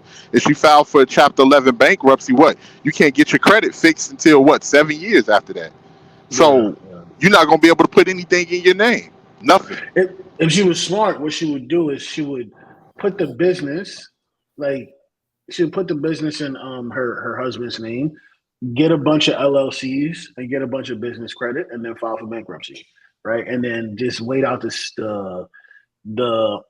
wait out the 7 years. Or if she don't give a fuck, she could just go to Dubai because they don't have extradition. But if she was smart, she'd just file for bankruptcy, and then boom, then she'll be fine. But she's not. She just hates people so much, and that's what's gonna happen. Yeah, because Cardi ain't playing. You went against the wrong Bronx person that actually had money to go back and forth with pettiness, and that's the last thing you want to do. So Bronx girls are like trans. They're the first trans. Yeah, that shit. That is so foul. That is so foul. When I wrote that shit, I was dying laughing. I was like, I know she's gonna be hot. I was like, I'm doing it anyway. I'm doing it anyway. Oh man! Shout out to Bronx chicks. Shout out to the Bronx queens out here in these streets. Except for Tasha K, grandkids gonna yep, Tasha K. Her grandkids gonna owe Cardi B for sure. Yeah, it's crazy. Cause she like Rakim was right. She could have ended the whole fucking thing. They could inherit a beef. Well, that's what happens when you put your pride above everything else. Yep, her pride got her in that situation. If I was her husband, I'd be pissed. I'd be extremely pissed. And he African too, I think, isn't he? Yeah, but he comes off as that type of person that she's running him. So because if that's take this damn video down. I ain't trying to hear none of that. I don't want to hear no back and forth. Take the video down. Because if that's the situation that you're going to bring upon us, that's going to affect everything that we got going on. You got too much fucking pride to, tell the woman you apologize. You were spreading false accusations about this woman. So go ahead and just take the shit down. So, okay. Well, she ain't listening now. That shit is definitely going to put a strain on their marriage. It's definitely going to do that. Yeah, that. $6 million, bro. She has to have. If she don't have, if Tasha K doesn't have close to $6 million with all the followers and how long she's been doing it, she's clearly doing something wrong, right?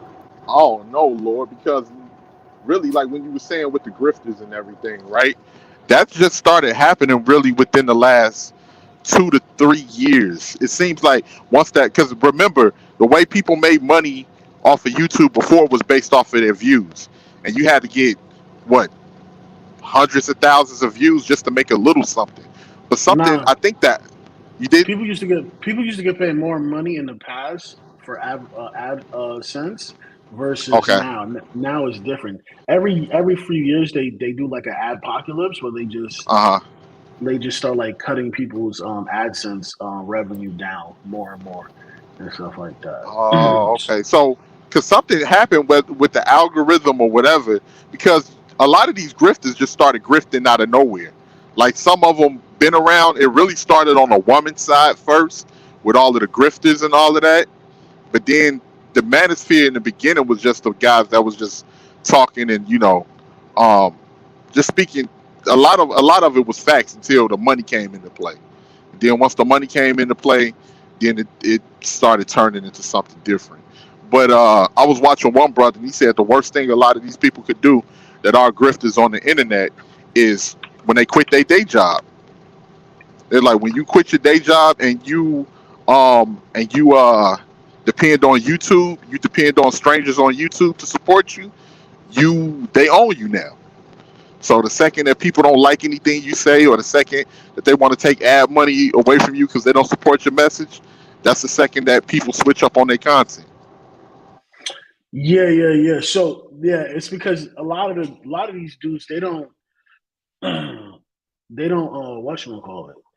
They don't have they don't do the business right. They don't do the business like so there's this have you heard of this thing about Timor not really leave? But there's this thing that I'm here, I'm still here. Boyce Watkins, he does this really fucked up shit. He it's probably because he's an economist, he's a businessman. He hires people to work for them, and the first thing he does is he goes and he gets all of their .coms for their name. He goes and he gets all of that shit, right? He buys all that shit out, and he goes and then he fucking like trademarks like their fucking whole shtick. So the person doesn't even own their fucking like intellectual property. Like that's how fucked up Boyce Watkins is. So a lot of people don't take the business serious, right? A lot of people don't take the business serious, and a lot of people just trust people too much. Like, yo, why are you trusting people on the internet? You don't know these people. These people don't owe you shit, right? Listen, man. And why I don't understand why people be giving their money away to these motherfuckers, man. Like, stop giving your money away to these whole ass niggas. Yeah, man. I didn't even know. I never. Boyce Watkins is actually the one that brought Paris Milan into the play. He was the one that was responsible for that.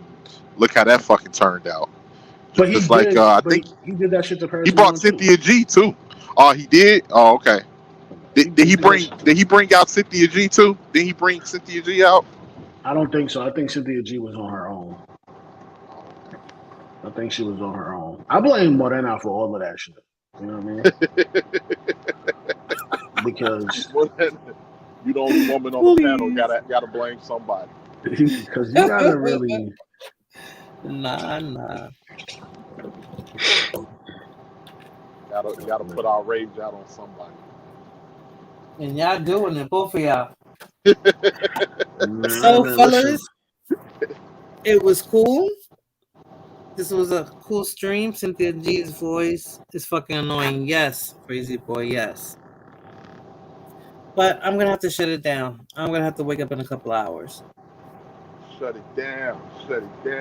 Yeah, fellas. Thank you for stopping by, everyone. I'm going to sleep. Most of YouTube is basic pandering and your attention and money. True. Facts.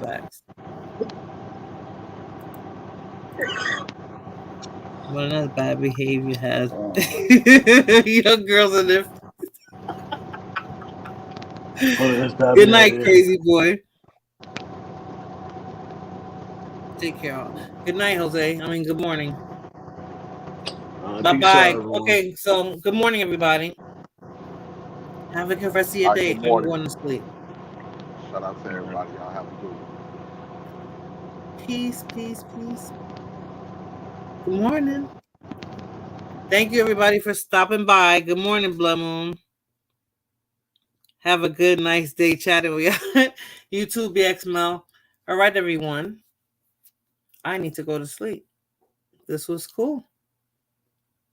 Have a good day.